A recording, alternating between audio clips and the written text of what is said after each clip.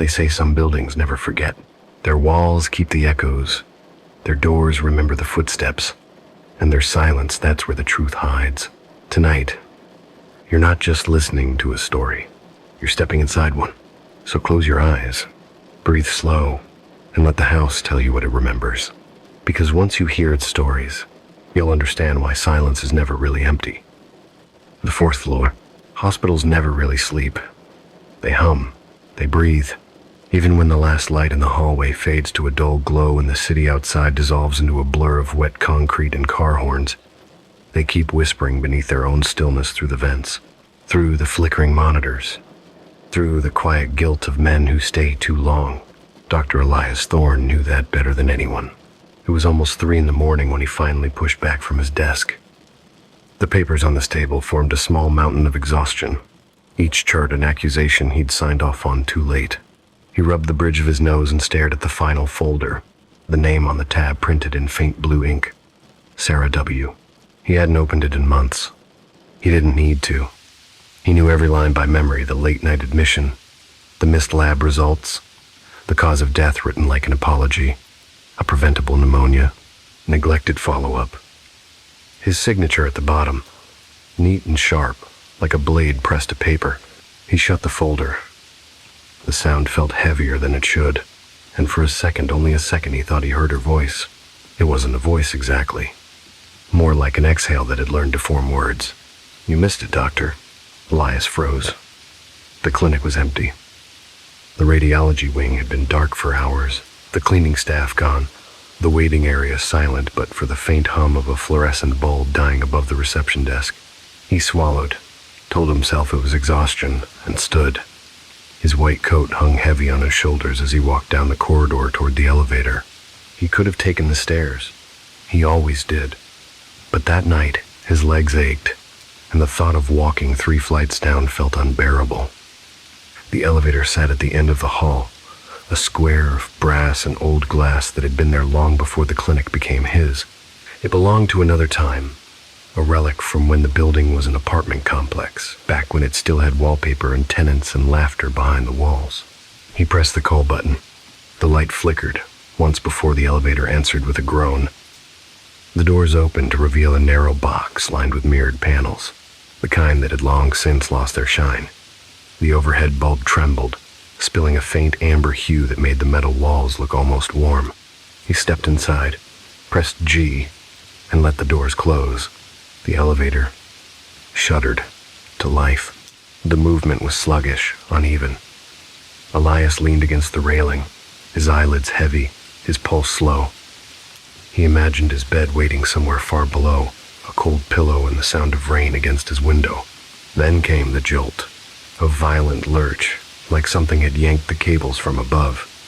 Elias's shoulder slammed into the wall. The elevator screeched, shook once, and stopped.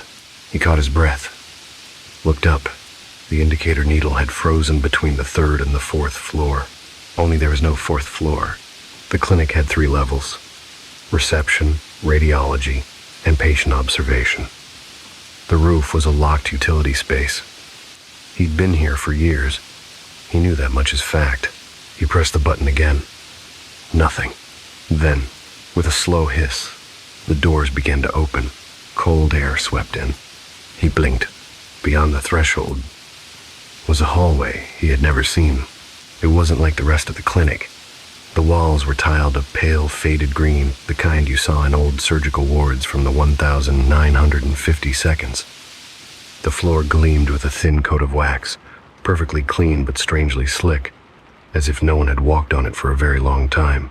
And the smell, formalin, sharp and chemical, the kind of sterile scent that clings to your throat and leaves a burn when you breathe. At the far end of the hall, beneath a dim, flickering light, hung a single brass plaque. The letters were engraved deep into its surface, darkened with age. Records Department. Sarah. Elias felt his stomach twist. He stepped closer to the doorway, his reflection quivering in the elevator's mirror. "This isn't funny," he muttered, though he wasn't sure who he was talking to. The air around him seemed too thick to carry sound. He should have stayed inside, should have pressed the emergency button, should have waited. But guilt is a kind of gravity. It pulls you toward what you fear the most. He stepped out. The moment his shoe touched the floor, the elevator doors slid shut behind him. The metallic clang echoed down the corridor and faded. Silence followed. He stood very still, listening. There was no hum of machinery, no air conditioning, no distant city noise. Just the faint ringing inside his own ears. He began to walk. The corridor stretched longer than it should have, each step falling into the next like he was walking through a photograph. There were doors on either side, but none with handles, only narrow slits of frosted glass. Behind one of them, he thought he saw movement, a shadow passing from one end to the other, but when he turned to look, there was nothing. He whispered her name before realizing it. Sarah. His voice came back to him softer, delayed, like an echo from a well. He walked faster. The brass plaque at the end of the hall gleamed brighter with each step, reflecting his face in small, broken fragments. His pulse pounded in his ears. When he reached the door beneath it, he saw it stood slightly open. From the crack spilled a faint, rhythmic sound, like a recording playing somewhere in the dark. He hesitated. His hand hovered near the edge of the door. He could still go back. Then the voice from inside spoke again.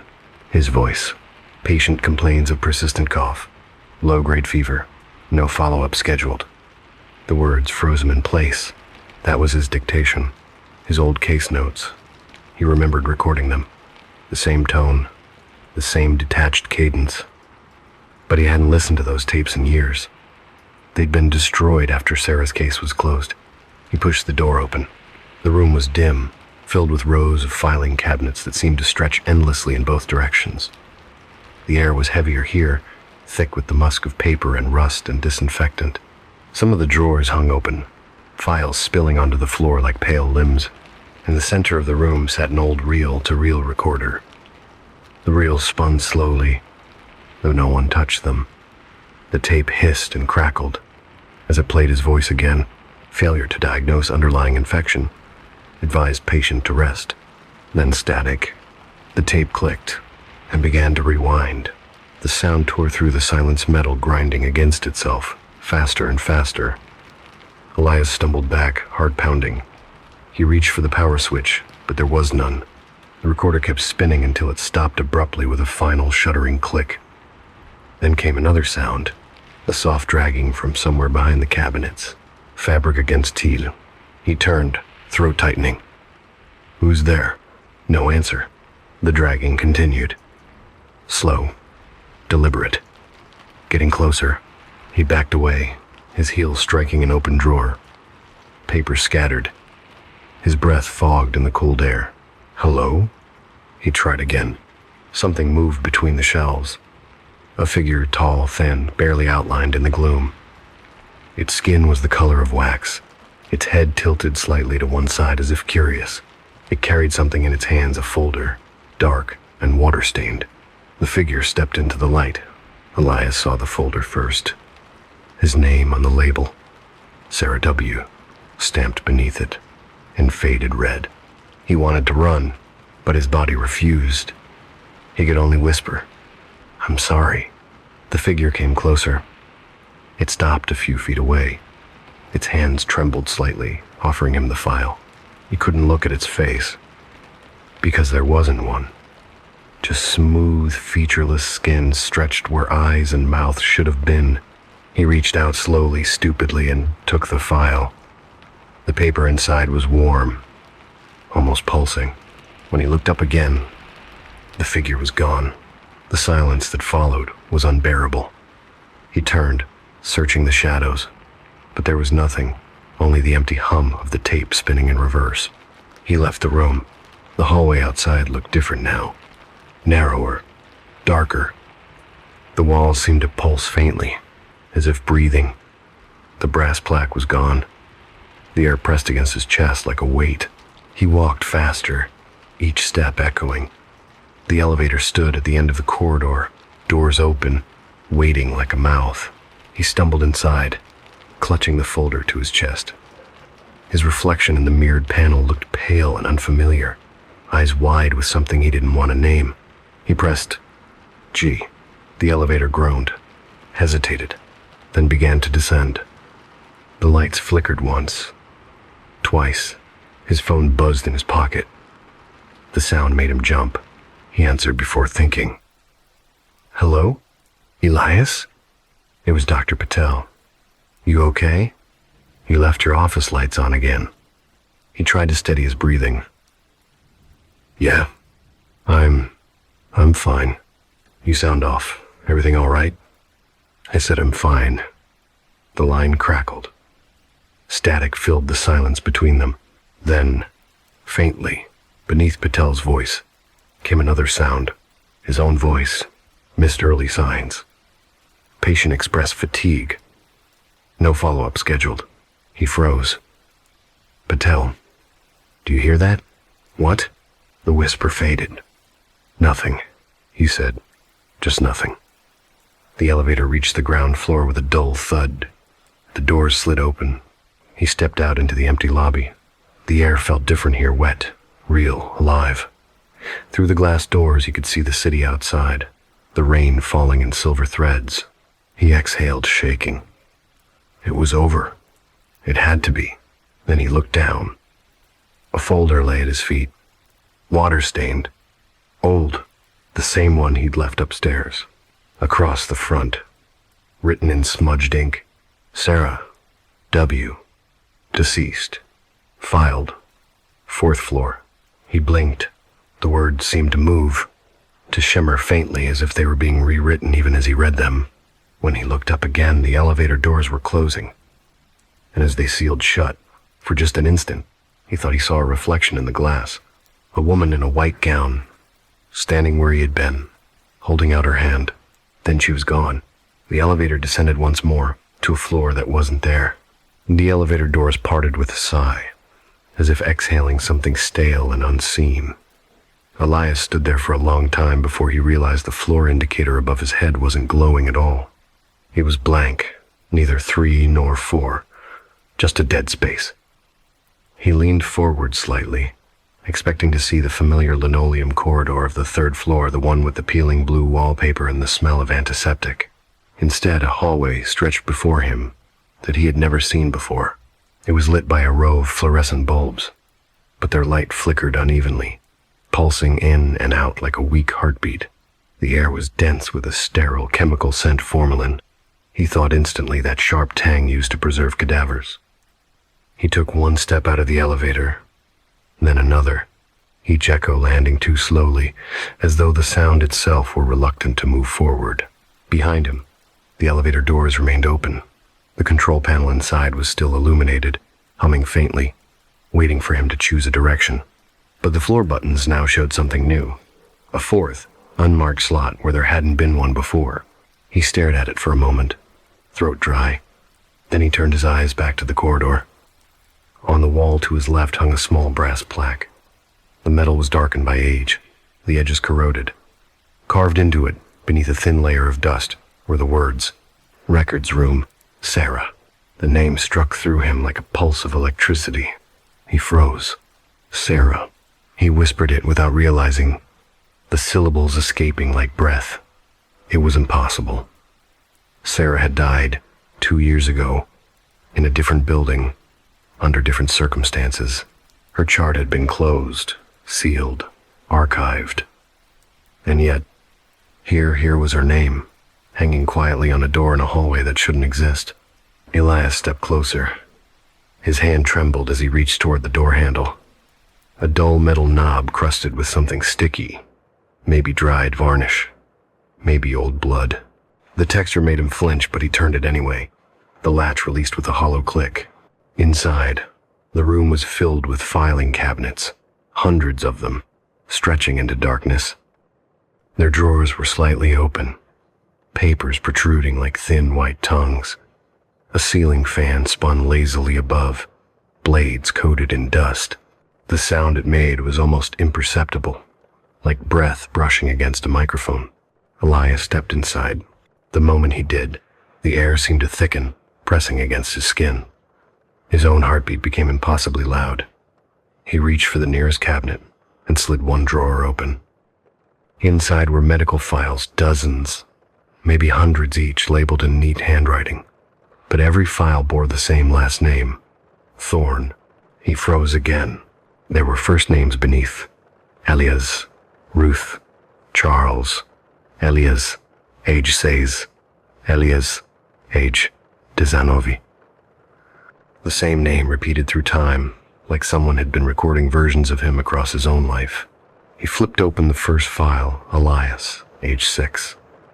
Inside was a child's drawing, a stick-figure doctor standing beside a bed. Underneath, written in childish scrawl, Dr. Elias makes the pain go away. The paper was torn at the edges, and when he touched it, it left a faint red smudge on his fingertips. He opened another, Elias, age 19.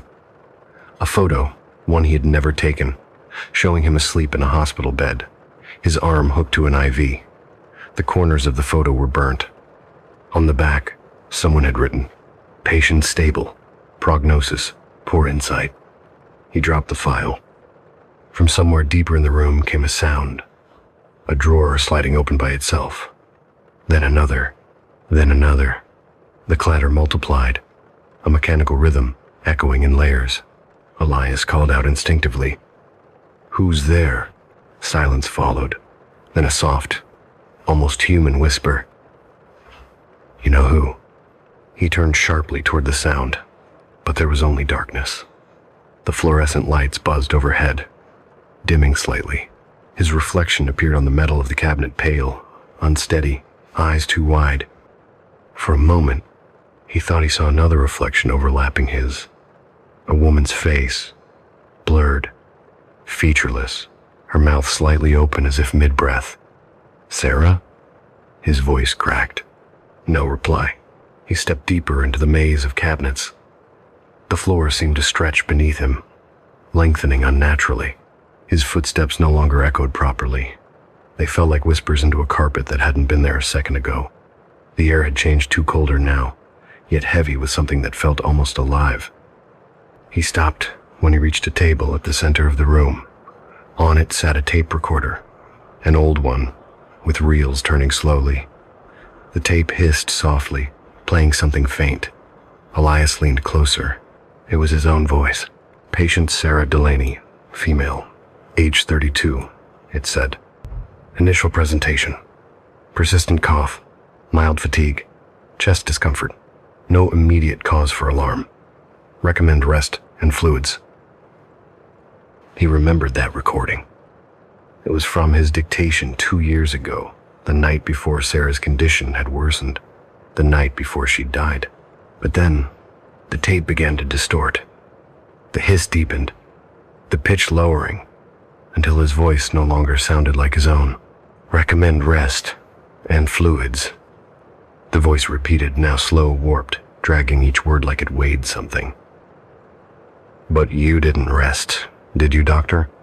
Elias reached to stop the recorder, but when his fingers brushed the buttons, the reels spun faster on their own, unwinding the tape violently. The room's lights flickered, and the air turned sharp, like ozone. The distorted voice spoke again. "You missed it. She was dying while you slept." "Stop," Elias said. The reels screeched. "You slept." He slammed his hand down on the machine, and the sound cut off. The silence that followed was worse. It wasn't true silence. There was still the faint buzz of electricity, the hum of the fan, but beneath it, he heard something else, a faint dragging sound, like bare feet across the floor. He lifted his head. From behind the cabinets, something was moving toward him. He couldn't see it, but the sound was unmistakable. A slow, deliberate scrape. Then, a soft tap like fingertips against metal drawers, one after another, tracing their way closer. "Sarah," he whispered again, but it came out as a plea. The lights above flickered once more, and then one by one, they went out, leaving only the faint glow of the elevator door far behind him. He backed away, heart racing. His heel struck something soft. He looked down and saw a medical chart lying on the ground, its pages open to a familiar handwriting his own. "Elias Thorne. Final evaluation pending." He bent to pick it up, but his fingers brushed something cold instead of hand. He jerked back, eyes snapping upward. A figure stood before him, inches away. She was dressed in a white hospital gown, her skin pale and almost translucent, veins threading like fine blue glass beneath the surface. Her face wasn't there, not entirely. It was blurred, like someone had smudged it out of a photograph. But her hand was real. It clutched a manila folder tightly, pressing it against his chest. He didn't take it. He couldn't move. The figure tilted her head, as if confused by his hesitation. Then, with a slow motion, she forced the folder into his grasp. His fingers closed around it involuntarily. The lights flickered again, this time blindingly bright. And in that instant, the figure was gone. The room was empty. The cabinet silent. The tape recorder still. Elias stood alone, breathing hard, staring down at the folder in his hands. It was marked simply, Sarah Delaney. Addendum. He opened it. Inside were only two things, a blank page and a small photograph of himself standing in this very room, holding the same folder. He felt his pulse skip.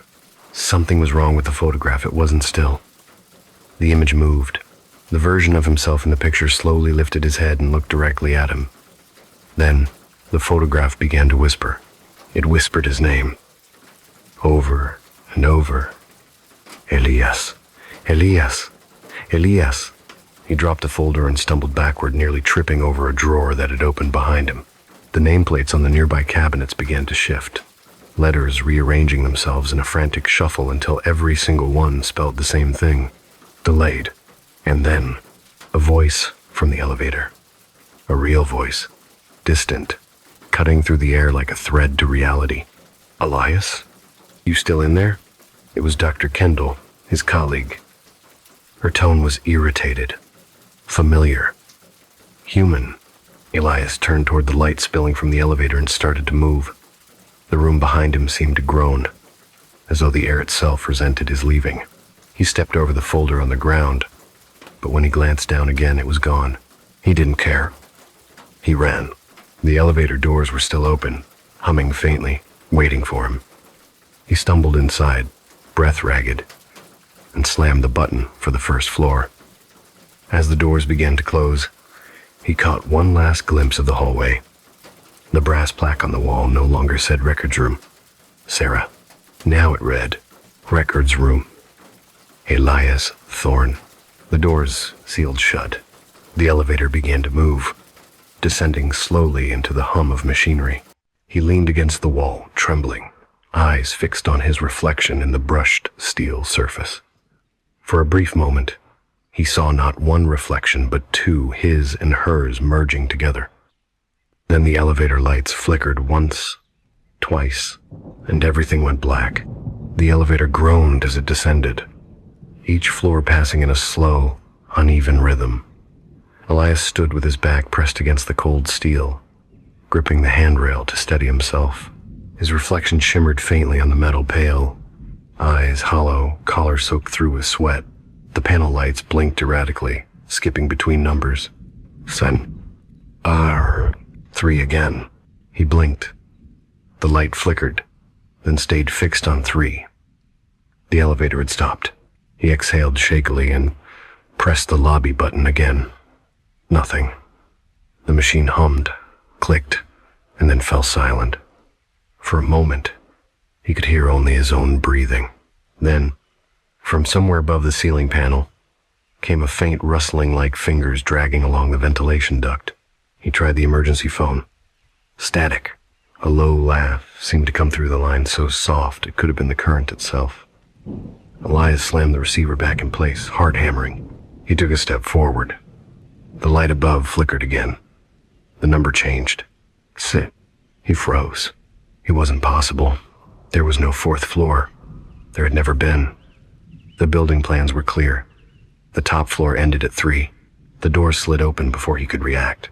A corridor lay beyond. The same sterile gray-green walls. The same faint buzz of fluorescence. But something was wrong with the perspective. It was subtly off. Like the hallway bent ever so slightly in on itself, forming a curve that shouldn't exist in the building's geometry. He called out, voice tight. Hello? Dr. Kendall, the sound of his voice didn't carry properly. It folded in on itself, echoing too soon, as though the walls had learned to imitate him. Dr. Kendall? The echo repeated, but not quite right. The tone was a fraction too warm, almost amused. He took a step out of the elevator. The floor felt soft underfoot, too soft, like there was another layer beneath it. His shoes left faint impressions that vanished seconds later. Behind him, the elevator doors slid shut. The metallic thud sounded final. He turned, panicking, and jabbed the call button beside the door, but there wasn't one. The wall was smooth, featureless, as though the elevator had never been there at all. The air was colder now.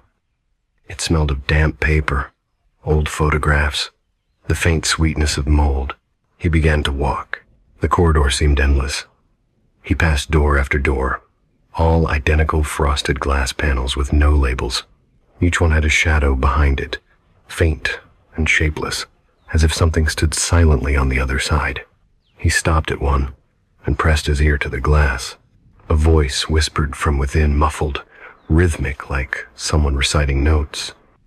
Fatigue increasing, pulse unstable. Doctor advised rest. His own voice again. He jerked back. The door handle twitched slightly, as though something behind it had just grasped it from the other side. He ran. The corridor stretched. The hum of the lights grew louder, merging with the sound of his breath. He passed another corner, then another, and stopped. He was back where he'd started. The same wall. The same smooth blank panel where the elevator had been. He turned around. The hallway behind him was perfectly straight now. No curve. His footsteps echoed faintly, but they didn't match his pace anymore. There was always one extra footstep, half a second too late. Following him, he whispered to himself, "You're dreaming. You're dreaming. That's all." But even as he said it, something inside him knew that dreams didn't smell this real, didn't breathe this close. A flicker of movement caught his eye. At the far end of the hallway, a door stood open. Inside was a faint red light, pulsing like a heartbeat. He hesitated, but the air around him seemed to tighten, pushing him forward. He stepped inside. It was another records room. Smaller this time. Only one desk, one chair, one wall lined with filing drawers. But the drawers were labeled differently now. Not with names, but with dates. He ran his finger along the labels as he passed. The 12th of March, 2017. The 4th of October, 2019. The 22nd of February, 2021. He stopped at that one. The date of Sarah's death. The drawer was slightly ajar. He pulled it open. Inside was a single cassette tape in a plastic case labeled, in his handwriting, "Follow up evaluation." He hesitated only a moment before sliding the tape into a recorder on the desk. A click, a hiss, then his voice. Calm, clinical, follow-up evaluation, patient Sarah Delaney, age 32. Symptoms progressing, possibility of pneumonia overlooked. Reevaluation scheduled for. A sharp distortion cut the recording. Then a different voice took over. Low, feminine, barely a whisper. "You left me waiting, doctor." He snatched the tape out. His hand was shaking so hard it slipped from his grasp and hit the floor. The sound that followed wasn't plastic striking tile, it was wet. He looked down. The tape case had burst open, and inside the tape reels pulsed faintly, like something organic. Each rotation made a faint, sticky sound. He backed away. The wall behind the desk began to shift. The paint bubbled, peeling outward, and underneath, words began to emerge written in something dark and glistening. "Admit it." He stumbled toward the door, but it had disappeared. Only the wall remained smooth, gray, sealed. He turned, trying to find another exit, but the room had changed shape. The desk was gone. The cabinets, too. Now there were two doors, identical, side by side.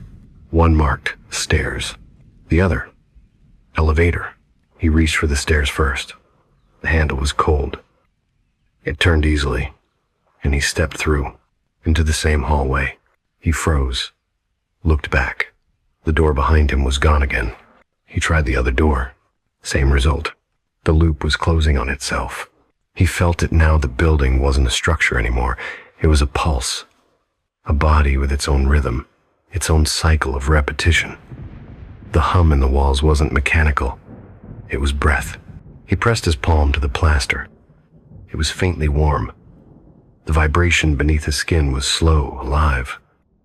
"Sarah," he whispered. "Please, I'm sorry." No answer. But from behind the walls came a faint series of knocks. 1, pause, 2, pause, 3. A code? A heartbeat? He pressed his ear closer. The sound grew louder, until he could hear words forming between each thud. "You're still up there, doctor." He stepped back, clutching his head.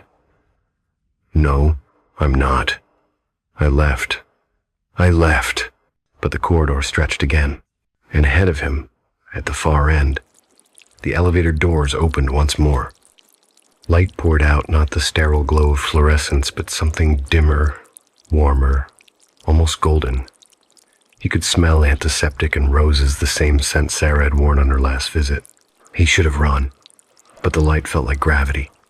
He moved toward it, each step quieter than the last, as if he were walking on memory instead of ground.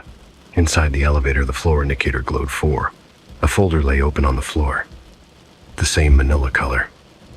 He bent down and saw it was blank inside until drops of liquid began to bloom across the page, forming letters one by one. "Stay." The elevator doors began to close.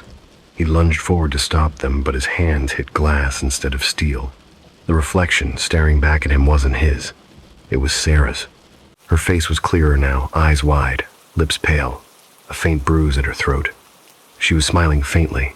The reflection raised a hand and pressed its palm against the glass. Without thinking, Elias did the same. The surface between them rippled. Then her voice came, barely a whisper. "You never left." The elevator began to move, not up, not down, but inward. The walls seemed to fold, drawing closer, tighter. The light dimmed. His own breath began to fog the glass. He tried to pull away, but his hand wouldn't move. The reflection's fingers had intertwined with his, holding him in place. "Sarah, let me go." Her smile widened, splitting slightly at the corners, revealing teeth that weren't teeth at all, but small, white fragments of paper, fragments of records. Then the lights went out. A few seconds later, the elevator chimed. The doors opened. He stepped out instinctively. Into the same hallway. Same flickering lights, same hum, same faint stain on the wall. But this time, the brass plaque beside him didn't read Records Room, Elias Thorne. It read, Patient Room, Doctor Thorne. The air conditioner clicked on. Somewhere, far away, a phone began to ring, steady, relentless. He turned in circles, searching for its source. The sound came from behind one of the frosted doors. The shadow behind it shifted slightly, like someone waiting. He reached for the handle, hand trembling, and whispered, "Please, just tell me what you want." The door opened a crack, and his own voice, calm, clinical, detached, answered from the other side. "I just need you to stay still, doctor. This will only take a moment." The door opened wider, and light flooded through, surgical, white, blinding. Then the world dissolved back into the hum of machinery, the looping whisper of a tape recorder, and the faint scent of formalin that never seemed to fade. The ringing wouldn't stop. It pulsed through the walls, through the floor, through the fragile edge of Elias's sanity. A shrill, rhythmic tone that seemed to exist both outside and inside his skull. He pressed his hands to his ears, but it didn't help. The sound wasn't just something he heard, it was something he remembered. The tone of the hospital intercom. The sound that used to echo through the ward when a patient went into cardiac arrest. He blinked hard. The corridor swam in and out of focus. The lights above him buzzed and dimmed, revealing brief flashes of movement shadows sliding along the frosted doors, like something pacing behind the glass.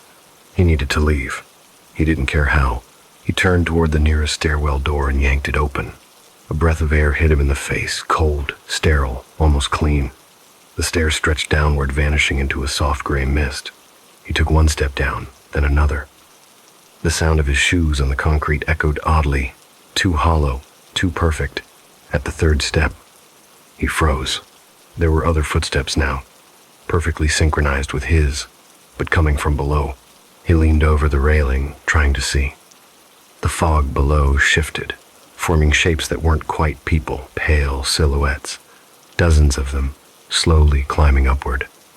They didn't look solid. They looked like layers of film, transparent and flickering, caught between frames. He stumbled backward, hitting the door behind him, but it had sealed shut again, smooth as a wall. The shapes kept climbing, slowly, silently. Each step they took made the air colder. His breath fogged in front of him, and then, for just a second, he saw her Sarah among them, head tilted slightly, lips moving as if reciting a diagnosis to herself. He whispered her name. Sarah. The figures froze, every single one. The stairwell fell silent, as though time had taken a breath. Then they all turned their heads toward him. Every face was his own. He screamed and ran back up the stairs, pounding on the walls, searching for an exit. The sound of the ringing followed him, morphing into a steady beeping like the heart monitor of a dying patient. When he reached the landing again, the corridor had changed. The lights were dimmer, the air heavier. The walls were lined with framed photographs, old, grainy, black and white. He stepped closer to one. It showed a man in a lab coat shaking hands with a patient. The doctor looked familiar, tall, gaunt, a sharp jawline. It was him. He moved to the next photo. The same doctor. A different patient. A different year. The last one stopped him cold. It showed Sarah, sitting on the edge of an examination table, smiling faintly. Behind her stood Elias, hand on her shoulder, both of them looking at the camera. But the plaque below didn't say Sarah Delaney. It said, Sarah Thorne, 1986, 2017. His heart lurched. His last name. He took a step back, knocking one of the frames loose. It hit the floor with a sharp crack, but instead of glass shattering, the sound was more like bone. The photographs on the walls began to ripple, as though the paper itself were breathing. One by one, the faces started to blink. He turned and ran. At the end of the corridor, a door stood open. A dim light glowed from within, casting long shadows across the floor. He hesitated at the threshold. The plaque beside it read, Examination Room 4. He almost laughed. Of course. The fourth floor. The fourth room. Inside, the room was sterile and white. A single bed sat in the center, covered with a thin sheet. The air smelled faintly of alcohol and iron. There was a clipboard on the counter. His own handwriting filled the top page. Patient, Elias Thorne. Diagnosis, delirium following acute guilt trauma. Prognosis, terminal. He felt the clipboard slipping from his fingers. No, he whispered. No, that's not possible. But the bed in the center of the room stirred. The sheet rose and fell with the faint rhythm of breath. He took a step forward. Sarah? The figure under the sheet moved again, slowly, sitting up. The fabric slid from her shoulders, revealing not Sarah, but himself. Pale, bloodless, eyes open, but unseeing. The figure opened its mouth, and his own voice came out flat, calm, clinical. You ignored her symptoms. You left early that night. You told yourself it was exhaustion. I tried to fix it, he joked. I filed the report. You hid the report. The second Elias swung his legs off the bed, the sound of bare feet hitting tile echoed like a gunshot. You told the board she didn't come back for her follow-up. You said she vanished. He backed away, trembling. Stop. Please. You didn't want them to see what you'd missed. I didn't mean to. Intent doesn't matter. The other Elias took a step closer. Diagnosis.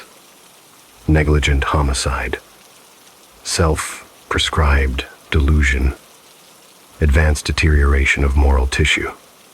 He reached out and pressed a cold, steady hand to Elias's chest. The contact sent a jolt through him, sharp, electric, burning through skin and bone. Elias gasped. His vision swam.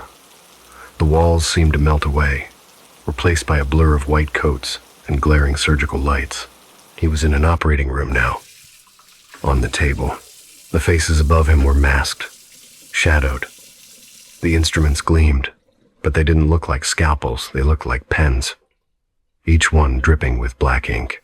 The figure standing closest leaned over him. It was Sarah. She wore a surgical mask, but he could see her smile behind it. "Don't worry," she whispered. "We're just updating your record." He tried to move, but his arms were strapped to the table. One of the masked figures began to write on his chest. The pen burned as it touched his skin, carving letters into flesh that didn't bleed. Misdiagnosis. He screamed, but no sound came out. The lights flickered. The ceiling began to pulse with slow, rhythmic movements like a heart.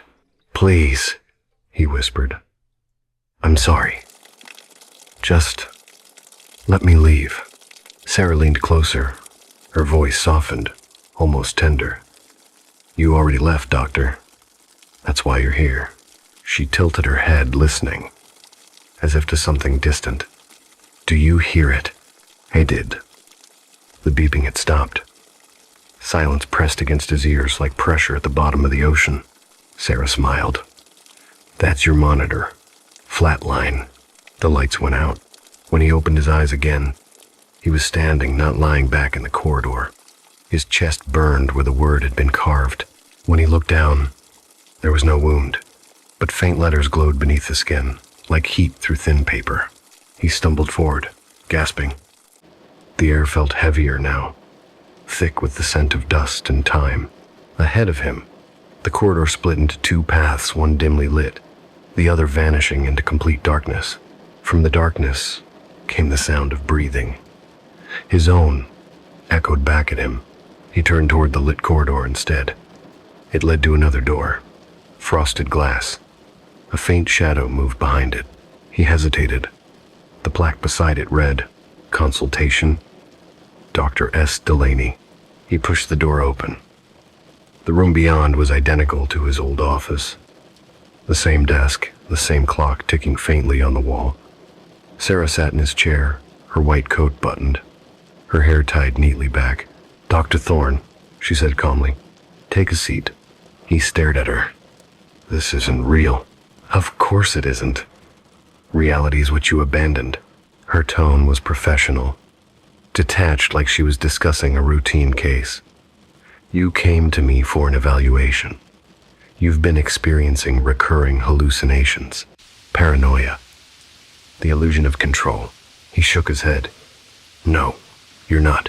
She cut him off. "Tell me about the elevator." He froze. Her eyes met his. "Did you think you were going home? You weren't descending, Elias. You were sinking," he whispered.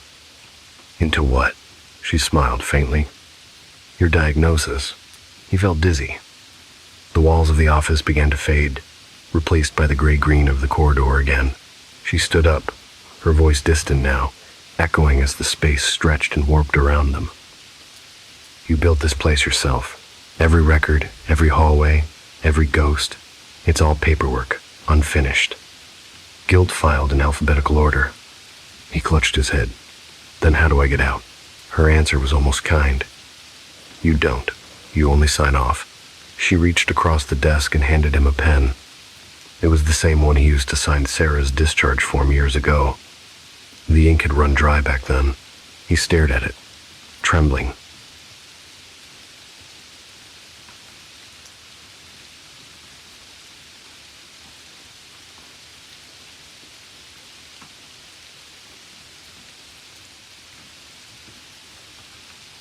"If I sign..." "You close the file," she said softly, "and you become what's written." He wanted to drop the pen, but his fingers wouldn't obey.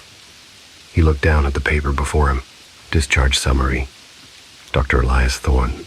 Status: deceased. Cause: self-inflicted delusion. His hand moved on its own, tracing his name in shaky letters. The moment the final stroke was made, the world tilted. The air vanished. He was falling, through walls, through ceilings, through endless floors of gray. When he hit the bottom, it wasn't solid. It was water cold and heavy, swallowing his breath. He sank deeper, past fragments of his own face reflected in shards of glass, past the echo of the ringing phone, until finally, everything stopped. When he opened his eyes again, he was back in the elevator. The panel light glowed softly. The button marked 4 had vanished. Only 3 remained. He laughed, a broken, hollow sound. The kind of laugh that comes when the only other option is screaming. He pressed lobby. The doors closed smoothly. The elevator began to descend. As it did, a faint voice whispered from the intercom, calm, clinical, familiar. Discharge complete. Patient stable. He looked up at the mirrored wall. Sarah's reflection smiled faintly back at him. Then the elevator stopped. The light flickered. 4. And the doors opened again. The elevator opened again. For a long while, Elias didn't move. The doors trembled slightly, groaning as if the metal itself were tired of repeating the same mistake. Cold air spilled from the threshold, brushing his shoes. Beyond it, that hallway again. The same linoleum floor that looked half slick, half rotten. The same flickering bulbs that hummed faintly, like they were trying to whisper something. But this time, he didn't need to step through to know. He already was inside it. The door shut behind him with a sound like a sigh. He turned around and there was no elevator anymore. Just a wall that looked like every other wall in that place. Pale, blistered, smelling faintly of antiseptic and damp paper. He realized, in a slow and dreadful clarity, that the floor beneath him was breathing, not rising and falling like lungs, more subtle, almost imperceptible. But the rhythm was there, a faint pulse beneath his shoes, as if the entire hallway was alive and drowsing. He walked forward. The light stretched on, then doubled back. He saw his own shadow smear across the ceiling, then split into 2, then 3, each one moving at a slightly different rhythm. When he blinked, they froze, and then continued, without him, walking further down the corridor. He followed them. The air thickened. There were doors along both sides, all labeled differently. Records, 1,984. Records, pediatrics. Records, Thorne, Elias M.D. That last one made his chest constrict. He reached out. The label wasn't engraved or printed, it was burned into the metal plate. The edges still blackened, the letters deep like something carved by fingernails. He opened it. The room beyond was dim and strangely vast, filled with filing cabinets that reached up into the dark like towers. No ceiling was visible. The space smelled of old blood, dust, and static. Somewhere in the distance, a fan turned slowly, the blade slicing the silence. On a desk near the center lay a medical file thick, bound in brown leather, edges warped with age. His name was on the tab. Beneath it, another name, written in faint, trembling letters. Sarah Halberg. His throat went dry. He opened the file. Inside were his notes, the same handwriting, the same clipped phrases he used every day. Patient complains of chronic fatigue. Slight discoloration around the lips. Advised further testing. But every few lines, the handwriting shifted. It slanted downward. It started to tremble. And then the words no longer made sense. I hear her still. The elevator doesn't stop at 3. The air smells like her hair after the rain. She's not gone. Not yet. Elias closed the file. He looked up. There was someone sitting across from him now, behind the desk. A figure in a white coat, head lowered, pale hands folded. Dr. Thorne, the voice said softly. You've been expected. Elias tried to speak, but his voice didn't rise. It was like the air inside his lungs had turned to water. The figure raised its head. The face was his own, but older or perhaps drained. The eyes were hollow, the skin thin enough to show veins like blue cracks beneath. He smiled, the expression pulling too wide. You've been avoiding rounds, Elias. There's work left unfinished. Elias stumbled backward. The other him stood up. When he moved, the lights around them dimmed, as if recoiling. I told you, Elias whispered. I did everything I could. I tried to The thing cut him off. You ignored the tests. You sent her home. His voice was calm, clinical, almost kind. You wrote mild fatigue when you should have written terminal decline.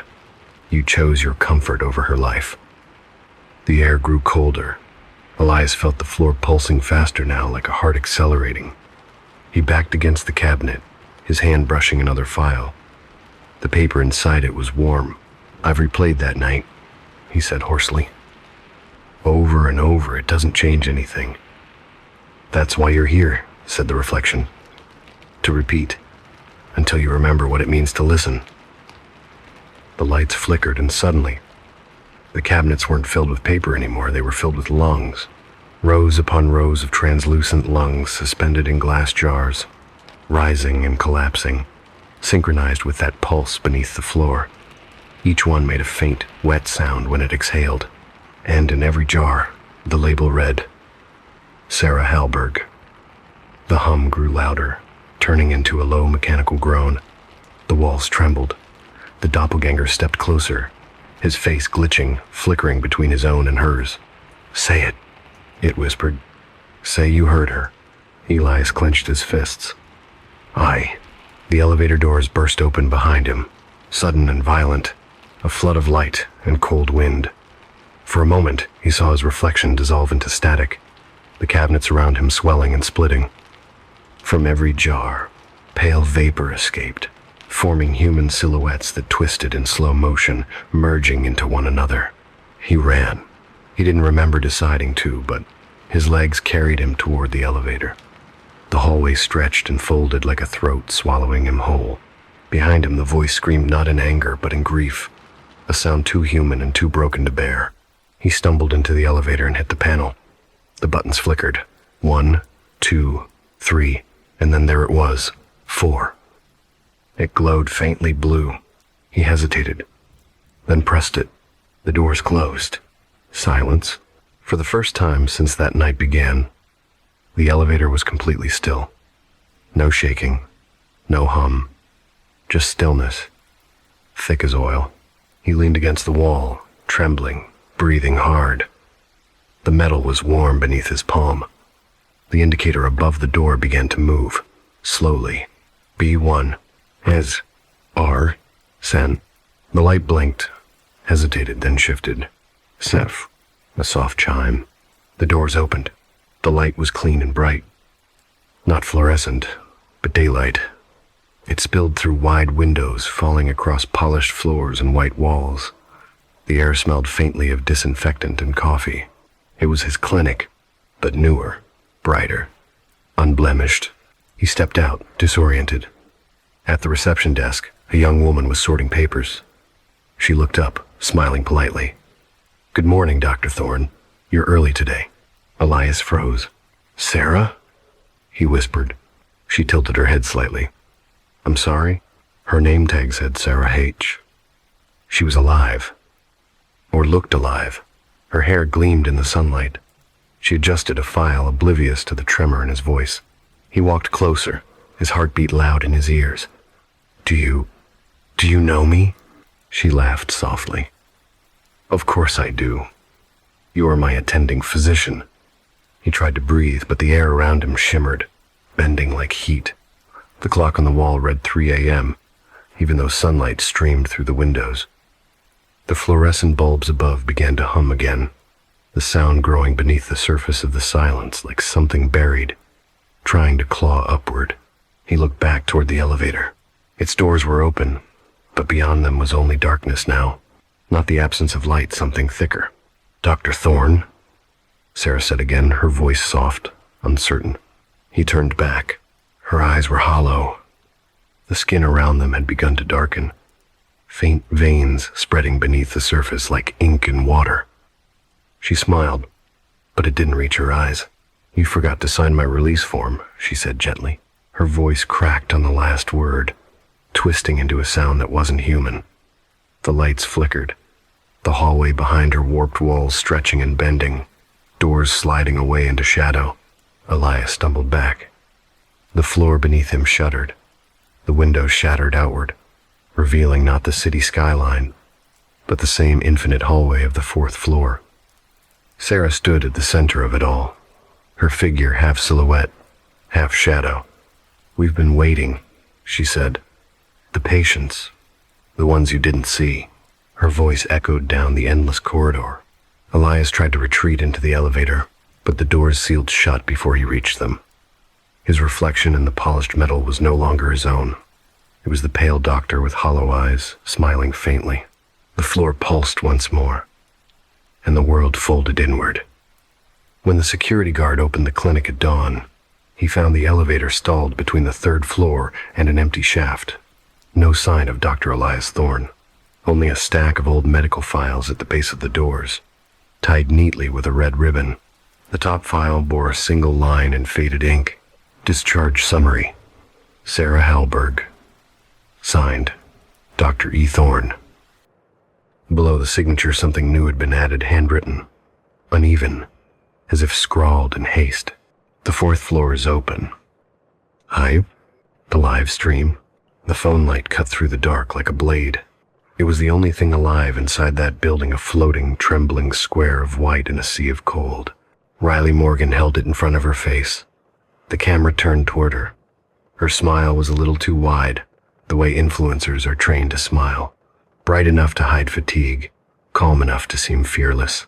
But her breath came out in pale clouds, and the red live symbol in the corner of her screen pulsed like a heartbeat. "All right, guys," she said softly, her voice echoing through the hollow hall. "We're live from the Westfield County morgue, the one that was shut down 50 years ago. They say no one ever really cleaned it out." She gave a small laugh. It didn't sound natural. The comments began to stream across her screen. "Ghost Chaser 9-2. Bro, this is wild. Luna Dream. Turn the light down. Let's see more of the room. Macabre. Oh my God, the sound behind you?" Riley turned the camera toward the hallway. Her light swept over tiled walls, yellowed with age. The air smelled of mildew and something faintly metallic, like coins. "This place is huge," she murmured, walking carefully. "No cell service except through the Veilstream app, which is..." She paused, glancing back at her phone. "Well, let's just say it's invite only." The Veilstream. It was the newest underground platform designed for immersive horror content. Viewers could interact with streamers in real time, not just through comments, but through a feature called Tip Light. Each donation sent a burst of light into the streamer's environment, illuminating whatever the viewer wanted to see. It was, as the company claimed, a bridge between audience and experience. Riley thought it was a goldmine. She had 184,000 followers across her platforms, but this could make her legend. The girl who live-streamed inside the abandoned morgue. Alone. At 2:15 a.m. The camera shook slightly as she adjusted her phone on the small tripod. She laughed, the sound a little too loud against the silence. "Okay," she whispered. "Let's take a look around." The floor tiles clicked under her boots. The sound carried, echoing down the corridor until it came back, warped, like someone else was walking with her, half a beat behind. She stopped. The echo stopped too. "Old pipes," she muttered, but didn't sound convinced. LaVale's interface glowed faintly in her hand. More comments. "Night shift. This app's visuals are crazy. It's like I can feel the cold. User 404. Zoom in left. Something moved. The mortician. More light." The last username made her pause. It wasn't familiar. She tapped to see the profile blank. No picture, no past streams, no social link. But the tip attached to the message was enormous. $500. "Damn," she murmured. "Okay, Mr. Mortician." The phone buzzed faintly in her hand.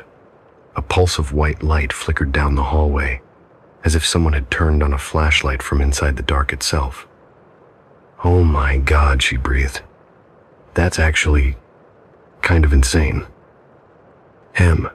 The light illuminated a set of double doors at the far end, labeled Cold Storage. Authorized personnel only. When it faded, she could still see the faint outline of the lettering burned into her vision. She hesitated. "You guys really want me to go there?" The comments exploded. Yes, I do it. Mortician tipped another $1,000. Her heart kicked. The adrenaline rushed through her chest like static. She started laughing again, the same practice laugh, and lifted her phone. "All right," she whispered. "We're going deeper." The cold storage room was like walking into another century. Her breath fogged instantly. The air was so dense it felt like it resisted her movement. The lights on her phone flickered not because the battery was dying, but because something in the room seemed to bend the light, swallowing it whole. She panned the camera slowly. Rusted metal drawers lined the walls, morgue freezers. Most of them were half open, dark inside. The comment feed slowed. The app lagged for the first time. "Okay, so this is she coughed. "The storage section. I think these were used for unidentified bodies back in the 60 seconds. She brushed her fingers against one of the drawer handles. Cold, but not the kind of cold you expect from metal. It was damp, soft, almost organic. She jerked her hand back, rubbing her palm against her jeans. Something scrolled across the top of the screen. The mortician tipped $2,000. Opened the second drawer from the bottom. Riley froze. "You're serious? More tips. $500. Do it. $100. Don't chicken out. $50. This is so real. Holy sh. Times T. Hinfingerstramble."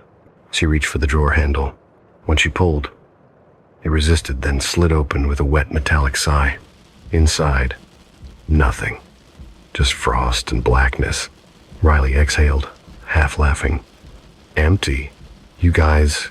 Her phone light flickered. The darkness inside the drawer shimmered for a second, then showed something pale, like a reflection. She leaned closer. It wasn't a reflection. It was a face. Not clear, not solid, just the faint outline of a woman's features beneath the frost.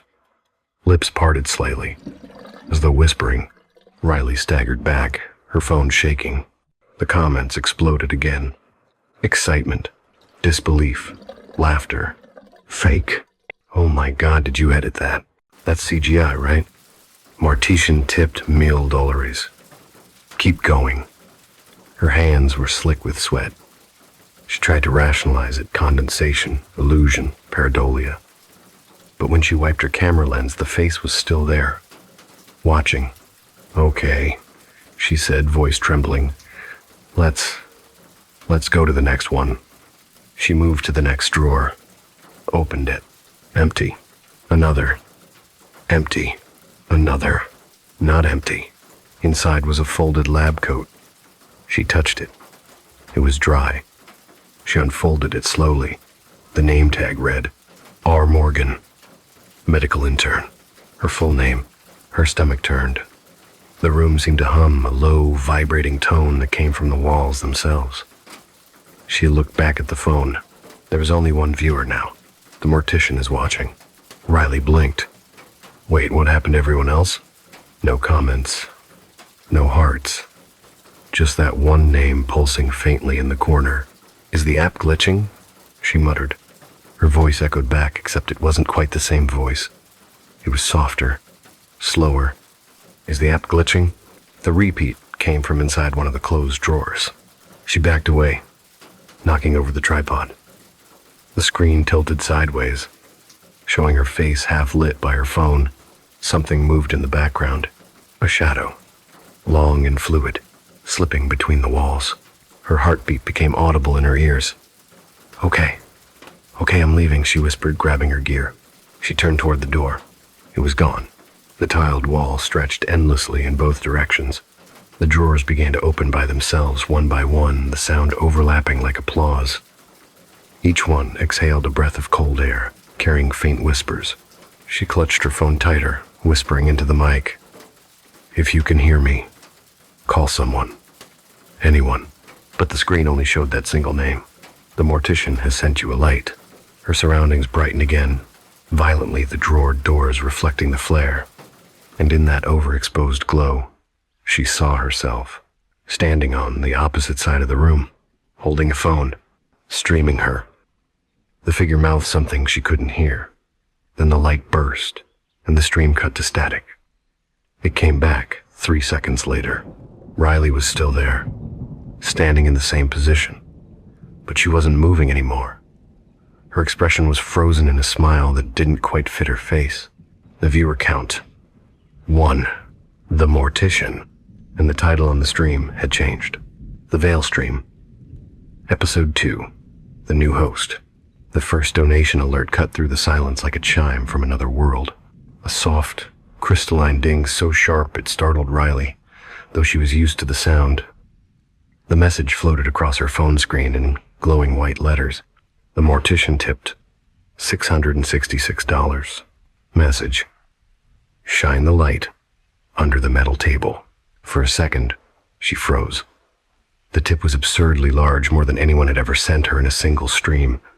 She blinked, the LED on her rig flickering against the cold tiles. "Wow," she whispered, half laughing to herself. "You're generous and creepy. But okay." Her voice echoed faintly in the dark. She angled the camera toward the rusted autopsy table, its surface dusted with a thin layer of frost. The viewers, those whose icons still flickered on the chat, reacted with strings of emojis, laughing skulls, and fire symbols. But the chat lagged strangely, like words typed through molasses. Some messages appeared twice. Others seemed to vanish mid-sentence. When she crouched to shine her flashlight under the table, the air temperature seemed to drop another degree. Her breath fogged faintly in the lens flare. Something gleamed beneath the table, a tiny silver tag, half buried in dust. She wiped it with her sleeve. It was an old ID plate, bolted to the underside. Property of New York City Morgue. 1957. Authorized personnel only. She smiled weakly, forcing her voice into that performative, confident tone she used when her nerves started to fray. "Okay, Mortician," she said.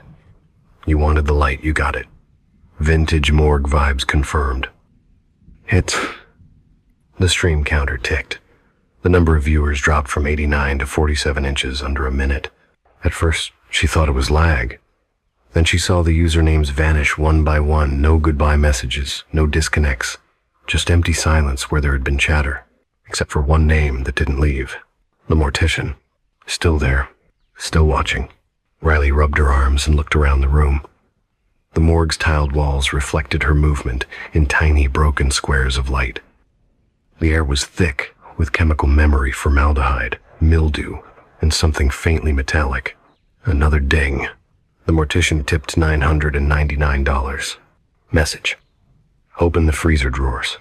Start from the left. Riley laughed again, but this time it came out as a nervous bark. "You're seriously committed to this bit," she muttered, trying to play it off for the recording. "Fine. For the content." The row of freezer drawers lined the far wall, thick metal handles, each labeled with fading numbers. She hesitated, fingers hovering above the cold steel of the first handle. Her heart tapped against her ribs in uneven rhythms. Click. The drawer groaned open, resisting her pull. Inside was nothing but frost. She leaned closer. Thin sheets of ice clung to the inner walls like old skin. The smell was sharp, sterile, empty. She aimed the camera inside. "First one's clear," she said. "See? Probably where they stored." She stopped herself before saying, "bodies." Some things didn't need to be said aloud. Not in this air. Another tip notification rolled in. The Mortician tipped $222. Message: next drawer. The sound of her own breathing filled the room. She moved to the second handle. The metal bit her skin with its chill. Click. This drawer opened smoother. Inside she saw an old cloth, yellowed, stiff, edges darkened with age. She lifted it gingerly with 2 fingers. Beneath it a tag gleamed faintly. Not an ID tag. Not even metal. It was laminated paper, and though the ink had bled into ghostly streaks, she could still make out the name. Sarah C. Dunn. 1954. Riley frowned. "What the hell?" she whispered. This place was shut down before 1970. The camera picked up her voice, translating it into compressed digital fragments, each one delayed half a second, as if the building were replaying her speech. She stared at the tag a moment longer before dropping the cloth back and pushing the drawer closed. Her chat flickered letters, forming and unforming faster than she could read. The air remembers. Don't open the third. He's here. Her pulse spiked. What the hell's happening to my comments? The messages blinked once and then the chat cleared completely. Every line vanished except one. The mortician tipped $6,666. Message. The third drawer. Now. The digits glowed longer than usual, like the app didn't want to let them fade. Her phone buzzed in her hand too strong, almost painfully. She took a slow breath. Big spender, she said quietly. Okay, last one. The drawer handle felt like ice. Her knuckles whitened as she pulled. It resisted halfway, then gave with a metallic shriek that echoed through the morgue. Inside, something lay beneath the frost. A rectangular shape, wrapped in a white shroud. Not full size, not a body. Too small. She leaned closer. The light from her rig flickered again, dimming as the connection lagged. The livestream timer in the corner froze on 1 hour, 22 minutes, and 9 seconds and stayed there. Her reflection warped across the brushed steel eyes, too wide, mouth slightly open. For a second, the reflection didn't move when she did. Then the cloth twitched. Riley stumbled back, the flashlight jerking wildly. No way, that was... She whispered, then stopped. Something was humming soft and low from inside the drawer. A vibration, like a phone buried under layers of fabric. She hesitated, then reached in. Her fingers brushed something smooth. Cold glass. It was a phone. Not hers. Old model. Black screen, cracked across the middle. The moment she lifted it, the display lit up with impossible clarity. A live video feed from her own camera. Riley froze. The screen showed her, exactly as she was now, face pale, eyes staring into another screen. The stream counter on that display read 1 viewer. She blinked, and the name appeared beneath it. The Mortician. Her stomach dropped. She looked up, expecting to see her phone in her hand broadcasting, but the light on her own device was off. The stream, on her end, had stopped. Yet the old phone's feed continued perfectly. Whose? She began, but her throat constricted. Her breath fogged the screen. On the old phone, her image leaned in, too mirroring her, but when she lifted her head, the reflection didn't. The image tilted slightly, and something else entered the frame, behind her. A shadow, standing in the far end of the room near the autopsy table. Too tall, too still. Its head tilted inhumanly to one side. Riley dropped the old phone, the screen cracking with a shriek of feedback. The noise filled the morgue like a scream made of electricity. She grabbed her own device, fumbling to shut down the app. It froze on a blank black screen. Then, slowly, a new message appeared typed across the void. The Mortician tipped $0.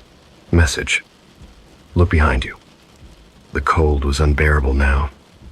She turned. Nothing. Just the empty stretch of tiled corridor, pale under the flickering ceiling lights. But as she lifted her camera again, the lens focused on the far end where the tiles met the darkness.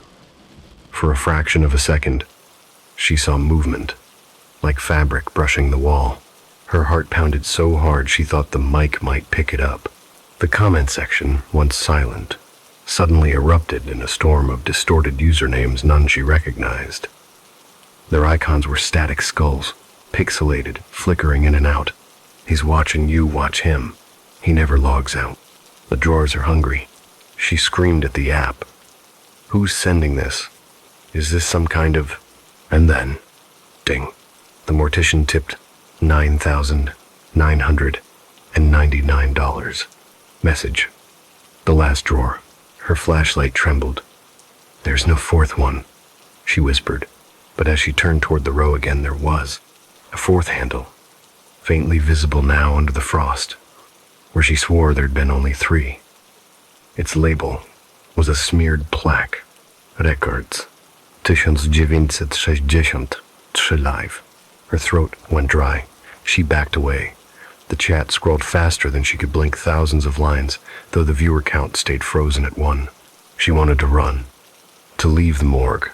But something, curiosity, pride, the addictive gravity of being watched anchored her to the spot. The glow of her phone seemed to pulse with her heartbeat. Her voice shook as she forced the words out. "You really want the last drawer?" A new message blinked in. No tip this time, just text. "The mortician, please. They're waiting." Riley's grip tightened around the handle. Metal shrieked. Frost cracked like bones. The drawer began to slide open, and her stream crashed to black. The live stream never ended. At least, not in the way streams were supposed to. For most viewers, it simply froze. The screen turned black. The buffering circle spun endlessly, and then the app crashed. A few of them cursed in chat. A few recorded screen captures, but the glitch felt familiar enough for no one to panic. The Veil stream was notorious for instability. People expected it. They laughed about it in forums later that night. But for a handful of users, those still connected at the moment of the blackout, the feed never stopped. It didn't buffer. It didn't end. It stayed on. A dim gray image. A figure standing in the morgue. Perfectly still. Riley. Her back to the camera, shoulders hunched. Her flashlight lay on the floor, the beam stretching across the tiles in a thin diagonal stripe. The chat box beneath her image didn't move. The viewer count held at 1. No sound, no motion, just the faint hum of fluorescent lights and the slow drift of dust across the lens. At first, people thought it was performance art, Riley's latest stunt, a marketing trick for her followers. But as minutes became hours, and hours became days, the stream never blinked, never flickered, never disconnected. It simply existed, a window that refused to close. By the next morning, the clip had already spread beyond her channel. Forums, news aggregators, horror subreddits. Someone tried to contact her sponsors. Others dug up the address of the old morgue. No one found any police report. No record of entry. No trace of her equipment. Only the feed. Those who stared too long began to notice things. Small things. The shadows around her boots seemed to ripple. The reflection on the metal drawers behind her wasn't quite accurate. The angle was wrong. The edges warped, like the lens was capturing a room that didn't belong to the same world. One viewer claimed he saw her hand twitch. Another swore he heard breathing when he turned up his speakers. Most dismissed it as digital compression, tricks of the mind, algorithms struggling to process silence. But the feed remained online. It consumed no data. It never drained batteries. The app refused to delete it. Someone tried to mirror it on YouTube. Their account was banned within minutes. Someone else streamed it on Twitch. Their broadcast failed mid-recording, audio replaced by a static whisper that no one could transcribe. Then, a week later, the mortician reappeared. Not in chat, there was no chat anymore, but a message appeared under the stream, embedded in its title, as if the code had rewritten itself. The mortician is now the host. The camera angle shifted, only slightly. Riley was no longer centered. She stood near the autopsy table now, facing the opposite wall. Her hands hung limply at her sides. The fluorescent light above flickered in irregular intervals, every third second, like a heartbeat translated into electricity. Her face was still not visible. Viewers begged for movement, for any sign of life, but the silence grew heavier, thicker, as though the stream had depth, not a digital feed, but a tunnel reaching backward in time. Then came the sound, a faint scratching, not nails, not metal, more like a pencil across paper, slow, intentional. It came from somewhere beyond the frame. The camera didn't move, but the sound grew louder until the feed captured a soft rustle and a voice. Low, male, measured. "She came here to be seen," it said, "but the dead don't stream for free." Every speaker and every device echoed that sentence in perfect unison, even those not playing the video. Phones on mute vibrated once, as if acknowledging the sound, and then silence again. Those who still had the app open tried to close it. They couldn't. Their screens locked on Riley's image, frozen mid-breath. Some devices overheated. Others went completely dark and rebooted to find the app missing. But a few, just a few, reported something worse. Their front cameras had turned on. The app switched from showing Riley to showing them themselves watching in dim rooms, faces pale under the glow of their screens. And behind them, faint and distorted by compression artifacts, stood a tall figure in a black coat. It lasted only a second. Then the app crashed. 2 weeks passed. Riley's name trended for 3 days and vanished. Her channel remained online, but inaccessible. The Veil Stream company denied hosting any active feeds, claiming the user ID Riley Knox no longer existed in their system. Yet, when users searched for her manually, the stream thumbnail appeared always live, always active. Those who clicked it described the same frame: Riley, unmoving, the drawer behind her slightly ajar, the light now pulsing faintly in a rhythm like shallow breathing, and the whispering had grown clearer, not words but fragments, as if the building itself was trying to form sentences out of air. The drawer is still open. He's cataloging her now.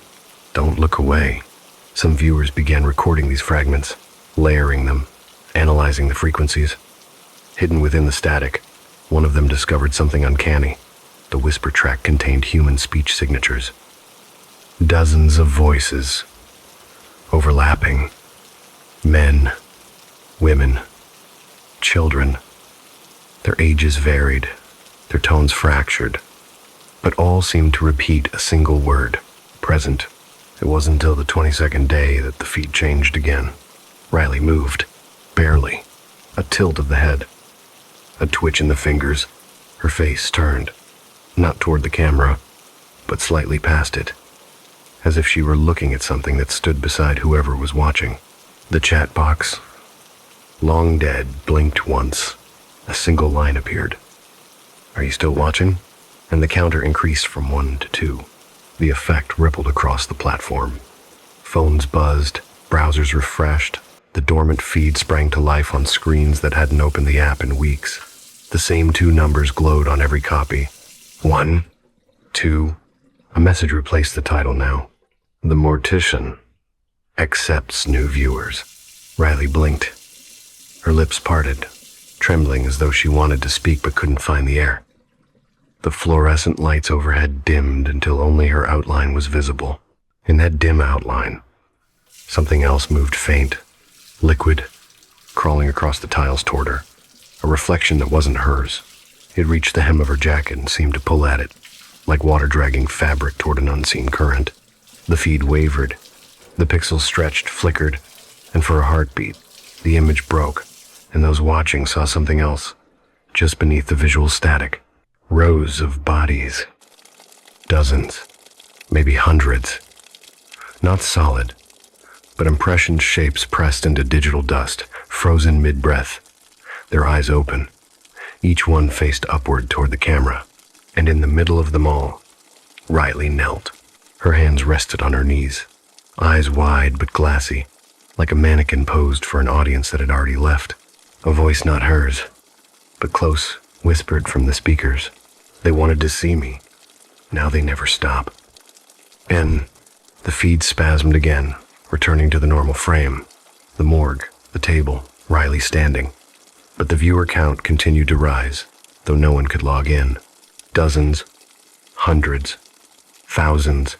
Each number reflected a name, but not from current users. The names that appeared were fragments, initials, outdated usernames, accounts deleted years before. They scrolled beneath the feed like credits in reverse. Some people claimed to see their own names there. When they did, the stream would freeze on their faces captured through their webcams, displayed for a fraction of a second before vanishing. The pattern was clear to anyone still watching. The stream was choosing. By the 31st day, journalists had stopped writing about it. Tech experts failed to trace the server. The Veil Stream's domain expired overnight. Its company dissolved. Its office found empty. But the feed persisted. Late at night, between 2 and 3 a.m., some users claimed to find it accidentally when browsing random videos. The title changed each time. Subtle variations. The Veil Never Ends. The Cold Room. The Mortician's Ledger. And always the same image. Riley in the morgue. Her mouth open, slightly wider now, her eyes fixed on the camera. In one of the recordings salvaged from those accidental discoveries, an audio specialist noticed something beneath the silence, a second track. When isolated, it contained a faint heartbeat and a whisper looping endlessly. She's still live. No one could locate the original file. Those who tried to archive it found corrupted folders filled with zero-byte data, like something had been there and deliberately erased itself. One user, posting under the handle Ashline, claimed to have spoken with the mortician. He described receiving a private message days after the feed resurfaced. It contained no text, only a link. When he opened it, his webcam turned on automatically. The message that followed was short. "You're in the frame now. Don't move." His account was deleted 5 minutes later. Months passed. Riley's name faded from memory, but the feed lingered in corners of the internet that never truly die. Urban explorers went to the morgue in search of her equipment. They found nothing, not even a power cable. The basement was flooded, the ceiling collapsed, but one thing remained intact: a single metal drawer, numbered 4. Inside was a camera lens, cracked, still faintly warm to the touch. When they tried to take a photo of it, every device failed. The image on the digital screens showed not the drawer, but a blurred figure standing behind them. One of the explorers described hearing a woman's voice whisper, "Stay tuned." He stopped filming immediately. In the years that followed, stories circulated about people vanishing midstream, about feeds that continued without their creators. Most were dismissed as hoaxes, copycats, viral horror projects, but those who had once watched Riley's final night could tell the difference. They said the atmosphere was never the same. No imitation could replicate that particular chill, that feeling of being seen through.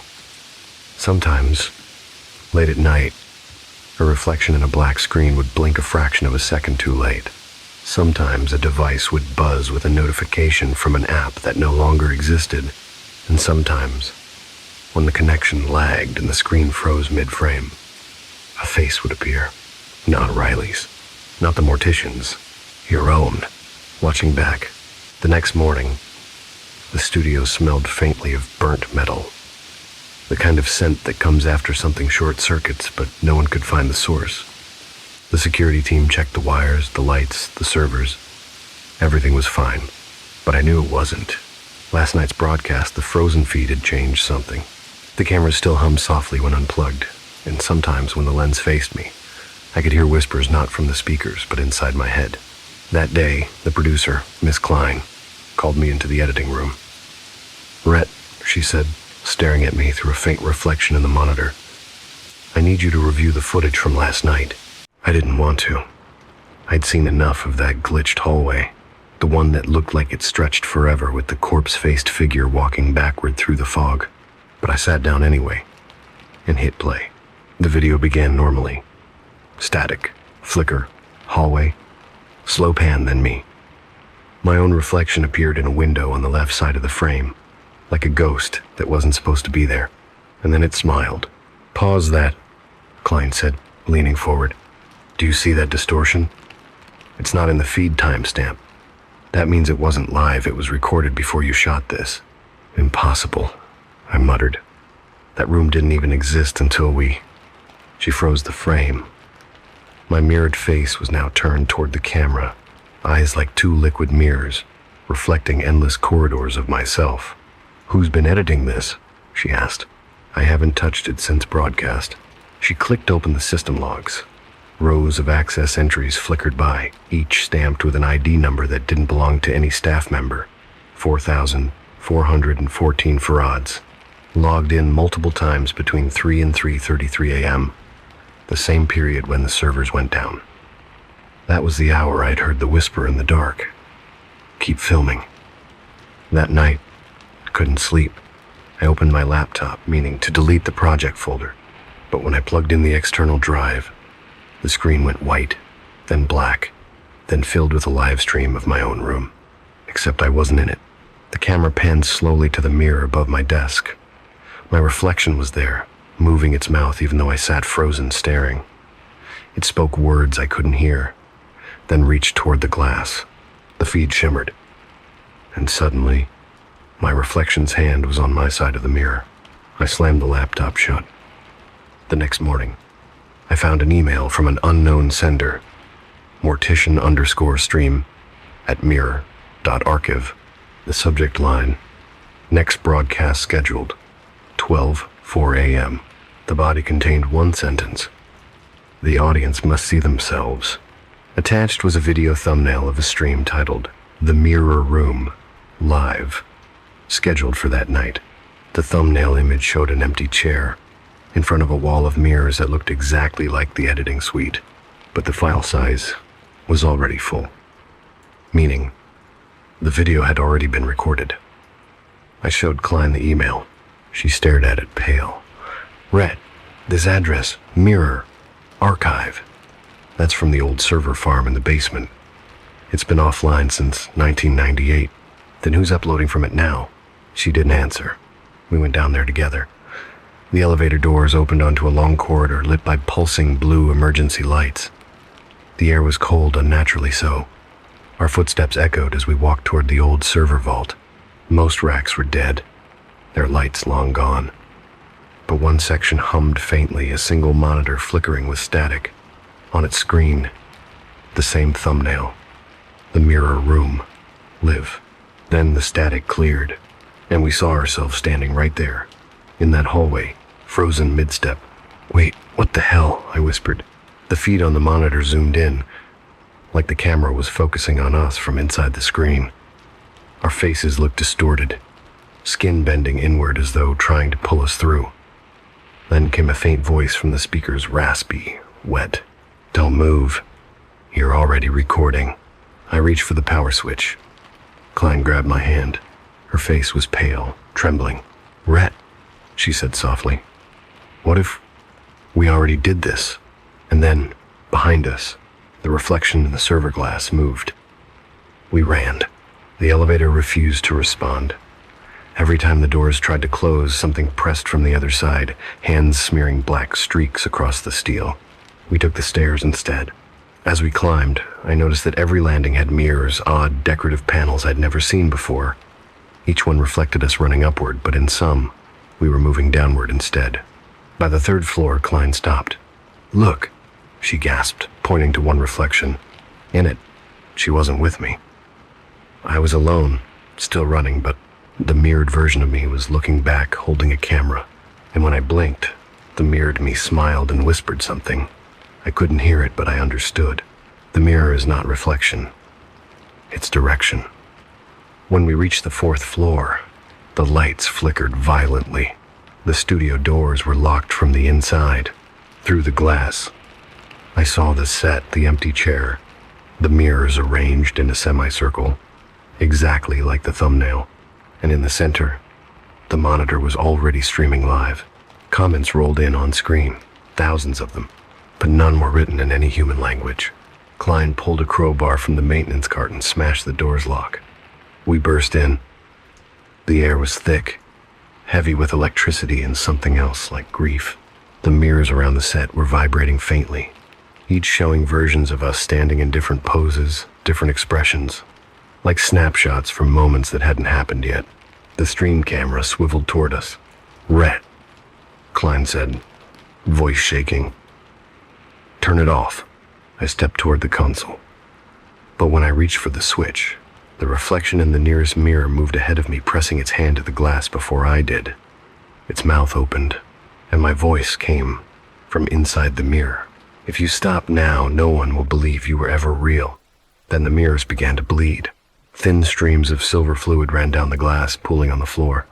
The smell was sharp ozone and decay. Klein screamed as one of the reflections reached out and grabbed her wrist, pulling her halfway into the glass. I grabbed her other arm, pulling back with all my strength. But the more I pulled, the more the mirror stretched like the glass was liquid, like it wanted her. "Let go," she screamed. I didn't, until the reflection whispered something into her ear. And then she let go of me. She vanished through the surface, and the glass went still. My own reflection stared back, motionless, but its eyes shimmered hers, trapped behind them. Asterisk. The stream didn't stop. I could see myself on the monitor, standing alone among the mirrors, face blank, breathing hard. The view count climbed into the tens of thousands. The comments kept appearing, lines of mirrored text. When I rotated one of the images, I realized what they were saying. "We see you now. We are watching the reflection. Let it through. The camera turned itself toward the mirror where Klein had disappeared. The silver surface rippled, and I saw her face emerge, eyes wide, mouth open, but not screaming, smiling. Then her reflection raised a camera. I'm writing this in the editing bay, hours later. The live feed is still running. The mirror behind me hums faintly, like it's breathing. I've tried to unplug everything, but the cables keep reappearing, coiled, like veins, humming with static. The screen shows 2 live views now, one from the studio and one from this room, and I can see myself typing this message. Only my mirrored self stopped typing a few seconds ago. It's just watching me, smiling. The building has 4 floors. At least, that's what the blueprints say. But when I took the elevator tonight, it went past the 4th. The display blinked. 4, then 4 amperes. Then, the air thickened, and the lights dimmed into that sickly, flickering yellow. And when the doors opened, the studio wasn't there anymore. The first thing I noticed was the silence. No hum from the equipment, no city sounds through the vents, just a low, steady vibration, like something breathing behind the walls. The corridor was the same shape as the 4th floor I knew, but everything was inverted. The posters on the walls were backward, the studio logos mirrored. Even my name badge read as TAR. A cool draft brushed my neck, and then I saw them. Dozens of cameras lined the hallway, mounted high and facing each other. Each one recorded a reflection of the next, forming an infinite corridor of glass eyes staring down at me. The red recording lights blinked in slow unison like a heartbeat. I tried my radio. Static! I shouted for Klein. Only the echoes answered. The elevator doors had already vanished behind me. Just smooth concrete. Halfway down the hall, I saw a door labeled Editing Room 4 amperes. Inside, the walls were covered in screens, all showing me but in different moments. One monitor displayed me entering the hallway. Another showed me reading this sentence. A third showed me standing completely still, blood dripping from my fingertips. None of that had happened yet. Then one of the monitors glitched and changed its view. It showed Klein, trapped behind the mirror, pounding silently. I moved closer. Her mouth was moving, forming words. I recognized them. Turn off the stream. Her eyes darted upward toward the ceiling. I followed her gaze. That's when I saw it. A hatch in the ceiling, unlabeled, barely visible through the dark. The ladder was cold metal.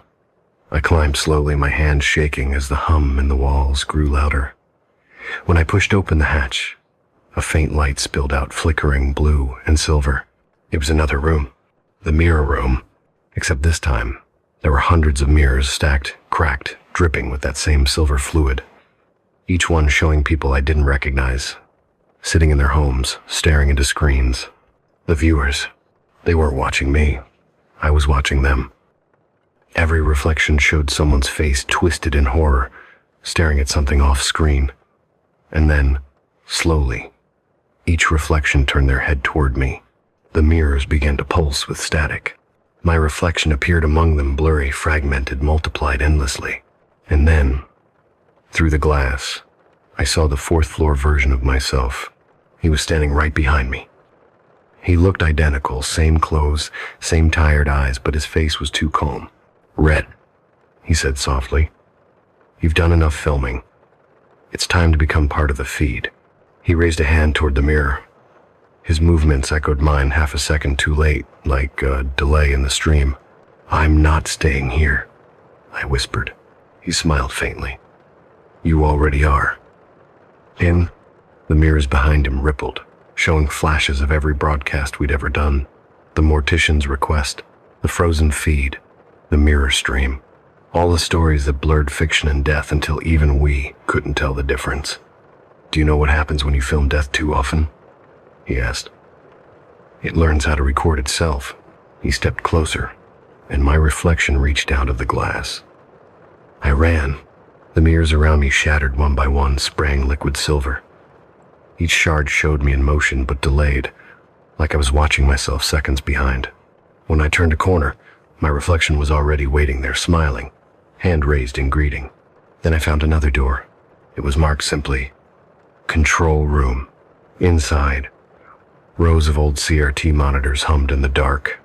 On each screen was a live broadcast feed. One camera showed the editing bay upstairs empty. Another showed the lobby. And another showed my apartment. I froze. The feed from my apartment was live. I could see my desk, my coffee mug, even the reflection in the turned-off TV, something moving just beyond the edge of the frame. The console below the monitors had a single switch, labeled Terminate Stream. I grabbed it. Before I could flip it, a voice came from the intercom. Soft, identical to mine. If you stop it now, they'll forget you ever existed. The air pressure dropped. The lights flickered. Every screen turned black except one, the mirror feed from the studio above. In that last screen, I saw Klein again. She stood behind the glass, staring at me, face calm. Then she spoke. Finish the broadcast, Rhett. End it where it began. I walked back into the hallway. The hum was deafening now. Every mirrored surface vibrated. The walls themselves seemed to breathe. At the end of the corridor, a single elevator door waited. Its display read, Live. When it opened, the interior was completely mirrored walls, ceiling, even the floor. I stepped inside. The door closed, sealing me in with infinite versions of myself. The reflection directly in front of me tilted its head. Then it smiled. You've reached the 4th floor. M. And all the reflections spoke the same words in unison, voices overlapping, glitching, growing louder until they became static. The elevator began to rise, but according to the display, it was descending. When the doors opened again, I wasn't in the studio anymore. I was inside the mirror. I could see the control room on the other side, the monitors flickering, the empty chair, the switch still in the ON position. From here, the world outside looked faint, washed out, like a recording replayed too many times. I banged on the glass. It didn't make a sound. Then, from the other side, I saw another me step into the room, the new me. He looked directly at the mirror, adjusted his camera, and began to film. And I realized this was the loop. Every time the broadcast ends, another version takes my place. The feed never stops, it just changes faces. That's what the 4th floor is. A mirror between realities. A holding place for reflections that don't fade. Now, every night at 4 a.m., the stream goes live. You can find it if you look deep enough. The 4th floor. Live. Sometimes the image glitches, and you'll see my face, just for a moment pressed against the glass, whispering behind the static. If you're watching right now, look closely at your screen. See that faint shimmer? That's me, watching back. Because once you tune into the 4th floor, you never really leave it. The antique mirror. Noah Ellery had always believed that every antique carried a residue not of spirits or curses, but of consequence. Years spent restoring the forgotten, and the damage had taught him that time didn't erase what had been done to an object. It only made the evidence subtler.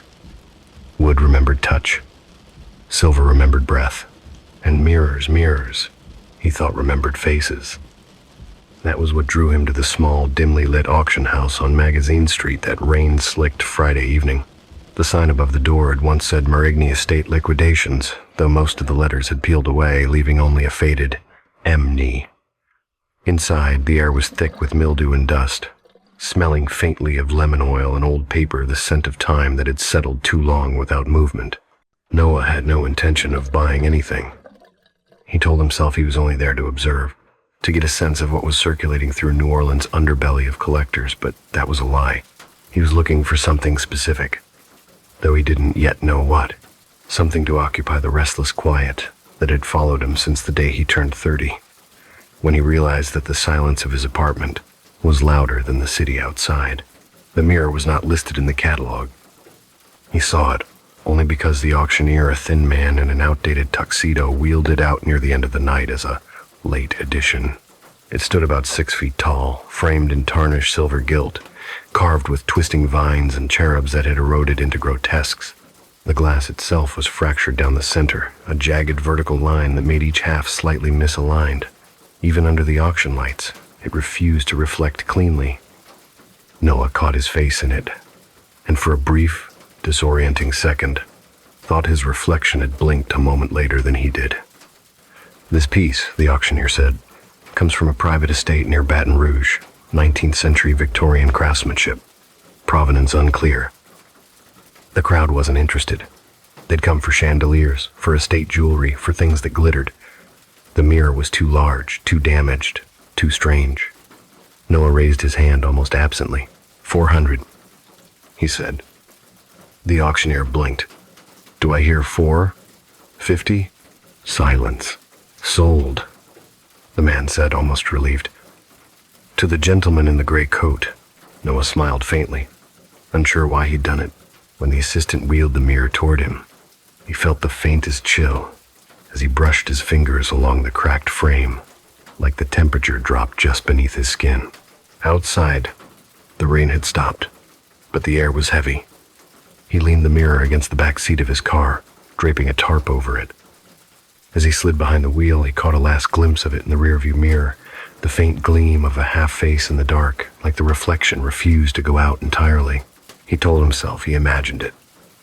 His apartment was on the third floor of a renovated building in the Garden District, high ceilings, tall windows, hardwood floors that creaked with every step, the kind of place where history never quite left. He carried the mirror up alone, breath hitching, each stair moaning under the weight. When he finally propped it against the wall of his studio, he stepped back to take it in fully. Under the dim light, it looked less like an antique, and more like a wound in the wall. The crack running through its center divided his reflection into two slightly disjointed halves, the left eye higher, the mouth slightly warped. He ran a hand through his hair and laughed softly. "You're a mess, old man," he muttered to himself. He fetched a soft cloth and cleaning solution, the ritual of restoration soothing him as it always did. He began at the edges, gently clearing decades of grime, tracing the intricate frame. The silver leaf caught faint glints of light, and for a moment the cherubs looked alive, their tiny eyes gleaming with something too human. When he reached the glass, he hesitated. Cleaning cracked mirrors was delicate work. One wrong motion could shatter them completely, but the surface seemed to draw him in, to whisper that it could be made whole again if only he tried. He wiped carefully along the fracture line. The sound it made, a faint squeak against glass, seemed to echo longer than it should have, like it was being repeated from somewhere deeper. And when he stepped back, the room behind him and the reflection seemed different. The lamplight flickered slower. The shadows in the corners pooled thicker. His own reflected body appeared to breathe a heartbeat out of sync. He blinked, shook his head, and the illusion vanished. He laughed again, though it came out tighter this time. He turned off the lights, leaving the studio in near darkness, except for the glow of street lamps outside. The mirror caught those fragments of light, bending them strangely across its surface. That night, Noah dreamed of silver. He dreamed of a narrow corridor lined with mirrors, each one cracked in the same way, and his own reflection walking slightly behind him, eyes hollow and lips moving as if whispering words he couldn't hear. When he turned, the figure stopped. When he moved forward, it followed. The corridor went on forever, bending, looping, until he woke, gasping, the echo of his own breath sounding delayed, like it had traveled through glass before reaching his lungs. Morning brought rain again, thin and insistent. Noah made coffee and avoided looking at the mirror. He told himself it was the lighting, that his tired mind had invented the oddities. Still, when he finally glanced at it, his reflection appeared exhausted, paler, eyes heavier. He frowned and leaned closer. The crack down the middle now seemed wider, or maybe it was just his imagination. When he traced it with a fingertip, the glass felt faintly warm, pulsing almost imperceptibly beneath his skin. He pulled back sharply. "Heat expansion," he muttered. "Old glass does that." He busied himself with work repairing a mahogany jewelry box from 1887, refinishing an ornate clock. Yet his gaze kept drifting toward the mirror, like it exhaled a silent current that tugged at the edges of his attention. By afternoon, he could no longer resist.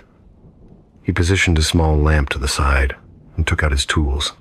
He told himself he'd only examine the backing, see how the silvering had aged.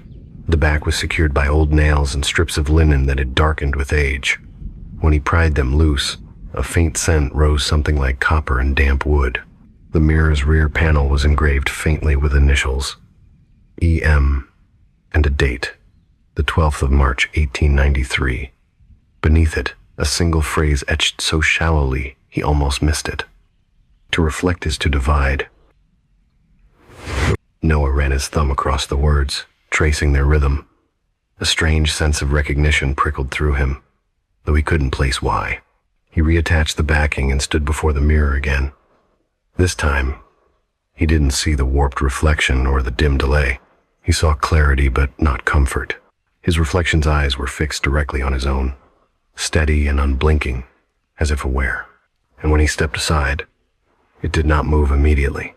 The breath caught in his throat. He tried to laugh it off, but the sound felt thin.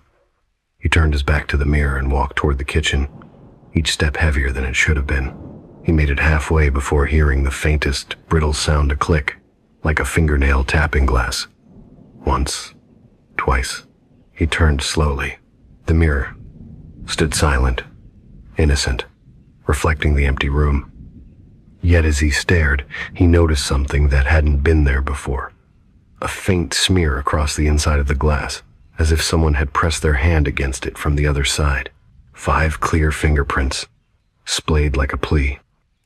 That evening, Noah poured himself a drink bourbon, neat, and sat in front of the mirror as if confronting it.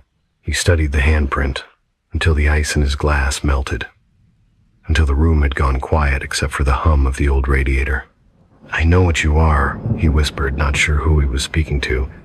"Your memory, your guilt, your something left behind." His reflection tilted its head, not mockingly, but with pity. Noah froze. The movement had been subtle, yet undeniable. He rose, heart pounding, the rational part of his mind clawing for explanations, optical illusion, fatigue, lighting trick. But the air felt charged, heavy, as though something vast was leaning close from the other side. And then, faintly, from within the mirror, he thought he heard his own voice. Not an echo, not delayed speech, but his voice saying something he hadn't said yet. "Do you still think you deserved a second chance?" The glass shivered. Noah stepped back, knocking his chair over, and for the first time since he'd brought the mirror home, he turned away from it completely. He left the studio light on all night, afraid of what the darkness might let through. But even as he lay awake in bed, staring at the ceiling, he couldn't shake the feeling that the mirror, cracked and silent, was still watching him, waiting. Noah hadn't realized how loud silence could be until the mirror entered his home. It leaned against the wall in his studio, a rectangular shape veiled by a thin muslin cloth, waiting, breathing. The thing had presence, even through fabric, like a second heartbeat pulsing in the room. For 2 days, he left it untouched. He told himself he was letting the wood acclimate, but in truth, he was avoiding it. On the 3rd morning, he pulled off the cover. The mirror stared back at him. The glass was aged, silvering, mottled, like frost that refused to melt. The crack that ran vertically through the center looked surgical, deliberate, as though something within had tried to claw its way out but froze midway. The frame, however, was magnificent. Deep cherry oak with faint traces of gilding, serpentine patterns curling along the edges. He whispered to himself, "You're going to be beautiful again." Noah worked with delicate hands, cotton gloves, fine brushes, and the rhythmic scrape of old varnish lifting away. Each motion of the blade revealed a ghost of gold beneath centuries of grime. The room filled with the scent of linseed oil and dust. But as he worked, he began to feel watched. The mirror's reflection didn't quite move in sync. At first, he thought it was exhaustion, too much time under harsh lamplight. But as he lifted his hand, the reflection hesitated. It followed a beat later. The lag was unmistakable, a slight temporal echo. Noah froze, then lifted his left hand again. His reflection did too late, sluggish. He blinked hard, rubbed his eyes. Okay, sleep. You need sleep. He turned off the light and left. But before he stepped out of the room, he caught a glimpse of movement, his reflection lowering its arm a second too slow. That night, he dreamt of water, a black lake, a figure standing on the opposite shore, mirroring his every move until it didn't. The figure smiled. Noah woke with a gasp. The air felt heavy, metallic. From the studio, he heard a faint sound, a dull thunk. Something shifting. He grabbed a flashlight and pushed open the door. The mirror now stood upright. He was sure, absolutely sure, he had left it leaning safely against the wall, cushioned and stable. Yet now, it balanced perfectly, unsupported, its crack like a black vein pulsing down the middle. The reflection in the beam of light looked wrong. He moved closer, squinting. The lag was back. Worse, this time, almost a full second behind. Is this a trick of the light? He whispered. He waved again. The reflection's eyes seemed darker, tired, almost bruised. It looked hurt. He backed away, uneasy. "You're not funny," he said aloud, voice cracking. The reflection tilted its head, but Noah hadn't. Over the next few days, his work grew obsessive. He told himself it was just craftsmanship, that he was cataloging an antique's peculiarities. But his notes became frantic. Surface distortion, localized near crack. Possible optical late test under sunlight. Reflected subject appears slightly altered, possible parallax illusion. He stopped inviting clients. The outside world felt dull, muffled, irrelevant, compared to the mirror's strange rhythm. One evening, as he leaned close with a soft cloth, he saw it again, that flicker of someone else behind his eyes. A fleeting image of a man in a torn shirt, with unkempt hair and scars down his cheek. The same shape, the same eyes, but a face carved by guilt. Noah dropped the cloth. "What are you?" he whispered. The reflection opened its mouth too slow and mouthed something back. He couldn't hear it, but he could read the lips. "Help me." The word struck him like an ice pick behind the sternum. He stumbled back, hitting his workbench. The lights flickered. For an instant, his reflection's background wasn't his studio. It was a cell, concrete walls, shadows moving behind metal bars. Then, just as quickly, it was gone. He stood there, breath uneven, every rational thought fighting to surface. Sleep deprivation, projection, pareidolia. Still, the words pulsed behind his eyes. "Help me." That night, he placed a sheet over the mirror again, as if it were a corpse. But the next morning, the cloth lay folded neatly on the floor. He laughed, a sharp, humorless sound. "You think I'm scared?" He approached, trying to meet his own eyes. The reflection looked exhausted, but not his exhaustion. It looked older, rougher. The edges of its form seemed bruised by some unseen weight. When he reached up to touch the crack, he felt a pulse faint, but real, like static electricity, carrying a heartbeat. The reflection didn't move. For the first time, Noah realized it wasn't lagging. It was choosing. He spent the rest of the evening staring at it, testing its gestures, blinks, expressions. Sometimes it followed. Sometimes it didn't. Sometimes it smiled when he wasn't. At 2:13 a.m., he turned away, muttering, "Enough." Then came the whisper, not from the room, but from inside the glass. "You should have been me." The air grew cold. His breath fogged in front of his face. The reflection stepped forward half a frame closer, but Noah hadn't moved. The crack on the mirror deepened slightly. A faint tick, like a bone snapping. He watched, horrified, as his reflection lifted a trembling hand, showing deep, angry scars crisscrossing the palm. And then, for the briefest second, Noah felt them pain, hot and real, crawling across his own skin. He looked down. His palm was unmarked. He looked up again. The reflection was still smiling, and the delay was gone. The reflection was now perfectly in sync. But Noah could swear with every ounce of his trembling body that the person in the glass was no longer him. For the next 3 days, Noah barely slept. Every time he closed his eyes, he dreamt of that face, the reflections, but not his.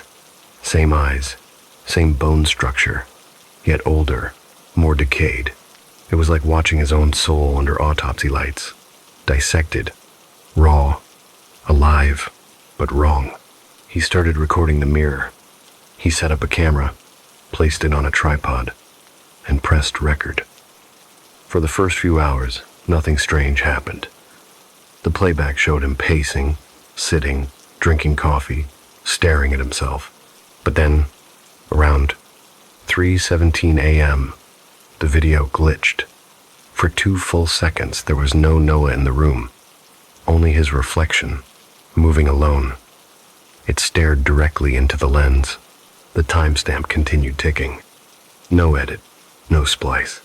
When he played it back the 3rd time, the reflection whispered something. The sound was faint, but present, a voice leaking through static. "You left me." He slammed his laptop shut and unplugged the camera. Noah stood before the mirror again, his pulse pounding. "What do you want from me?" The reflection tilted its head. A faint smile cracked across its lips, crooked and tired. It lifted its hand, pressing it against the inside of the glass. For a moment, Noah felt a magnetic pull, that primal instinct to mirror the gesture. His fingers hovered inches from the surface. Then the reflection whispered, "Come back." Noah stumbled backward, knocking over a stool. "No," he muttered. "You're not real. You're... The mirror flickered. For an instant, he wasn't in his studio anymore. He was standing in a dim, concrete cell, metal cot, water dripping, a smell like rust and sweat, chains, and opposite him the reflection stood. But now on the outside. No. He blinked, and the studio reappeared. He gasped, clutching his chest. The sensation lingered, the coldness of stone and the metallic taste of iron in his mouth. He looked at his reflection again. It was smiling. That night, he drank until his mind blurred. Bourbon and static. The apartment swam. At some point, he must have passed out on the couch. When he woke, the studio light was on. His tools lay scattered. The mirror uncovered again. Noah staggered toward it, groggy. "Did I?" He froze. The reflection was moving before he did. He took 1 step forward. The reflection didn't follow. It simply watched. Then it raised its hand and pressed its palm against the inside again. "No," Noah said quietly. "You don't control this. You're my reflection." He raised his own hand, but before he could touch the surface, something rippled through the glass like heat distortion, but sharper, darker. His reflection's hand passed through for a fraction of a second, phasing in and out like fog made solid. A spark of cold hit Noah's skin. He jerked his arm back, but a thin smear of blood appeared across his wrist. He looked up, trembling. His reflection's hand was now streaked red too, but on the inside. The 2 identical wounds ran across time itself, like a shared scar between worlds. That evening, Noah drove to the local archives. He needed answers. Through yellowed records and brittle auction catalogs, he pieced together fragments. The mirror was dated 1886, Victorian-era craftsmanship. Last owned by a Dr. Samuel Greaves, a physician charged with illegal human experimentation. Witnesses claimed he used the mirror as part of his atonement experiments, trying to manifest a double of himself to bear his sins. When police raided his home, they found no trace of the doctor, only the mirror, cracked clean down the middle. Noah stared at the photocopy of the report. His pulse slowed. A mirror that reflects the self that should have suffered. He drove home in silence. When he entered the studio, the air felt colder. The smell of metal was stronger, faintly bloody. He stopped at the door. The reflection stood there, waiting, not mirroring, just waiting. Its eyes were sunken now, its skin pale. The light in the room didn't seem to touch it. It lived in a grayscale world. Noah forced his voice steady. "You're a fragment. That's all. You're what I could have been. The reflection smiled weakly. You still are. Its voice didn't echo from the glass. It echoed from inside Noah's head. He gritted his teeth. You don't exist. The reflection stepped closer, pressing both palms to the glass. Then why do you feel me? Noah felt it deep under his ribs. A pain that wasn't physical but real enough to make him stumble. A heavy ache, like the echo of old guilt. 10 years, the reflection whispered. 10 years you ran. You left me behind. Images flooded his mind, flashes of a night long buried. A robbery gone wrong. A friend dead on the pavement. Sirens, running through back alleys with blood on his hands.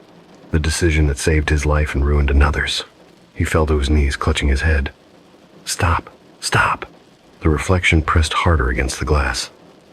You think escaping made you innocent. The crack widened with a sound like splitting ice. A small fragment of glass fell, hitting the floor with a crystalline note. Through the gap, Noah could see beyond the reflection, into the cell. A world drained of color, trembling with distant screams. The man in there, his other self, reached through, and this time, his hand didn't stop at the surface. It broke through. Cold air roared into the room, carrying the stench of mildew and rust. Noah screamed as the hand gripped his arm, nails digging into flesh. He tried to pull away, but the reflection's grip was iron. Let me out, it rasped. Trade places? No. He yanked, but the glass around the arm began to melt, warping, dripping like mercury. For one horrifying instant, Noah saw his own reflection, wearing a prisoner's jumpsuit, blood pooling under its fingernails. Its eyes were wild with pleading and rage. Please, Noah, it begged. You owe me this.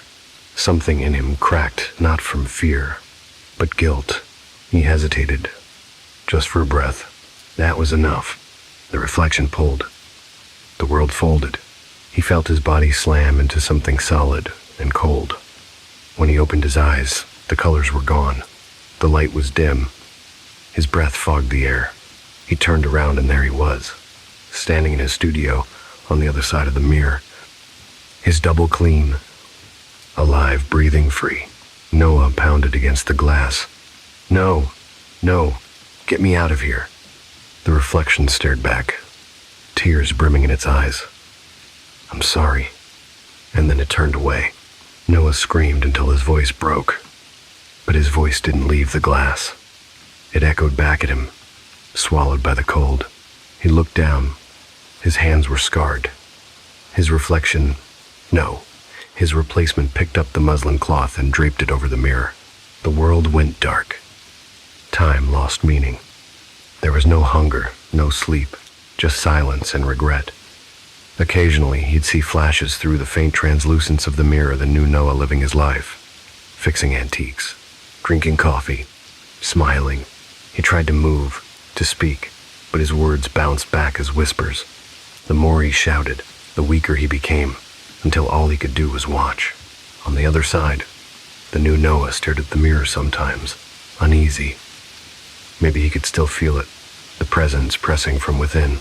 And sometimes late at night he'd approach, hand hovering over the cloth, whispering, I'm sorry. Noah would press his palm to the other side, whispering back through the invisible wall. So am I.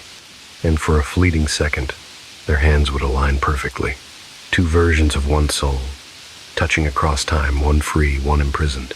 And then, as always, the world dimmed, and silence claimed him again. Days, weeks, maybe months. Noah couldn't tell anymore. In the world inside the mirror, time wasn't measured by clocks, only by the dimming and brightening of light through the fractured glass, like a slow, wheezing breath. He had stopped screaming. His throat didn't work like it used to. He had stopped pacing, too. The more he tried to move, the more the walls of his reflection world seemed to resist him, as if the air itself were thick with glass dust. But the worst part was seeing himself out there. The other Noah, the one who had taken his place, was thriving. His reflection moved freely, breathing his air, touching his world. He had restored other antiques. He had guests. Sometimes he laughed, And every time he passed by the mirror, the imprisoned Noah reached out. And every time, the other one never looked directly at it, until one night, the reflection stopped before the covered mirror, stared at it. Slowly, he reached for the cloth and pulled it down. Their eyes met. A crack spread across the glass like lightning. The imprisoned Noah whispered through the shimmer, "Do you feel it too?" The other one hesitated. "Feel what?" "The weight," Noah said. His voice trembled thin but sharp, like wind slicing through a keyhole. "The pain you gave away." The other Noah's face twisted. "You're not me." "Oh, I am," Noah hissed. "The part you buried, the version that suffered. But you can't bury pain, Noah. You can only delay it."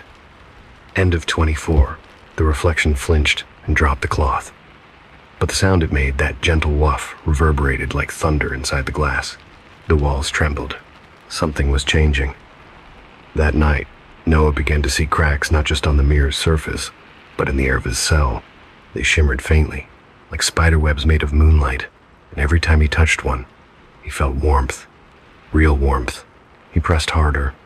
The crack widened, and through it he saw flashes of the other side, the studio, the antique tables, the faint hum of electricity. It was a wound in reality.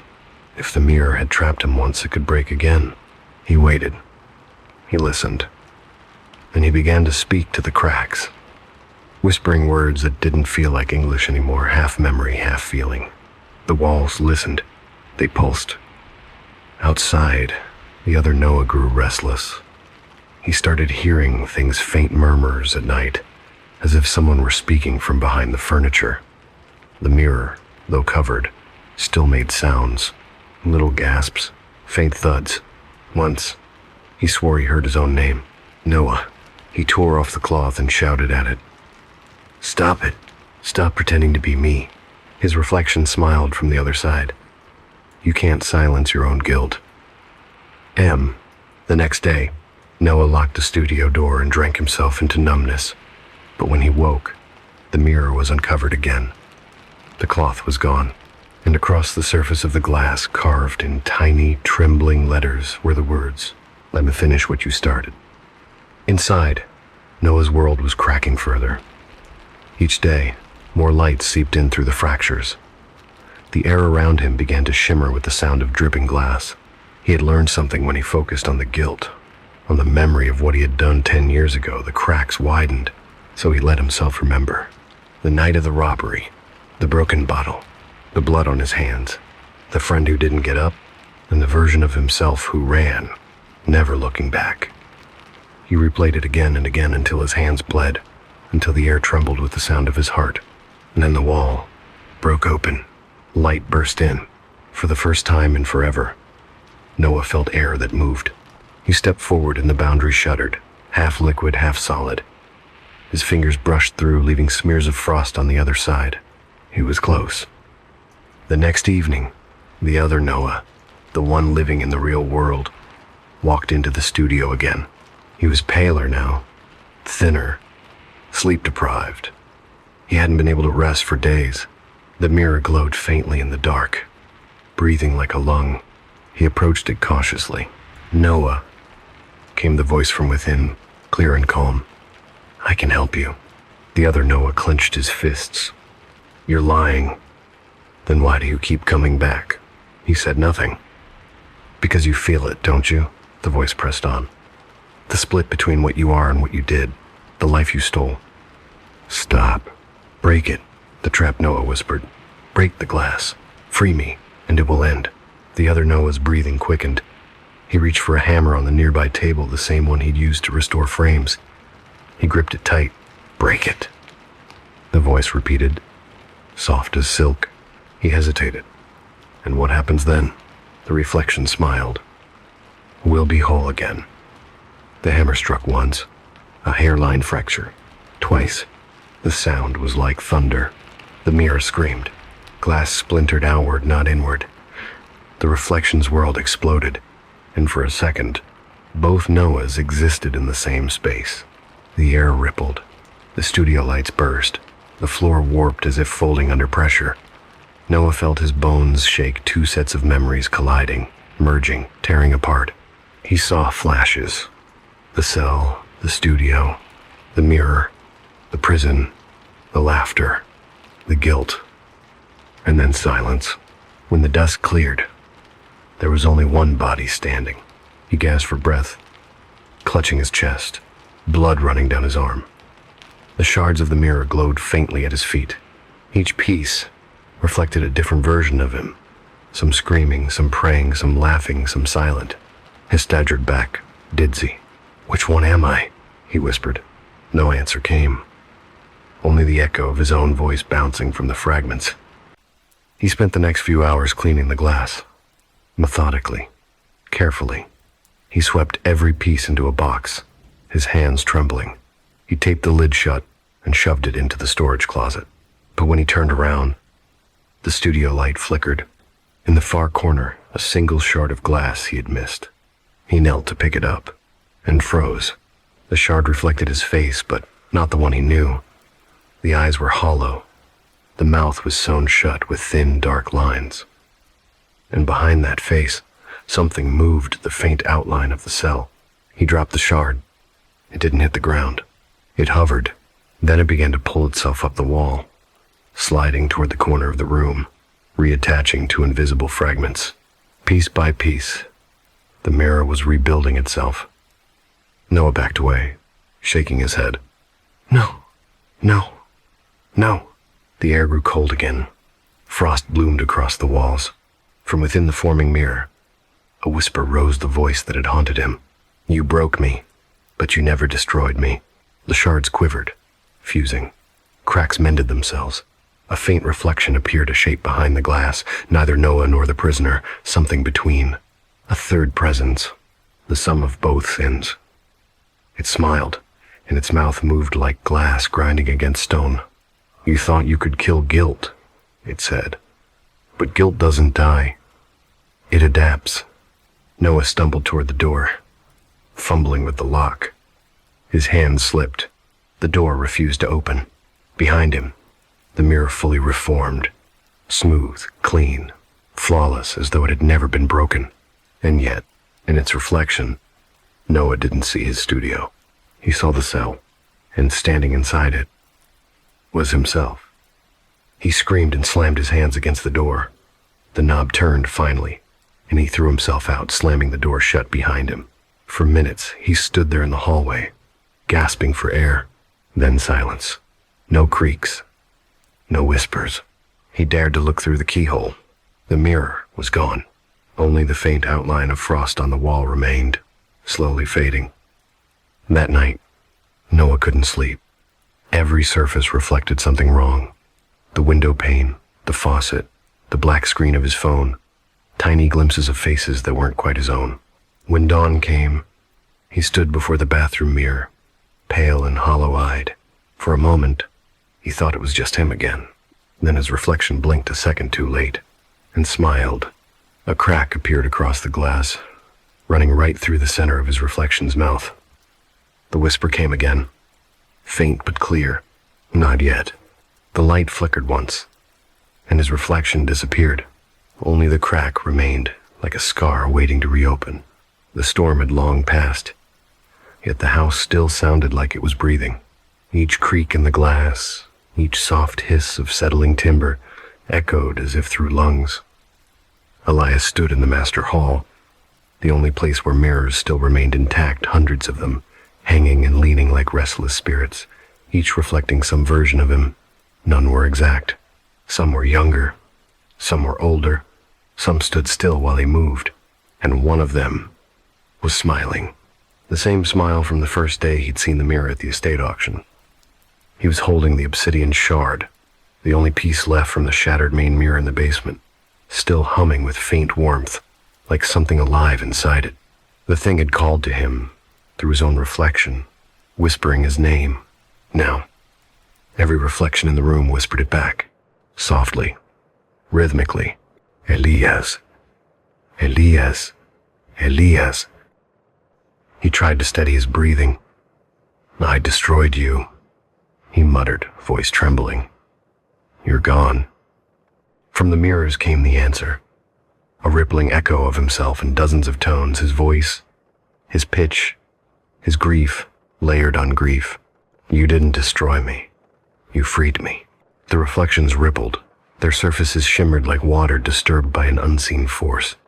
His images blinked out one by one, replaced by shifting silhouettes.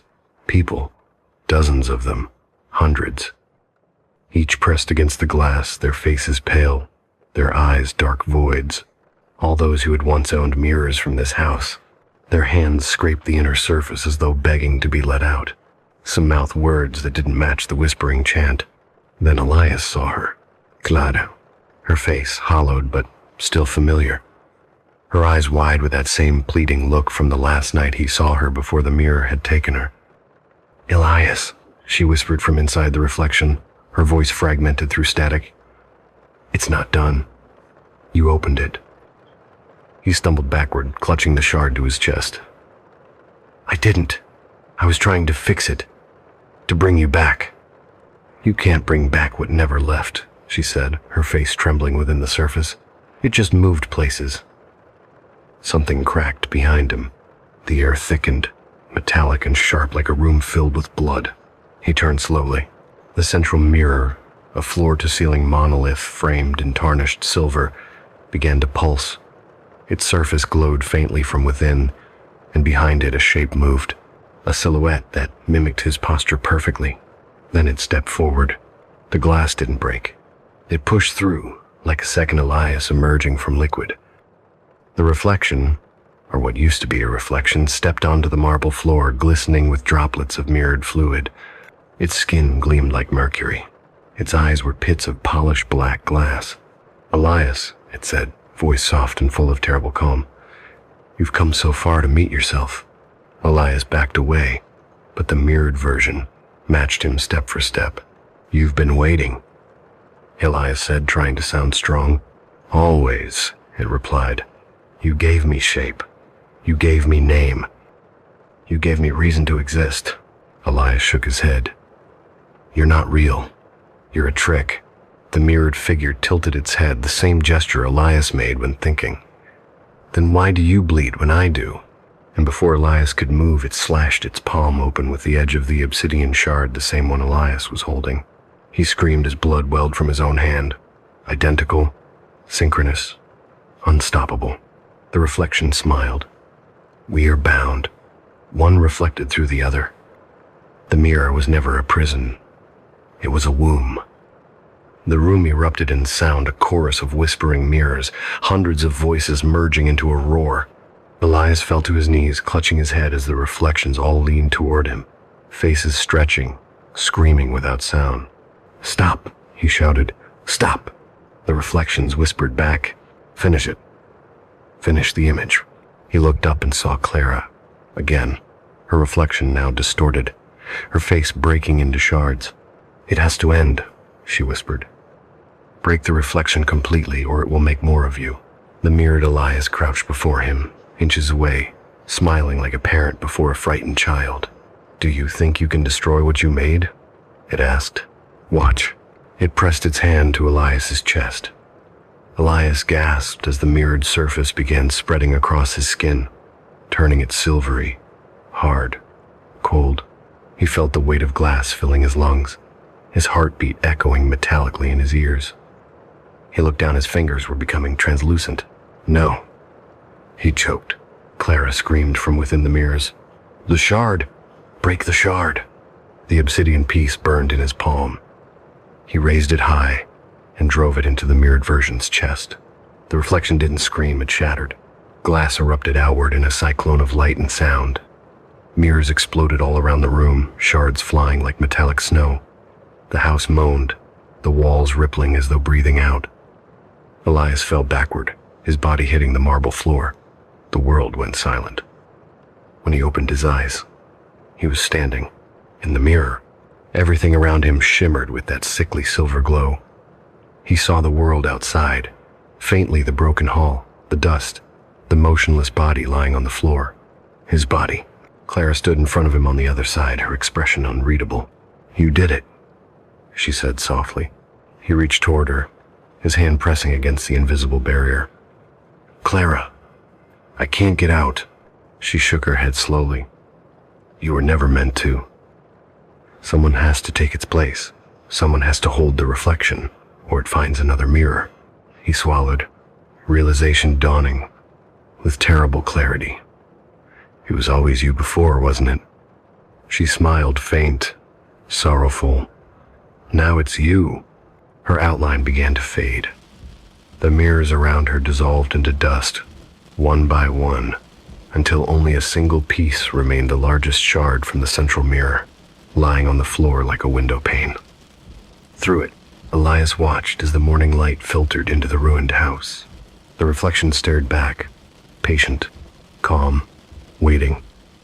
Weeks later, a real estate agent walked through the estate with a new client. Most of the mirrors were gone, sold off or smashed.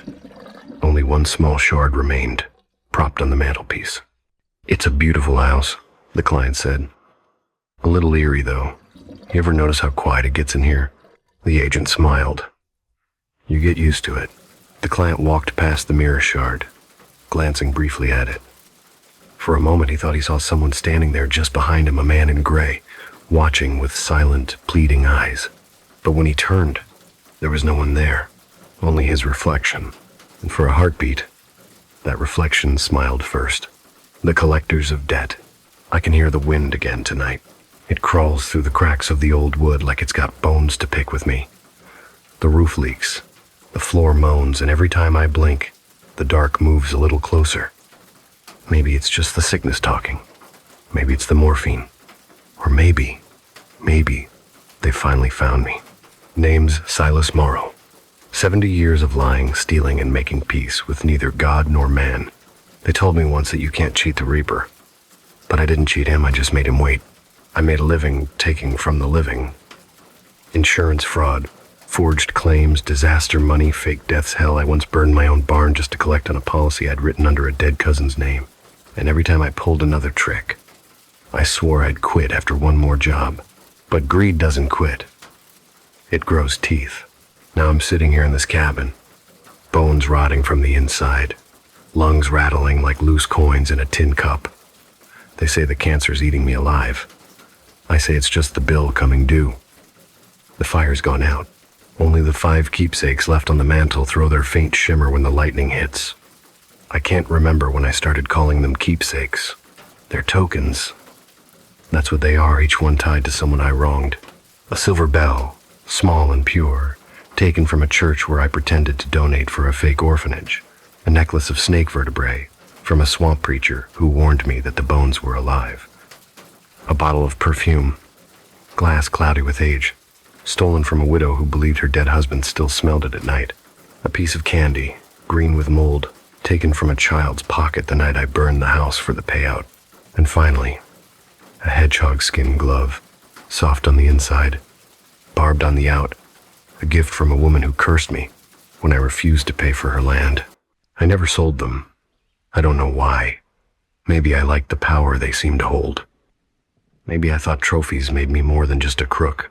But lately, they've been different. The bell sometimes rings at night. The bottle leaks. The candy never rots any further, but it smells sweet again, like sugar and fire. The glove, it moves when I'm not looking. And that necklace, that damn snake bone necklace, it pulses, like a thing that remembers how to breathe. I cough again, deep and wet. There's blood in the rag, no surprise. My body's cashing out, but tonight feels heavier than death. Feels collected. At first, I thought the sound was thunder, but it wasn't. It was 5 voices whispering through the boards. They weren't speaking words, not yet, just hums. Notes that vibrated in my teeth, in my chest cavity, in my skull. Each sound came from one of the keepsakes. I swear it. The bell hummed like glass cracking underwater. The perfume bottle hissed, the way a woman sighs through her teeth when she's crying. The snake necklace scraped like bone dragged across stone.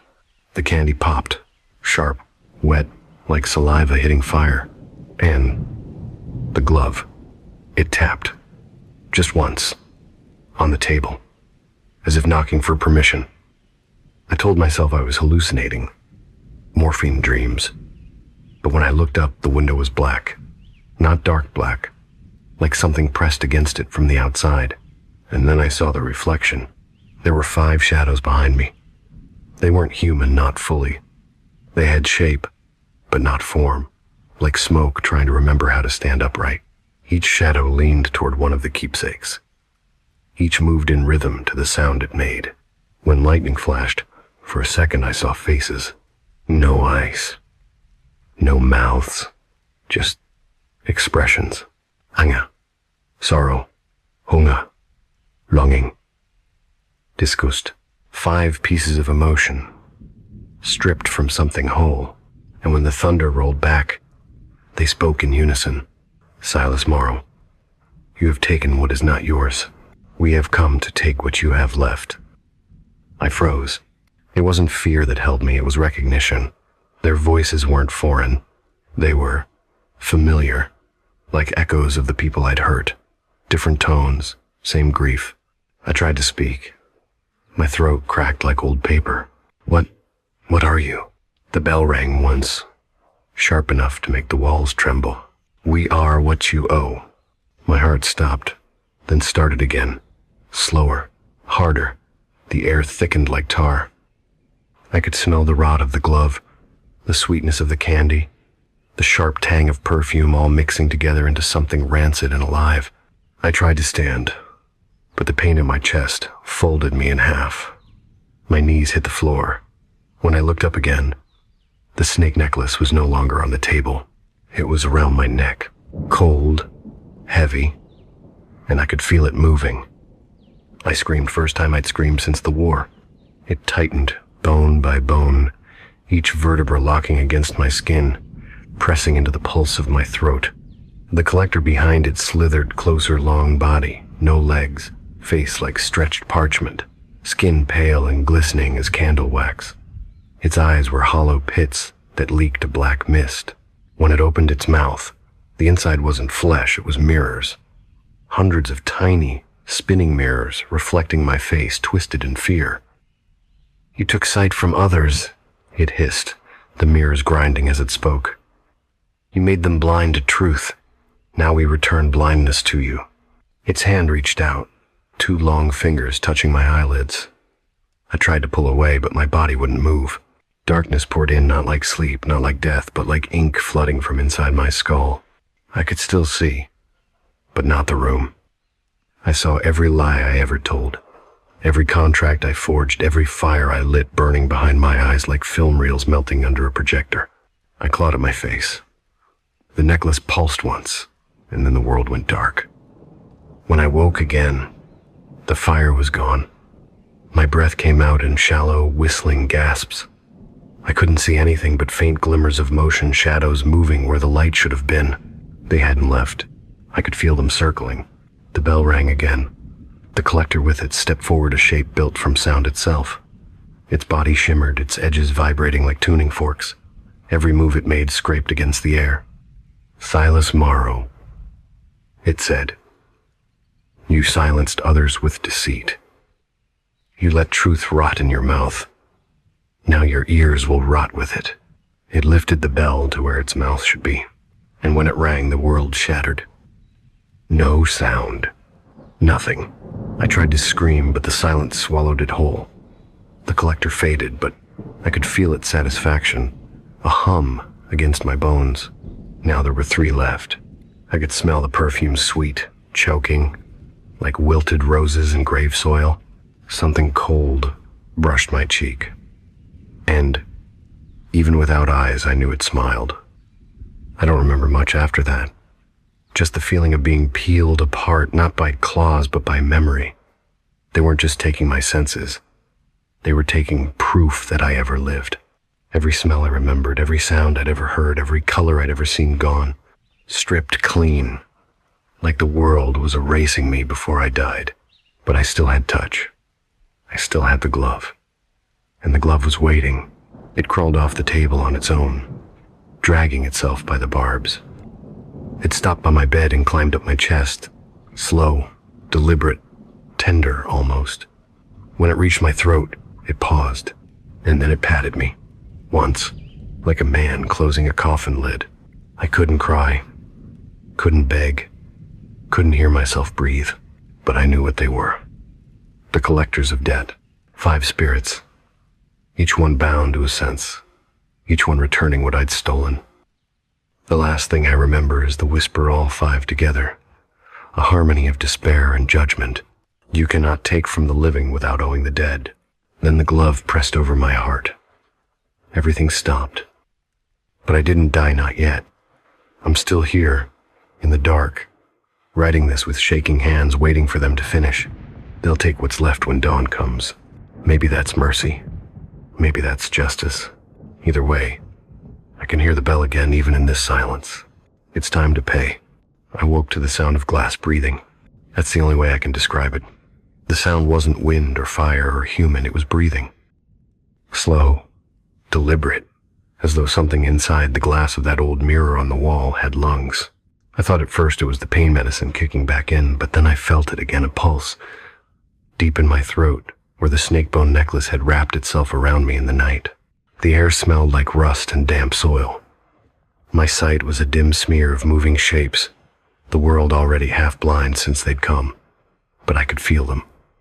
All 5 were still here, waiting. I reached for the table, groping for the lamp. My fingers brushed metal, the base of the silver bell. It was cold, unnaturally so. The coldness didn't bite.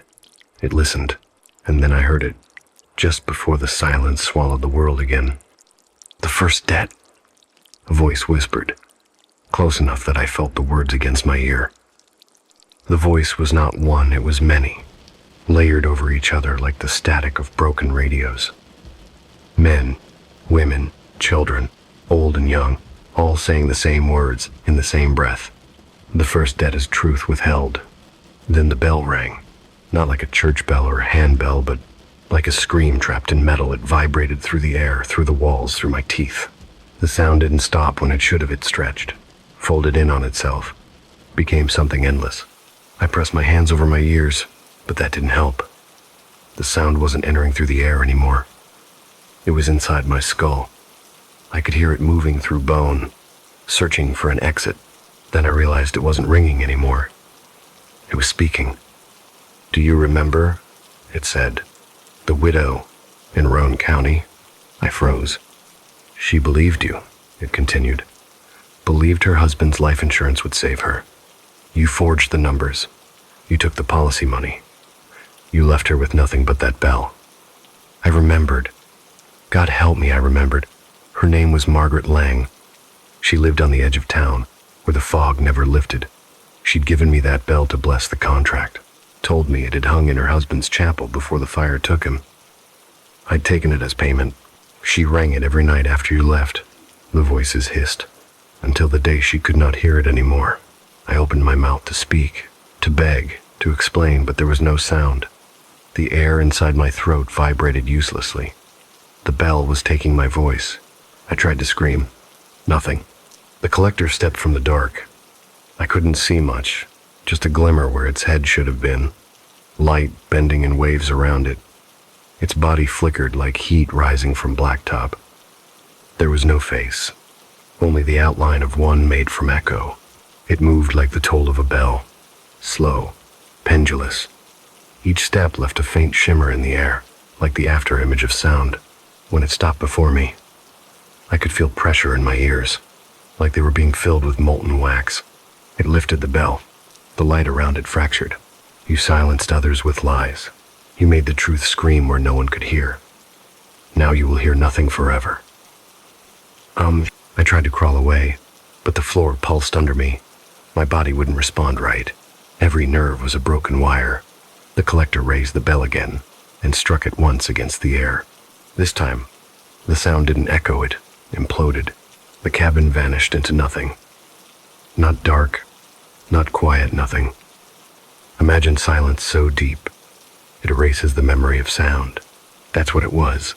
My mind tried to make noise, to imagine it heartbeat, breathing, rain, but nothing came.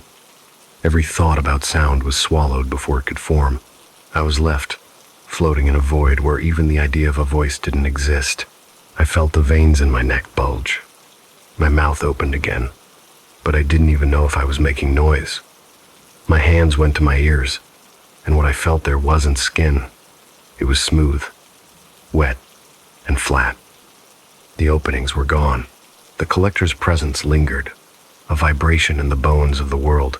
"Do you hear the dead, Silas?" It whispered into my head. "We do." Then it was gone. I was left in the absence it had created. I don't know how long I sat there, blind and deaf, half dead on the wooden floor. Time became something elastic. My lungs burned, but even the sound of my breath was gone. The only way I knew I was alive was the pain. I think I slept, or fainted. When I woke again, I could smell something burning, perfume, sickly sweet, like roses left on graves. Through the blur of my fading sight, I saw movement near the vanity liquid light, shifting like smoke. The third collector.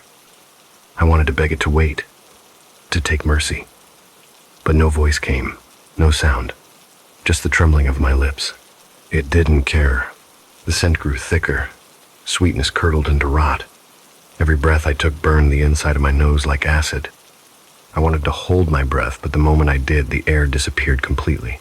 My lungs screamed for oxygen. I gasped and the smell filled me, alive and writhing, crawling into my chest like vines. I realized then that smell wasn't air, it was memory. Each inhalation brought back one of the lives I'd stolen. Margaret Lang's roses, the child's birthday cake I'd eaten after his house burned, the kerosene I'd poured into the barn that night. The flames took my cousin's name, all of it, flooding back through my lungs, searing me from within. The collector's form became clearer with every breath. A woman, or what was left of one, her body a vessel of mist and perfume. Her hair floated as if under water, her eyes hollow sockets dripping fragrant smoke. She moved toward me and placed one cold, translucent finger against my chest.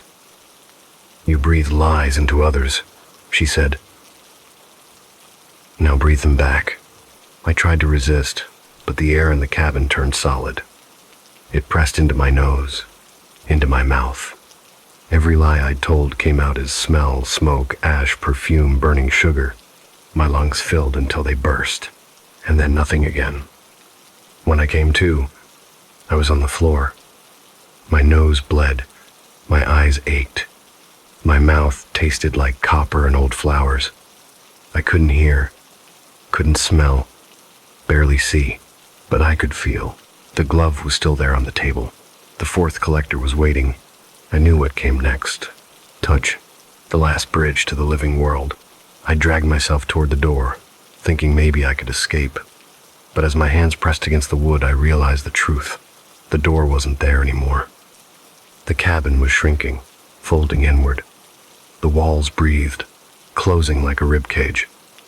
Every nail, every splinter seemed alive, pulsing with the same dark rhythm. The glove twitched once on the table. Its fingers flexed. I turned my head just in time to see it leap barbs flashing in the dim light and land on my chest. It crawled toward my throat again, and then it stopped. The glove turned its palm upward and pressed it gently over my heart. For the first time in decades, I felt warmth.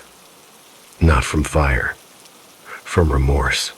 My heart stuttered, thumped, slowed. The glove whispered not in sound but through the skin. A pulse into my flesh. One remains.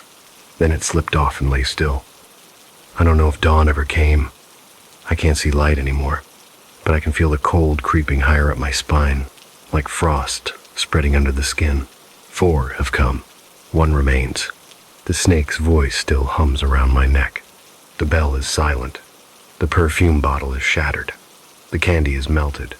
The glove lies folded beside me like a resting animal. I know who the last one is now. The one who collects sight. The serpent who first came for me. It will finish what it started. And then maybe, finally, I'll stop owing. I used to think darkness was only the absence of light, a temporary thing that went away when you turned on a lamp or opened the curtains. But now, as I sit here, blind and trembling in this cursed house, I realize darkness has weight. It presses against you. It breathes. It has a will. I haven't seen the sun in 3 days. I haven't seen anything since that thing took my sight. It began with the hissing. That sound has lived in my ears ever since, a long, dragging whisper, like the scraping of silk across my skin. It came from the corner of my room where the light never quite reached, even when I turned on all the lamps. At first, I thought it was just the house creaking, old timber and poor wiring, but when I listened closely, there was rhythm to it, a pulse, like breath, like something waiting. The doctor said my illness was spreading to my brain, that the hallucinations were a symptom of the body shutting down. But no disease moves like this. No disease sees you back. That night, I was sitting in my armchair by the window, the storm outside hammering the roof, rain running like veins down the glass. I was holding the serpent necklace, the one I'd bought from a dead man's estate sale years ago. It had always unnerved me. Bronze, coiled like it was alive, the scales etched in perfect detail, and 2 tiny emeralds for eyes. I wore it once, long ago, but it bit me, left a perfect ring of punctures on my skin, though its mouth had no teeth. After that, I kept it locked away. Until now, when I picked it up again, the metal felt warm. Too warm. I remember thinking maybe I'd been holding it too long, but then it moved. The coils twitched under my fingers, slow, deliberate. The emerald eyes flickered, and I dropped it to the floor. But it didn't clatter like metal. It slithered. I swear to God, I saw it stretch, unwind, and raise its head. A bronze serpent, as long as my arm, glimmering even in the dim light. And it looked at me.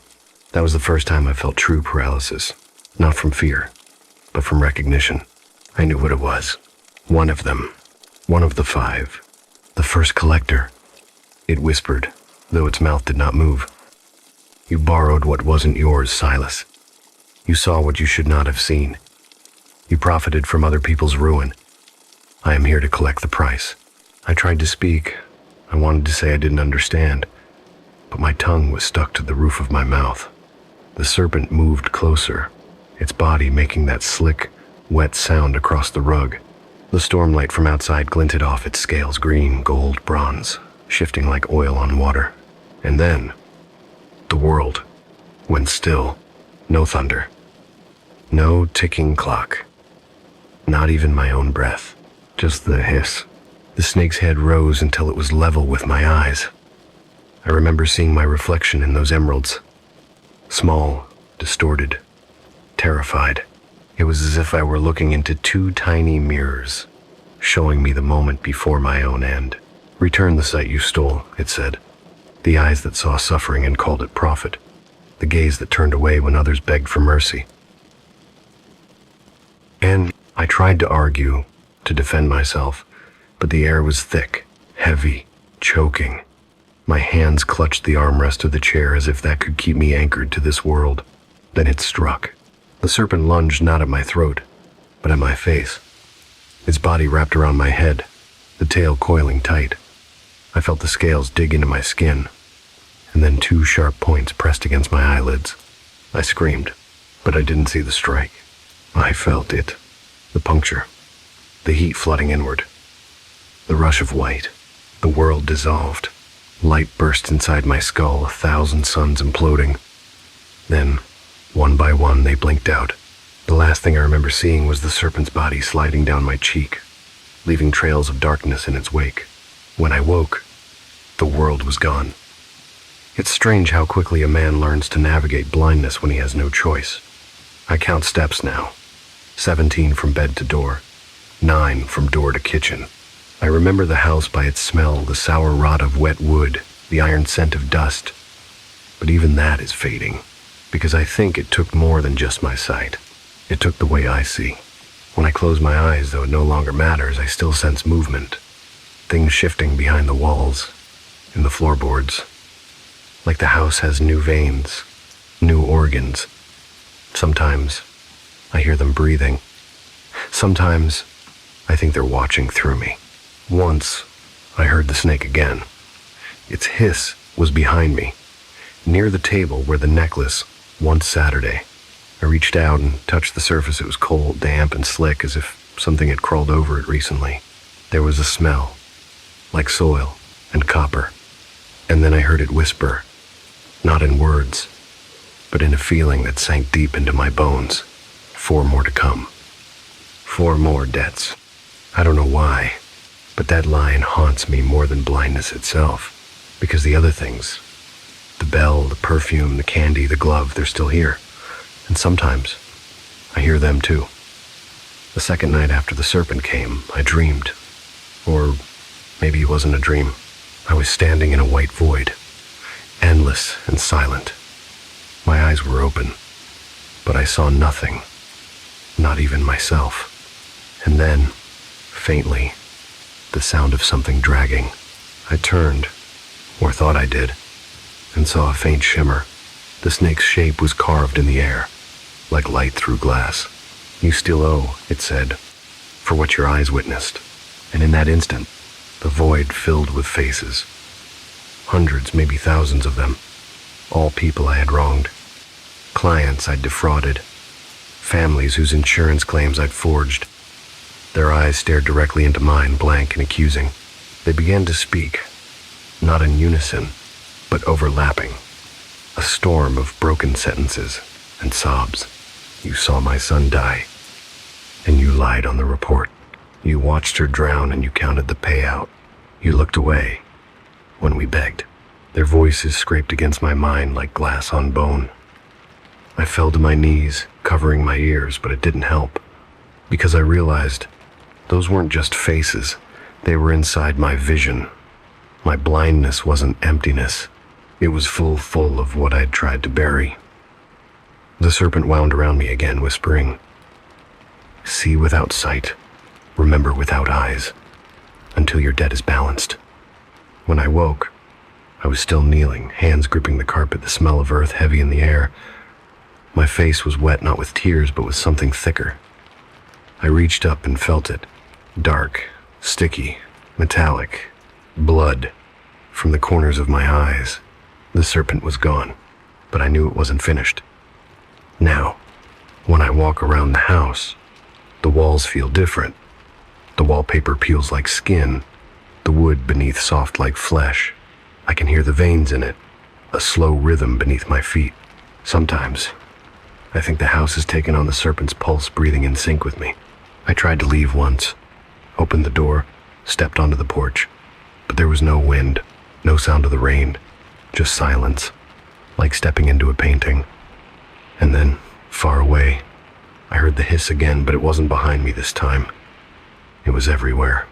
I stumbled backward, slammed the door shut, and fell to the floor. The house pulsed once more, and I realized I wasn't outside it. I was inside the serpent. The necklace, the bronze, the coils, it wasn't an ornament. It was a vessel, a doorway. I had worn it once, now it wears me. I don't know how long it's been since that night. Days feel like minutes, minutes like hours. I mark time by the creaks in the walls, by the faint ring of the other collectors stirring. I can feel them waking, one by one, but the serpent still lingers. I sense it watching through my empty eyes. Sometimes, I feel its weight around my neck, a phantom coil tightening, as if to remind me what it took. I think it left a part of itself behind, burrowed deep beneath the skin. Sometimes, I dream of opening my eyes again, but when I do, I'll see through its vision, through the eyes of the thing that took mine. And perhaps that's the true punishment, to become what you feared, to inherit the gaze of the collector. They'll come soon, the others. I can hear them now, faint echoes of sound and scent. The bell chiming in an empty hall, the faint perfume of rot and roses, the crunch of something sweet turning sour, the rustle of gloves brushing across wood. 4 more debts, 4 more senses. I wonder what's left of a man when all 5 are gone. Maybe that's when the soul itself becomes the 6th, the final payment. For now, I sit in the dark, my hands trembling, my breath shallow. I don't need to see to know that something's waiting across the room, something that shifts when I move, that blinks when I breathe. It's patient, it's old, and it's smiling. The silence came for me on a Wednesday. I only know that because I had been counting the days by the ticks of the old clock above my fireplace, slow, deliberate, the heartbeat of this empty house. But when I woke that morning, the rhythm was gone. Not muted, Not faded. Gone. It's strange what happens to the mind when sound disappears. At first, it feels like peace. Like you've stepped into a snow-covered field and the world has finally stopped screaming. But then, you realize, silence isn't empty. It's alive. It watches you from behind the walls. It waits to speak through something else. I should have known it was the second collector. The serpent had warned me. 4 more debts. I just didn't expect it to come so soon. For the first few hours, I thought it was some trick of the illness, the deafness, a symptom, like the blindness before it. I sat by the window, watching the storm outside, or rather, feeling it through the tremors on the glass. The rain moved like fingers across the pane. I saw the flashes of lightning but heard nothing. Each bolt erupted in a silent burst, painting the room white for an instant, then vanishing. I laughed, or at least, I think I did. I couldn't hear it. Then I saw the bell. It was sitting on the mantel, where I had placed it years ago, small, silver, with a thin crack running down one side. I'd won it from a church auction in Georgia, though the priest who sold it had begged me not to take it. Said it was used once in a funeral rite gone wrong, that when rung, it didn't call the living. It called them. Back then, I didn't believe him. I just wanted the antique, something to complete my collection of oddities. The irony doesn't escape me now. All the trinkets I stole or bought from the dead are finally returning the favor. That afternoon, as I sat in silence, I saw the bell tremble, just slightly, enough to make the air ripple around it. And then, I felt it ring. No sound, no vibration, but a resonance inside my skull like someone had struck a tuning fork against my spine. The sensation spread through my bones, humming beneath the surface of my skin. I opened my mouth to scream, but there was no sound, not even breath, just the echo of the bell reverberating through my body. That's when I saw her. She stood at the edge of the room, her form faint, wavering like smoke trapped in glass. Her head tilted slightly, as though listening to something distant. She wore a tattered veil, and where her ears should have been, there were only hollows, black, smooth, and dripping. Her mouth hung open, but no words came out.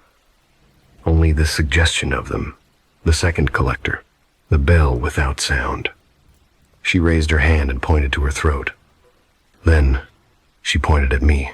I shook my head, mouthing, "Please, don't." She tilted her head again, almost pitying. Then she spoke, or rather, the world moved, as if she had spoken.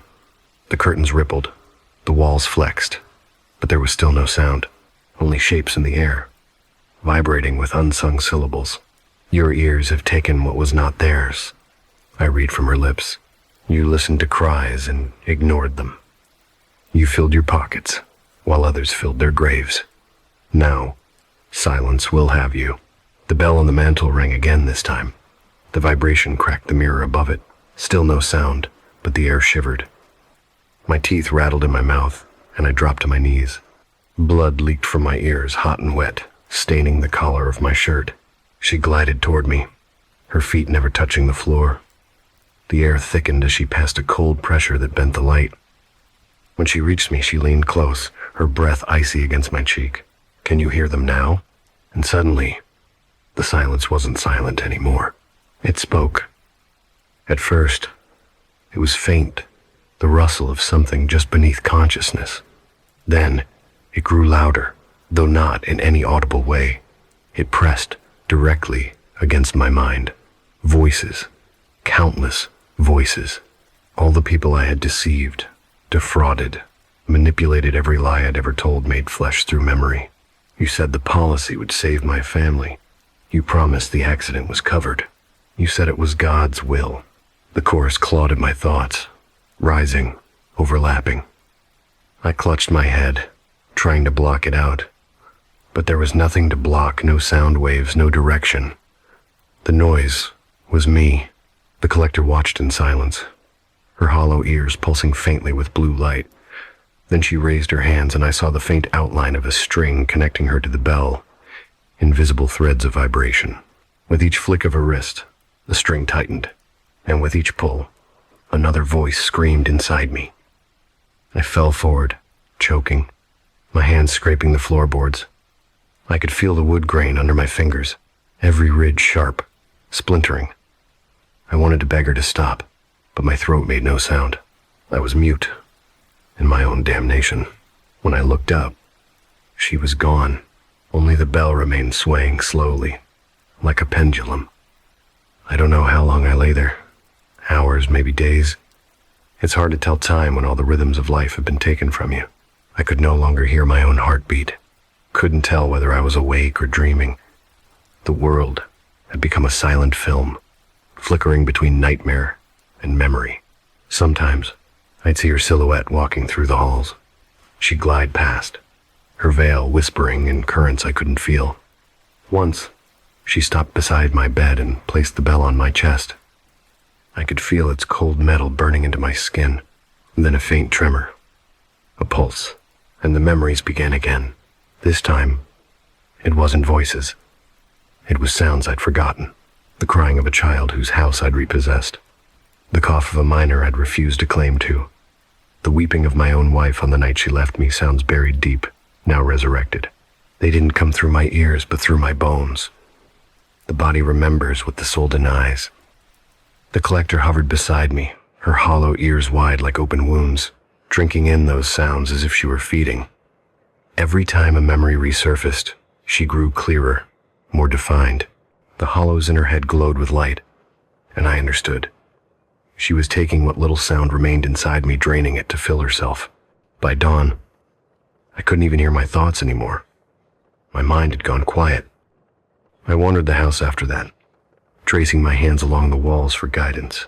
Every so often I'd bump into furniture or knock something over a glass, a book, a picture frame, but there was no crash, no shatter. Even the world refused to make sound for me. It was as though reality itself had muted out of pity. But there were moments fleeting, terrible moments when I'd sense echoes, faint thuds, like the heartbeat of a world I no longer belonged to. A vibration in the floor, a pulse in the air. Each time, it came from the direction of the bell. I found it again that night. It had moved now, sitting in the middle of the floor, upright, waiting. I approached cautiously, kneeling before it. The crack along its side had widened, and from it seeped a thin black mist curling upward like smoke. And in that mist, faces. Dozens of them, silent, mouthing things I couldn't hear. Their eyes hollow, pleading. The victims of my greed, I knew. The unpaid debts. One by one they reached toward me, their fingers brushing the edges of the bell. And then, all at once, it rang again. I didn't hear it, but I felt it as a tearing sensation through my spine, a rupture that turned my bones into tuning forks. I collapsed, gasping soundlessly, my hands gripping my head. The mist poured over me, crawling into my mouth, my nose, my ears, filling me with silence so deep it roared. When it finally stopped, I realized I was lying on the floor, and the bell was gone. Now, the world is nothing but vibration and shadow. When I move, I feel the air push back against me, like the echo of a sound that never was. My hearing is gone, but I can still sense the movement of voices like ripples in water, invisible but undeniable. Sometimes I feel the collector near me, though she never shows herself anymore. She hums through the walls, through the floorboards, through the ringing silence that fills my skull. And sometimes, when I press my ear against the wood, I can feel her breath cool. Endless. She hasn't taken my soul, at least not yet. But she's taken the bridge between me and the world. The next collector will come soon. I can feel the balance shifting. The serpents hiss, the bells hum, they're both still here, nested inside me. 4 debts, the serpent said. 2 are gone. 3 remain. I wonder what death sounds like when you can't hear it coming. Sometimes, I imagine the bell still ringing somewhere beyond this world, a soundless toll marking the passage of souls. Maybe each ring is another man paying what he owes. Maybe I've been ringing all along, and when the next one comes the scent of decay, the sweetness of rot, I'll be ready, or maybe not. For now, the silence has become a kind of God, and I am its last prayer. I can't remember how many days it's been. Maybe it's been hours. Maybe years. In this tomb of silence and darkness, time has dissolved, like sugar in water, sweet at first, then nothing. I still move around the house, guided by the rhythm of breath and heartbeat, though I can neither hear nor see them. I touch the walls, the furniture, the fabric of my dying world. I feel it thinning, but lately, something else has crept into the air. A scent, faint at first, like lilies soaked in something rancid. I didn't think I'd ever smell again. After the bell, after the serpent, I thought my senses were gone for good. But now this smell clings to the house, as if the rot of my sins had grown its own perfume. It came from the dresser in my bedroom, the one that used to belong to my wife. I felt my way toward it, the edges smooth from decades of my hands brushing over them. I slid open the top drawer. Inside, I found the old bottle of perfume. Eau du ciel, the label read, though I could barely see the words anymore. My wife had worn it every Sunday morning, the scent of her lingering in the air long after she'd gone to church without me. I'd kept the bottle as a keepsake, or maybe a confession for all the times I'd chosen money over her prayers. Now, the glass was cracked. The liquid inside had turned the color of rust. I should have thrown it away, but the moment I uncorked it, the air came alive. The scent that spilled out wasn't hers. Not anymore. It was older, heavier, something that slithered into my lungs and began to remember for me. Smells are strange things. They don't just remind you of places, they drag you back there. And that's exactly what this one did. At first, I smelled the sweet rot of the magnolia trees outside our house in the summer of '73. Then the sweat and iron tang of the slaughterhouse where I first took a bribe. The dust and candle wax of the church where I swore false oaths. The perfume carried it all, the full weight of my deceit, until I was drowning in memories that didn't feel like memories at all, but ghosts with scent instead of shape. That's when I realized the third collector had arrived. I couldn't see her. Not the way I saw the serpent or the veiled woman, but I could smell her. Wherever she moved, the air thickened a stench of spoiled fruit and burning flowers. She didn't need to appear. She was the air, the perfume of memory. When she spoke, it wasn't with words, it was with scent. Each breath I took filled me with meanings that didn't belong to me. The fragrance of grief, of sweat, of soil, they formed thoughts inside my head. You used your scent to deceive, she said, though the message was felt, not heard. You cloaked rot with roses. You perfumed your lies. Now you will breathe them until your lungs are ash. I staggered back, clutching my chest. Every breath came thick and syrupy, like I was inhaling the past itself. I smelled burning flesh, the old fire insurance fraud I'd faked for profit. I smelled the damp hair of a widow crying over a casket I'd promised would be covered. Each inhale dragged me further into guilt. Each exhale carried no relief. I fell to my knees, choking on air that wasn't air anymore. It was memory. It was punishment. Then something touched my face soft. Deliberate. Fingers, cool as fog, brushed my cheek. I reached out, but my hand met only vapor. Yet I could smell her fingers rosewater and decay. She leaned close, whispering in breath that stank of formaldehyde and nostalgia. Remember hair. And suddenly, the house melted away. I was back in the bedroom, 50 years ago. My wife, Marjorie, sat at the vanity mirror, brushing her hair. Her perfume, the same one, hung in the air like a blessing. She looked at me through the reflection, her smile tired but warm. Silas, we could have had a different life, she said. If only you stopped chasing ghosts made of money. I remember answering her, though the words feel foreign now. I'd said something cruel, something about how faith didn't feed bellies or buy coffins. She had turned away then, her reflection shimmering with tears. I tried to reach for her, but the memory blurred her face, melting into the mirror. Her eyes darkened, her features crumbling into ash. And when she turned back toward me, it wasn't Marjorie anymore.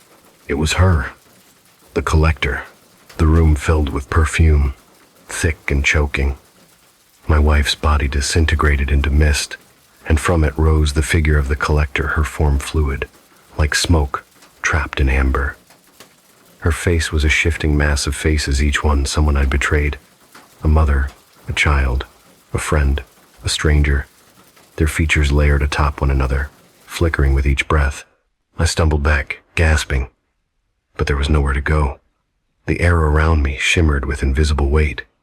The scent grew sharper, sweeter, unbearable. It filled my mouth, pressed against my teeth, poured into my throat. I couldn't breathe.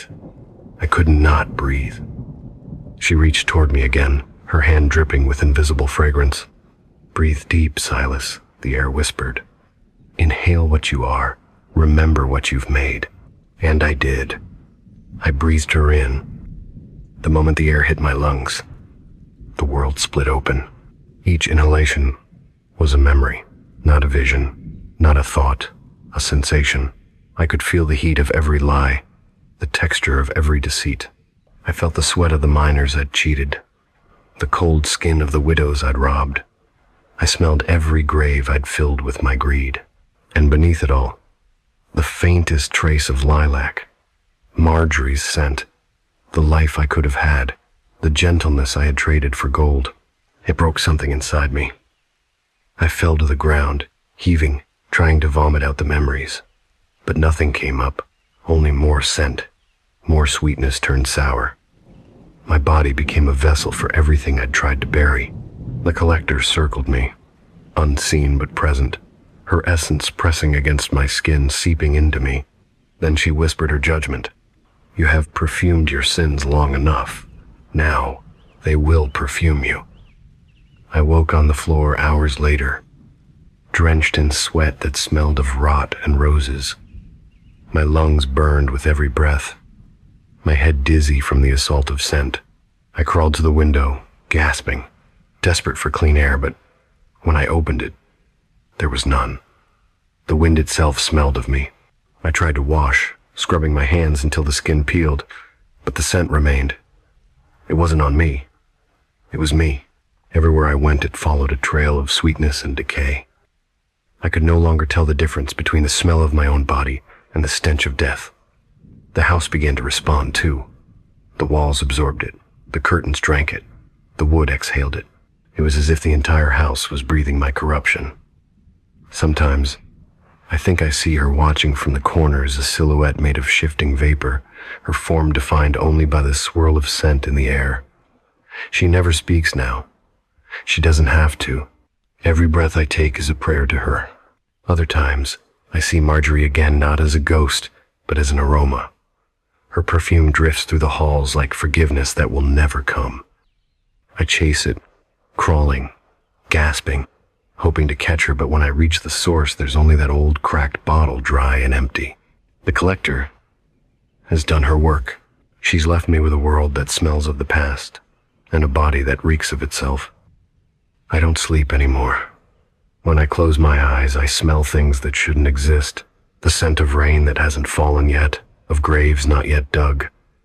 I think the next collector is close. I can smell the faint sweetness of sugar gone sour. Taste it even, at the back of my throat. Soon, the air will change again. The fourth will come, and I'll lose another piece of myself. There's one more thing I've noticed. Every morning, when the light, if there still is light, filters through the cracks in the curtains, I see motes of dust swirling in the air. They shimmer faintly, as if made of ash. And when I move my hand through them, they rise, scatter, and then the scent changes, just slightly. I think they're pieces of me, bits of my memories, turned to dust and perfume. I wonder what the house will smell like when I'm gone. Maybe like lilac again. Maybe like nothing at all. Until then, I breathe, because that's all that's left to do. To breathe. And remember, I woke up choking on sweetness. Thick, syrupy, cloying sweetness that coated my tongue and throat like spoiled honey. For a moment, I thought it was blood. But when I coughed and spat, the droplets that landed on my bedsheet shimmered faintly, not red, but amber, sticky, glowing faintly in the dim light leaking through my shuttered window. It smelled like sugar left too long in the sundae, and I knew before I saw it that the fourth of them had come and gone. Only one remained, the one that waited for the mouth. I forced myself upright. The world tilted, as though the room had become a ship on a slow, rolling sea. I could barely balance anymore without my eyes, without my ears. I could not see the walls, nor hear the night wind creep under the eaves. I could only feel the tremors of wood, the throb of blood inside my skull, and the faint, maddening taste that would not leave me. Sweet, rotting, alive. I fumbled for my cane, the old hickory one beside the bed. My fingers brushed something cold, a small, hardened lump, resting on the nightstand. I knew its shape before I found the courage to touch it. The candy, the one I'd stolen from a boy in a hospital 20 years ago. He'd been dying of some wasting disease, lying there all bones and dry breath. His mother had begged me to cover his treatment under my insurance program. I'd taken their money, pocketed it, and left town the next morning.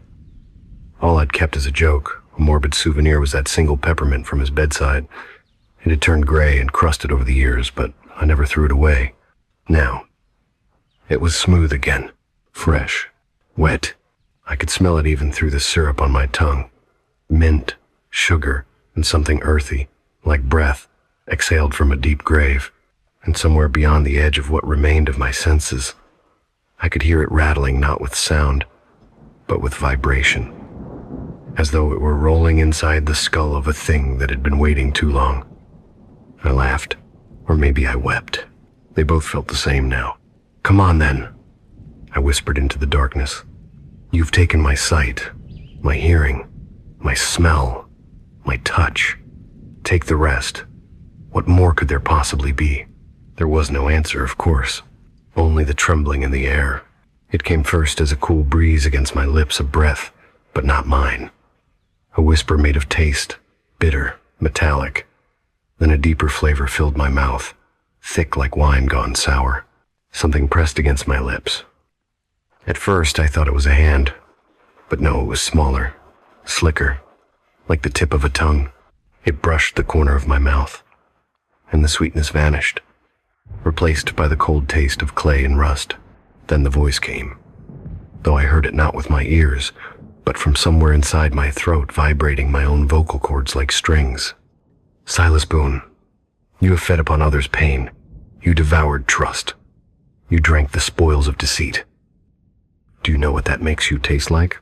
I tried to speak, but my tongue was numb. I could only moan. "You taste like interest unpaid. You taste like the debt of hunger itself." The air grew thicker. It pushed against my lips, and I gagged. Something forced its way into my mouth, soft, cold, coiling down my throat. The candy, the cursed candy.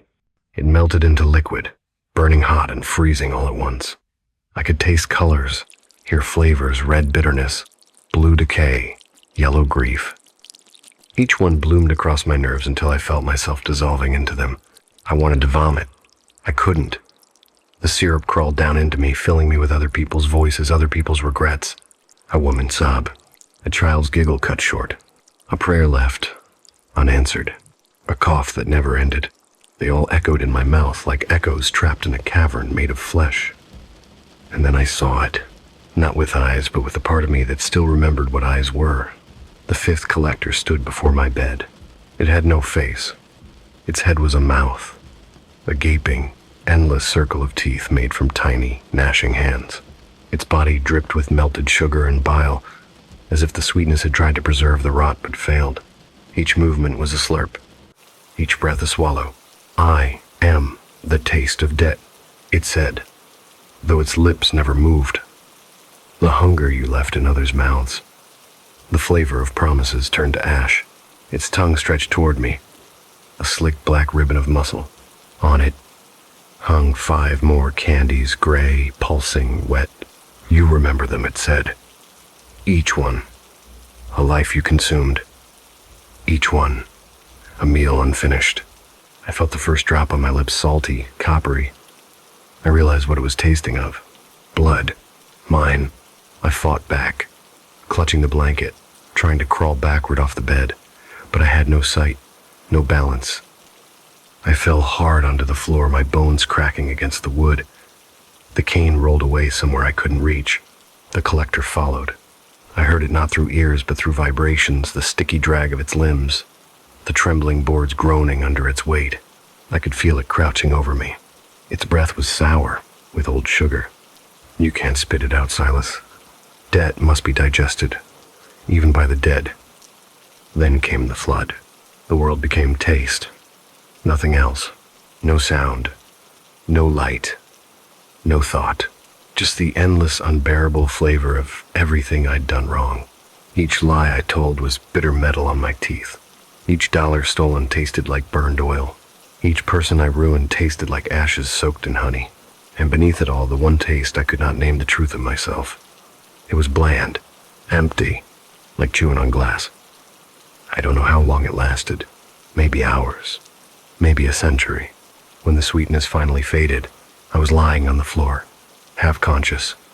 My mouth felt sewn shut, though no thread held it. Only the weight of silence. My tongue was dry, cracked. I tried to swallow, but there was nothing left to swallow with.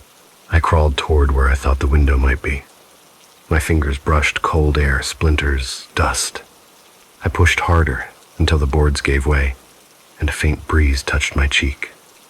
For the first time, in what felt like forever, I tasted nothing, and that, somehow, was worse. When they found me the next morning or so, I imagine they said I was lying face down, my lips stretched into a grotesque smile. My tongue had turned black. My teeth were gone, melted down into a sugary paste that glued my jaw shut. The coroner said it looked like I'd eaten something corrosive, but I know what really happened. The fifth collector finished its meal. As for the 5 relics, the snake necklace, the silver bell, the perfume bottle, the glove, and the candy, they were never found. Only a black circle remained on the floorboards where my bed had stood, charred like a ring left by an overturned candle. And sometimes, when the wind blows through the hills of Appalachia just right, the air tastes faintly of peppermint and iron. The old folks say it's the debt collectors passing through, making sure no one forgets the price of false salvation. I thought death would be quiet, but it isn't. It hums, low and endless, a sound you can't hear but can feel, crawling under your skin, through the hollow places your body forgot to keep. And somehow, I'm still here, not as a man, not as a ghost, but as something trapped between a whisper stitched into leather, a memory that can't decay. I am inside the glove, the porcupine skin glove, my glove, the last of the 5 relics I kept in that wretched cabin in the hills. I thought it was just a trophy, like the others, a keepsake from the man I ruined decades ago. But no, it was never mine. It was only holding me, waiting for the right moment to tighten. Now, I am the thing trapped inside it, and the glove remembers every touch I ever took for granted. I can feel her, the new hand that wears me, soft, warm, trembling. She doesn't know my name, but I know hers. Clara Boone, my granddaughter. She's 30, maybe, educated, curious. She came from Tennessee to study Appalachian death folklore. The irony of it would make me laugh if I still had lungs. She found my cabin, half buried in ivy and dust, chasing stories about the 5 spirits. And she found me buried beneath the floorboards, waiting. The first time she slips the glove on, the world stirs. Her pulse becomes my pulse. Her blood wakes mine. I feel the heat of her skin, the roughness of wood, the thin tremor of her breath as she whispers. Strange. It fits perfectly. Then she touches the mirror I left behind, and I see her through me, a reflection that hesitates, stutters, like something unsure it should exist. In the glass, her eyes turn black for half a heartbeat. Her mouth moves, but the sound that comes isn't hers. The debt remembers the hand that signed it. Her body jolts. She blinks, shakes her head. Weird, she mutters, forcing a laugh. Must have imagined it. But I know what she heard. It was me, the glove speaking through her. Days pass, though time feels wrong, a coil instead of a line. I live inside her skin now. When she eats, I can taste. When she sleeps, I can see her dreams. Smoke, old coins, and a serpent swallowing its tail. She thinks she's studying my legacy. but she's wearing it. Each of the other relics, the bell, the bottle, the candy, the necklace, she's found and cataloged in neat little boxes. She photographs them, labels them. Artifact A, Artifact B. She doesn't see that they breathe. The bell trembles in her bag. The perfume bottle exhales like a sigh. The candy throbs faintly, wet inside its wrapper. The serpent necklace twitches, its silver eyes following her movements. Every night they murmur, faint and overlapping, the 5 collectors stirring again. One evening, she lights candles to film her documentation. Shadows stretch and crawl across the walls like old friends returning. She speaks softly into a recorder. The 5 spirits legend appears to describe entities that reclaim the senses of a dying man. Vision, hearing, smell, taste, and touch, each represented by an object. It's a moral fable about greed, I think. She pauses. Her eyes flicker toward the glove toward me, but some versions say the debt was never fully paid. I can feel the words land inside me like stones. The glove tightens around her hand. My fingers overlap hers, bone against bone. This is just superstition, she says, laughing, but her voice wavers, a small tremor beneath the smile. Her camera light sputters. The candles go out, and the air fills with the thick, sweet scent of old sugar and decay. I whisper through her blood, "You shouldn't have come here, Clara." She freezes. "Who's there?" "You carry me." She screams, clawing at the glove, but it doesn't move. It clings, pulsing faintly like a living thing. "You're my blood," I tell her. "My debt walking." She grabs a knife from the counter, tries to cut the leather. The blade snaps, the sound sharp as bone. Then, from the corners of the room, the relics begin to stir. The bell tolls with no sound.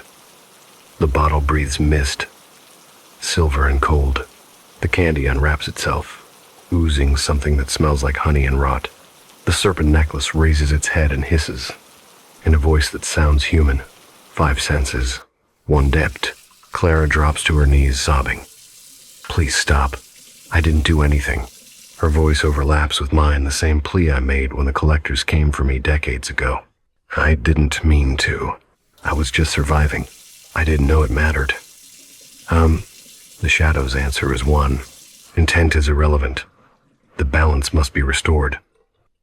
The floor splits open. Black air spills upward, thick as tar, humming with the weight of memory. The collectors rise, one by one, their shapes clearer now, almost beautiful, in a way that hurts to look at. The serpent of sight, scaled in shards of glass, eyes burning like old candles. The bell of silence, a figure of bone that hums without sound. The perfumed spirit, a woman made of smoke and scent, her face dissolving with every breath. The candy maw, a child's body filled with teeth and honey, and the hand of touch, the one I became.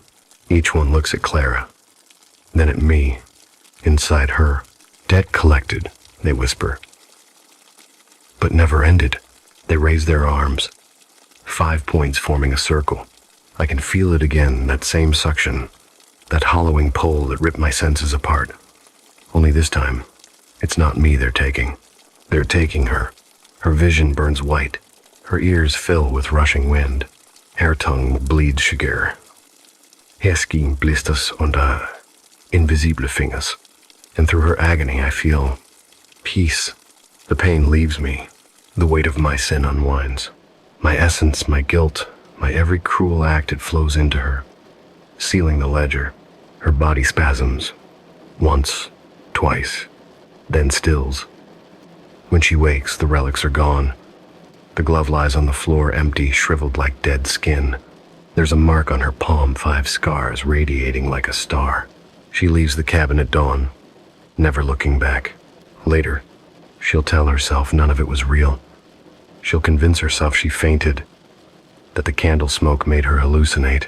She'll publish her research, smiling for cameras, saying, "Legends often carry moral truths, even if they're fictional," but she'll never eat sweets again.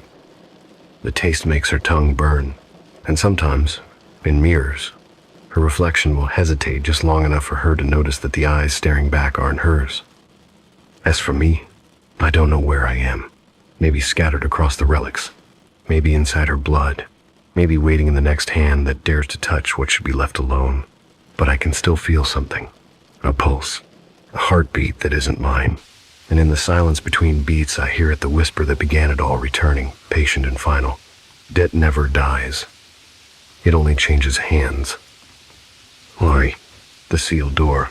When I first arrived at Ravenscroft University, everyone told me the same thing. Stay away from East Hall. They said it with a laugh.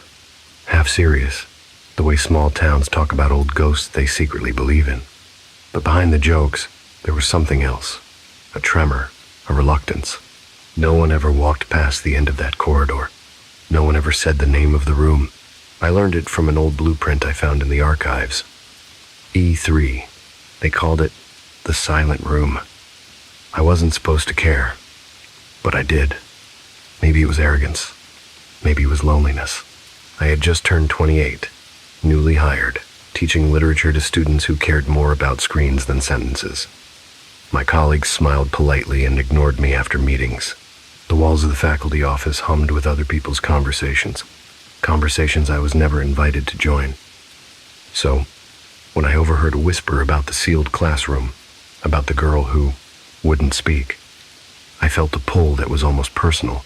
The girl's name was Amelia Rowe. She was a scholarship student who stopped talking one semester and stopped living the next. They said she never screamed. They said she left behind a silence that still hadn't ended. The night I decided to find that room, the campus was empty.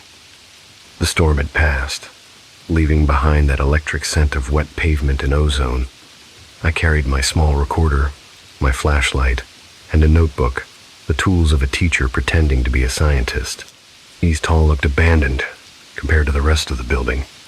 The floor tiles were cracked, the paint blistered, and the light fixtures blinked like a slow pulse. My shoes echoed softly down the corridor, each step swallowed by the dust. There was a plaque on the wall, its lettering almost worn away. Only one mark remained clear. E3 scratched into the wood like a warning. The door wasn't locked. It was sealed. At first, I thought someone had brushed varnish over the frame, a thick layer of resin that shimmered faintly in the dim light. When I touched it, it was cold, unnaturally cold, as though the wood beneath it wasn't really there. And it smelled faintly of something floral, lavender, maybe mixed with something sweet, like candy gone bad. I leaned in close. The smell stirred something buried, deep, in memory, my grandmother's perfume, the one she wore before she forgot my name. The scent of someone who's still in the room even after they're gone. Then I felt it. The air behind the door moved. It wasn't a draft. It was a presence, something aware of me. I whispered, "Hello?" There was no answer. But the silence that followed felt aware, like it was listening, or worse, like it wanted to be answered again. I walked away that night, but I didn't sleep. The thought of that sealed door gnawed at me like an unfinished sentence. By morning, I had made up my mind. I bought a small chisel, a solvent used for industrial adhesives, and returned to East Hall after dark. When the first crack appeared in the resin, the smell grew stronger, lavender and sugar, almost nauseating. The substance peeled away easily once the surface broke, flaking off like old skin. The door opened with a sigh, and the world fell silent. The moment I stepped inside, every sound vanished.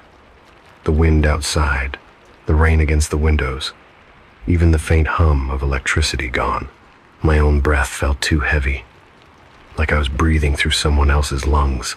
The room was perfectly ordinary, and that was the most terrifying thing about it. Desks arranged in neat rows, each covered in a film of dust. A chalkboard at the front, the edges cracked and curling. The smell of paper and age, but nothing else. It felt like time had stopped, mid-lesson, waiting for a teacher who never came back. At the far corner stood a single chair turned toward the wall. Someone had carved into the blackboard, the words half hidden beneath layers of chalk dust. I wiped it clean with my sleeve. They stopped hearing me. I stared at the sentence until the letters seemed to move. My own reflection in the blackboard, pale, sharp, eyes too wide, looked back like a stranger. That's when I heard it, a sound that wasn't sound at all. a breath, faint and human, right beside my ear. I spun around. Nothing. Just rows of empty desks. And that one chair still facing away. I wanted to speak, to say who's there. But when I opened my mouth, no sound came out. It wasn't fear. It was as if the air itself refused to carry my voice. My throat vibrated, but nothing left it. The silence wasn't absence. It was weight. It pressed down on me, a physical pressure against my chest. I took out the recorder and pressed the red button. The small light blinked once, steady and calm. I spoke into it anyway, even though I couldn't hear my own words. I narrated everything. The smell, the cold, the stillness. When I stopped and replayed the tape, I expected static. Instead, there was breathing, slow, measured, not mean. It sounded like someone exhaling through their teeth, soft, deliberate, patient, as if waiting for me to say something worth hearing. I turned off the recorder. I don't remember leaving the room, only the sudden rush of sound when I stepped back into the hallway. The rain outside roared in my ears, the world flooding back all at once. I stood there gasping, dizzy with noise.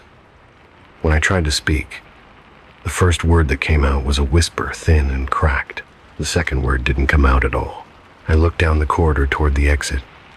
At the end, a cleaning cart stood by the stairwell.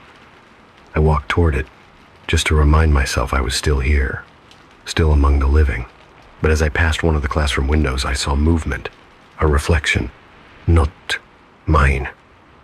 Inside the glass, someone was sitting in that same turned chair, her hands folded neatly on the desk, her head tilted slightly to the side, as though listening to something far away. Her hair was long and dark, her face unreadable in the faint light, but her stillness made my skin crawl. Then she raised her head and smiled. I don't know how I made it home. My apartment felt smaller than before, as though the silence had followed me inside and was testing the walls for weaknesses. I played the recording again and again that night. Every time, it began with my voice faint, halting, and ended with a single exhale that didn't belong to me. By the fifth replay, I realized something new. The breathing wasn't random. It matched my rhythm exactly. 2 in, 2 out, like someone learning to breathe with me. That's when I began to dream. In the dreams, the classroom was never empty. The desks were filled with shapes, not people outlines, faint impressions, the ghosts of conversations that had never reached my ears. And at the center sat the girl from the window, her hands folded, her eyes calm, her lips moving soundlessly. Each time I tried to wake, I found myself back at my desk at school, pen in hand, writing the same words over and over again. They stopped hearing me. When morning came, I went back to East Hall. I told myself it was just curiosity, that I needed to understand what had happened. But the truth is, I wanted to feel it again, that absolute, impossible stillness. That sense that, somewhere inside the quiet, something was listening back. The resin seal was gone.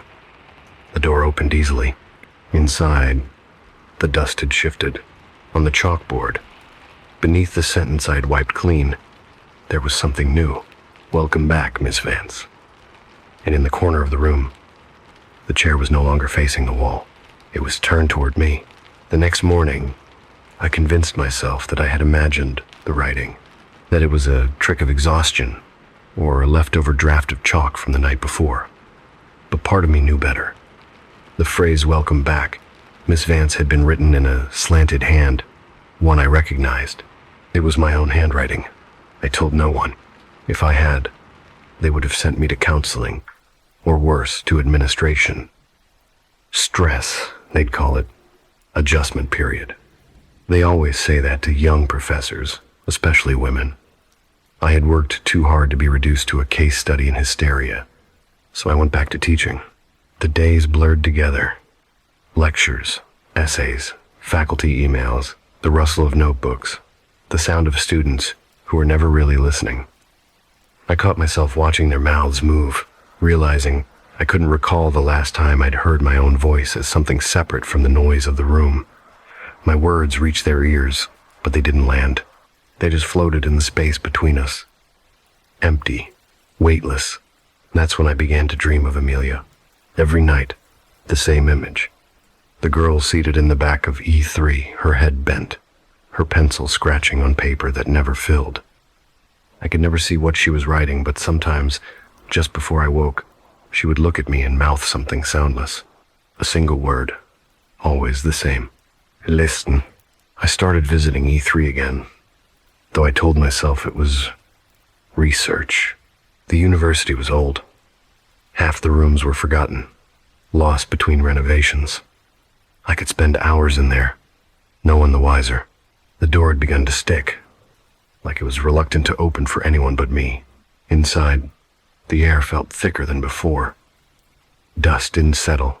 It floated, endlessly suspended, like time itself refused to fall. The light through the windows was pale and colorless, more like reflection than illumination. I brought my recorder again, but every playback yielded the same thing. My faint breathing, and another beneath it, a shadow echo, just half a second behind. One afternoon I brought a chair to the front of the classroom and sat where the teacher should sit. The chalkboard still bore my erased message, faint outlines of the words, "Welcome back." The desk drawers were empty, except for a single piece of lined paper folded neatly in half. On it, written in faded graphite, was the phrase, "They never heard me." I don't know why, but my first instinct was to write back. I found a stub of chalk and wrote beneath it, "I can hear you." Then I sat down, waiting. The air didn't move. The room seemed to shrink around me, pressing closer. And then the chalk rolled, slowly, across the desk. Not a fall, not gravity, it moved deliberately, stopping at the edge. I reached to grab it, and a static shock sparked against my fingertips. When I looked up, the sentence on the board had changed. "Then listen." Something shifted inside me, an almost imperceptible pull, like the moment before a voice begins. I pressed record on the device again, my thumb trembling. "Who are you?" I said aloud. My voice sounded hollow, distant, as though it had traveled too far to reach the air. Nothing answered, but when I replayed the tape, a voice did. A whisper, faint, but unmistakable. It wasn't Amelia's voice. It was mine. "You already know." I dropped the recorder. It clattered to the floor, the sound echoing for the first time in that room, then vanishing abruptly, cut off mid-ring, like someone had closed an invisible door. I stood there, listening to the echo of my pulse. The walls were breathing.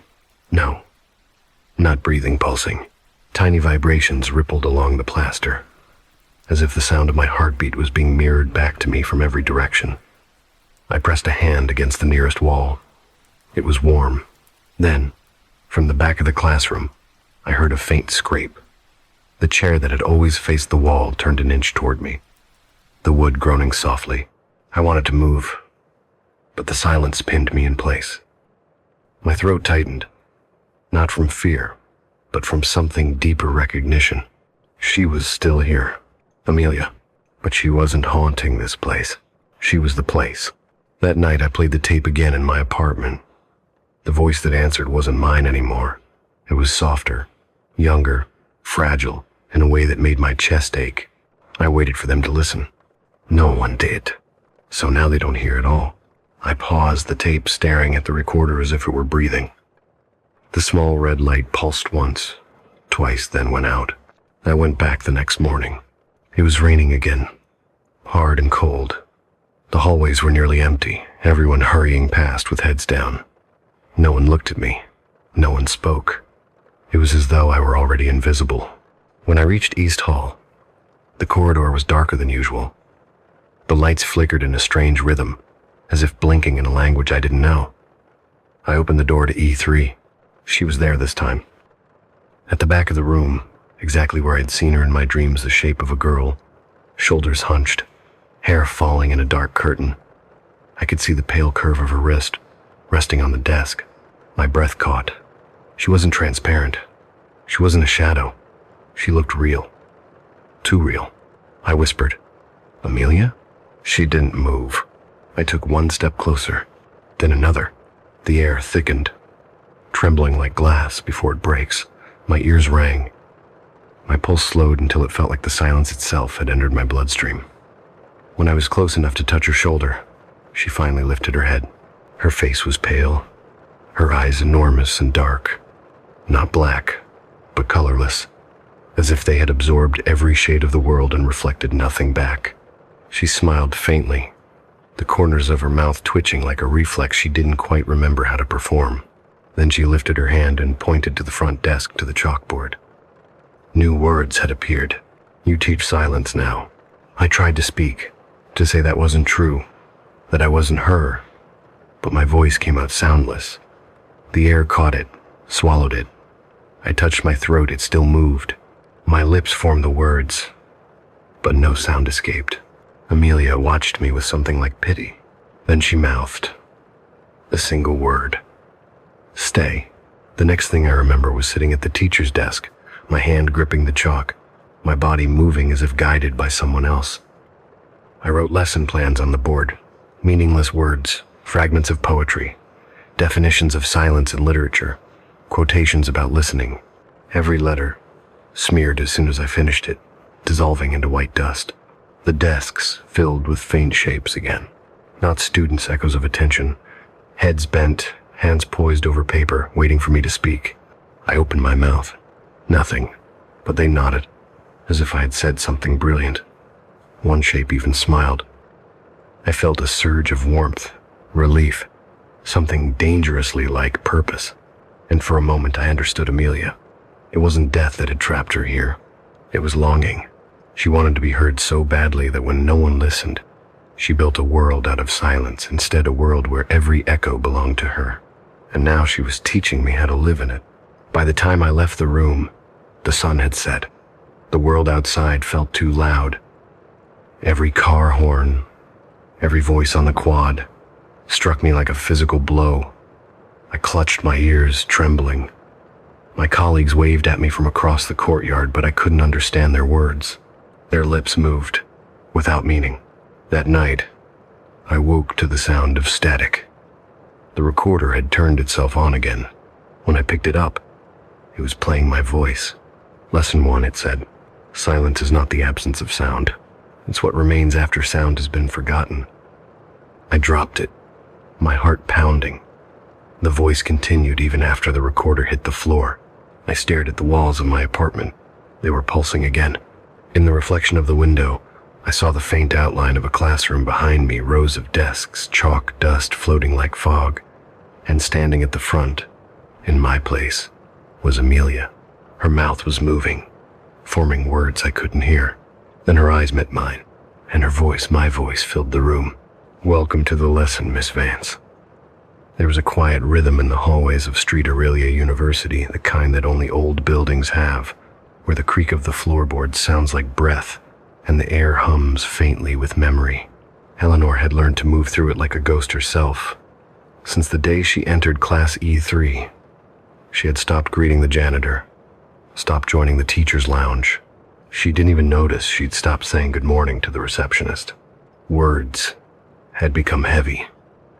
They no longer carried warmth, only effort. And yet, the silence followed her everywhere, as if she had brought a small piece of that locked classroom out with her. Her lectures grew quieter too. Students leaned forward to hear her, squinting, unsure if she was whispering, or if the room itself was swallowing her words.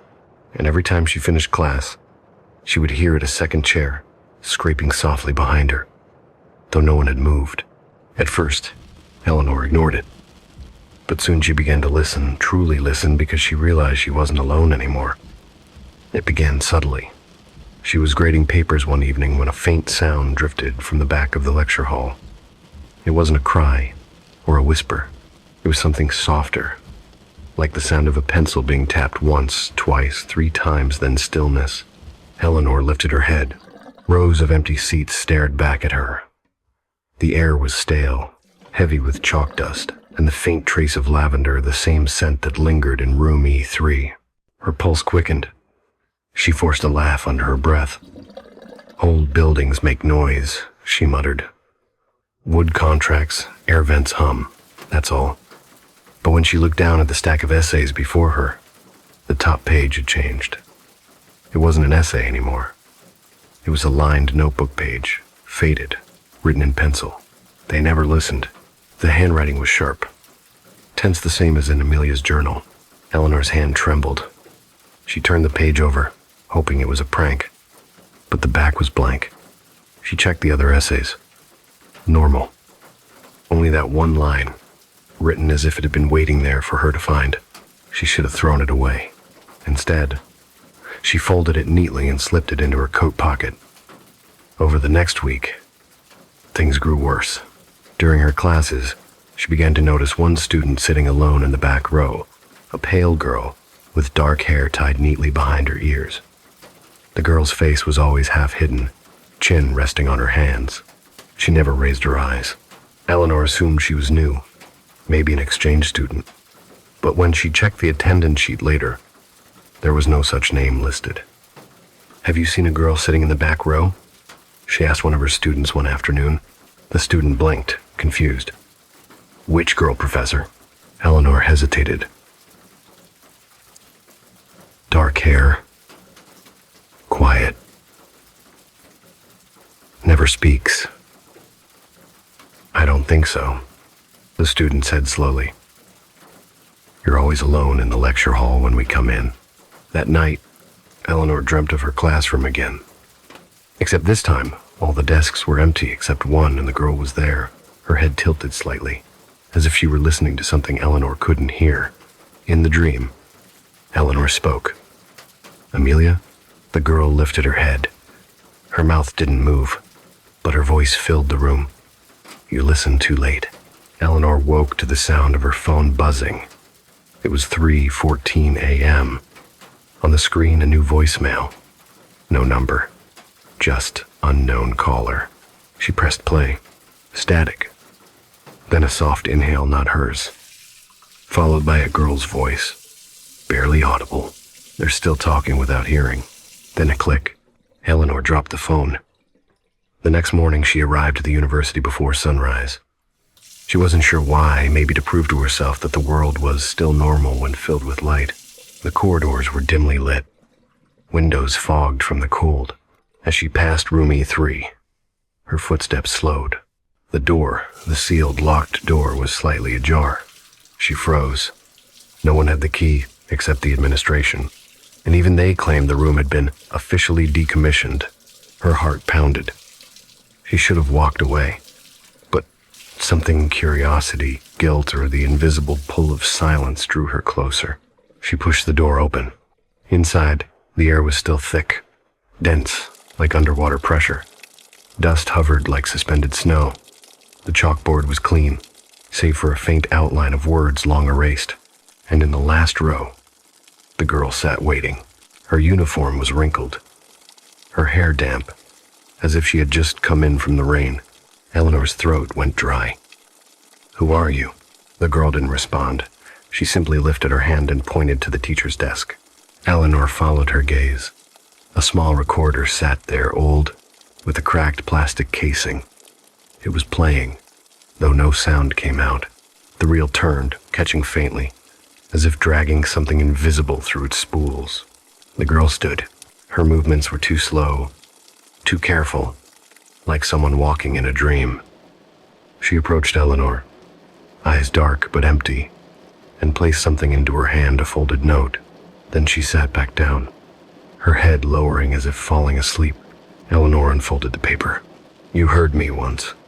Now, I will listen to you." The lights flickered. A deep, resonant hum filled the air, not sound, but its absence stretching, bending. And then the room fell utterly, perfectly silent. Eleanor tried to breathe but couldn't hear her own gasp. Her heartbeat made no sound. Her shoes made no echo. She turned toward the door, but a reflection stared back at her in the glass, not matching her movements.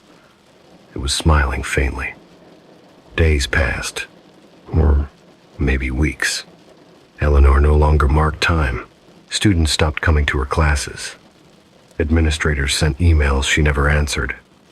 She didn't hear the phone ring anymore. The world had become distant, wrapped in cotton.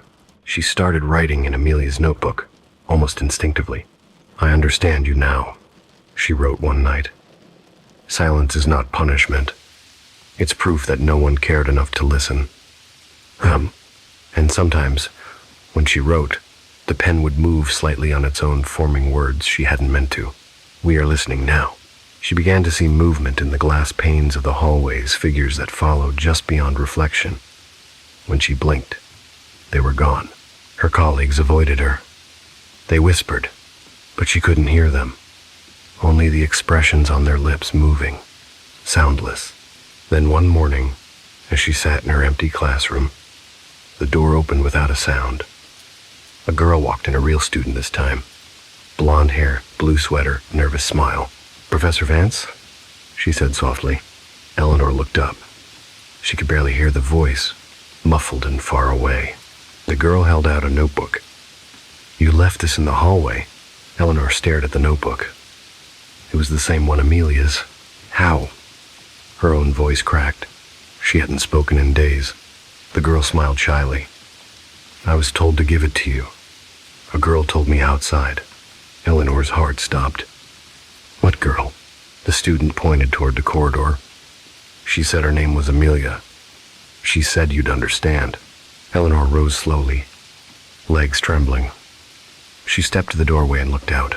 The corridor was empty, but for the first time in weeks, she heard something, a faint, slow breathing. Not her own, and beneath it, the creak of wood, a desk shifting, a chair turning.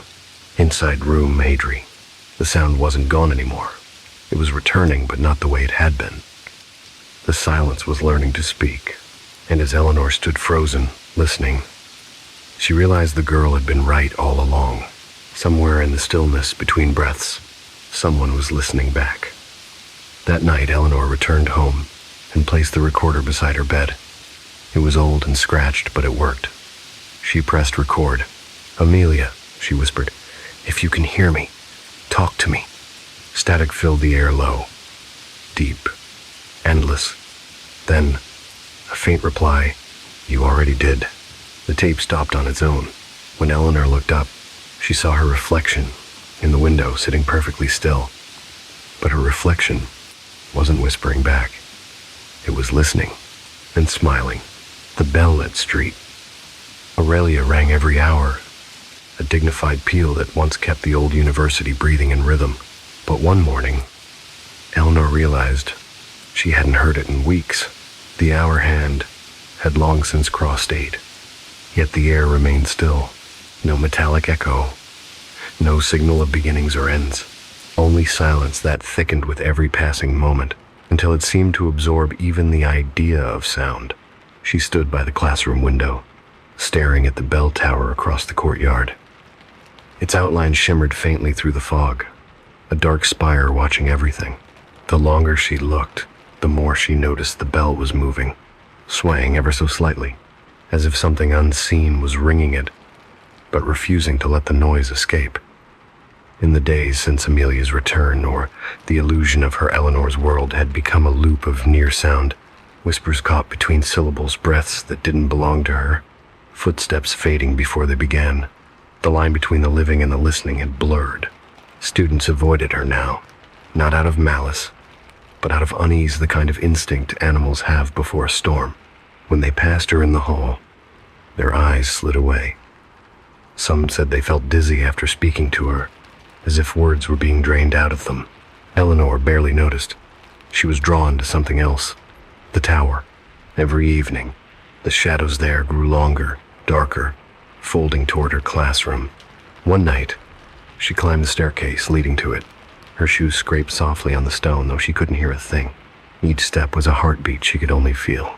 The wooden door at the top was slightly open. She pushed it wider. The bell hung enormous before her, green with age, suspended by iron chains that groaned under invisible pressure. Dust floated through the half-light, and on the far wall, carved into the plaster by some ancient hand, were 4 words. It rang for her. Eleanor's fingers brushed the letters. Cold. Smooth. Then the air moved. A rush of wind swept around the bell, stirring her hair, but not a sound followed. And within that mute current, she heard a thought, not with her ears, but inside her skull. Do you hear what they denied me? Her breath caught. Amelia? No. The word arrived like a pulse of pressure. In her head, I am what came after. The next morning, Eleanor found a note slipped beneath her office door. It was from the dean, Professor Vance. Several complaints have reached my desk regarding your behavior. You've been seen speaking to empty rooms. Please, take a leave of absence. We'll discuss your position upon your return. The paper trembled in her hand. She could still smell dust and candle wax from the bell tower on her coat. She folded the note, tucked it away, and walked out. Instead of leaving the campus, she turned toward the faculty archives, an older wing of the university, seldom used. Inside, she began searching. Records of renovations, maintenance logs, anything mentioning the tower or the sealed classroom. Hours passed. Then she found a thin file labeled Incident, Room E3, 1987. Inside were 3 sheets of yellowing paper. Subject, Amelia Cross. Cause of death, asphyxiation. Suspected suicide. Circumstances, found in classroom E, 3 after hours. Chalkboard contained phrase repeated multiple times. They spoke over me. Bell tower rung continuously during discovery, no mechanical failure detected. Following event, bell was disabled permanently. Eleanor's hands tightened on the page. So the bell had rung for Amelia, rung itself hoarse until it broke. But if the bell had been disabled, what was moving now? Night descended before she realized she was still in the archives. Her reflection in the window was nearly swallowed by darkness. She gathered the papers, turned to leave, and stopped. A figure stood at the far end of the hallway. White dress, hair hanging straight, the same silent girl. But something was wrong this time. The air around her was warping like heat waves over asphalt, and her eyes weren't sad anymore. They were listening, intent, hollow. Eleanor stepped back. Amelia? The girl tilted her head. Then, without opening her mouth, she spoke. The bell waits for you. The hallway lights flickered. When Eleanor blinked, the girl was gone, but the door to the stairwell, the one that led to the tower, was standing open. The climb felt endless. Each step seemed to drag her deeper into a tunnel of muted air. When she reached the top, the tower was colder than before, rimed with frost. The bell hung motionless now. A layer of ice traced its edges, as if it had been weeping frozen tears. Eleanor moved closer. Her reflection wavered on the metal. Not a mirror's reflection, but a faint echo of herself, slightly delayed. When she lifted her hand, the reflection hesitated, then smiled. And from inside the bell, a whisper escaped. Not sound of vibration against her chest, a shudder that made the air quiver. "Who are you?" she whispered. The bell shivered. "I am what remains when voices die." It wasn't Amelia anymore. It wasn't any one person. It was the silence itself, fed and shaped by every unspoken word, every ignored cry. The bell began to sway again, slowly at first. Then with gathering strength, chains strained, dust poured from the rafters. Still no sound came out. Eleanor fell to her knees. "What do you want?" To finish what she began, a vibration rippled through the floorboards, rattling her bones. Then, impossibly, the bell struck. No sound, only the impact. A wave that tore through her body, shaking her teeth, freezing her lungs. Her vision blurred. In that voiceless thunder, she saw flashes, images pressing into her mind. Amelia, sitting alone at her desk, mouthing words no one heard. A teacher turning away. 100 faces talking over here. And the bell, ringing, ringing, until silence devoured it whole. Eleanor screamed, but even her scream made no sound. It stayed trapped inside her skull, reverberating until it became thought, then memory. The last thing she saw before collapsing was the reflection in the bell, smiling with a mouth that wasn't hers. When she woke, she was lying on the floor of her classroom. Morning light spilled through the windows, pale and weak. Her ears rang but faintly, as if through cotton. The clock on the wall ticked. She could hear it, for the first time in days. She almost wept. Then she noticed her students filing in. They spoke to each other, laughter, whispers, but she couldn't make out a single word. Their mouths moved. No sound reached her. She clutched her head. The ticking grew louder, sharper, until it sounded like hammer blows. The classroom blurred around her. She staggered to the window. The bell tower loomed in the distance, and though she couldn't hear it, she saw it swing once, twice. Her reflection in the glass turned toward her. It mouthed something she couldn't ignore. "Your turn."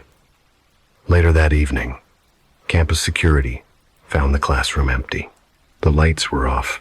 The only thing left on the desk was a small brass bell, old, tarnished, and cracked clean through. When one of the guards touched it, it gave a faint tremor. No sound, just the feeling of something vast and heavy pressing close, listening.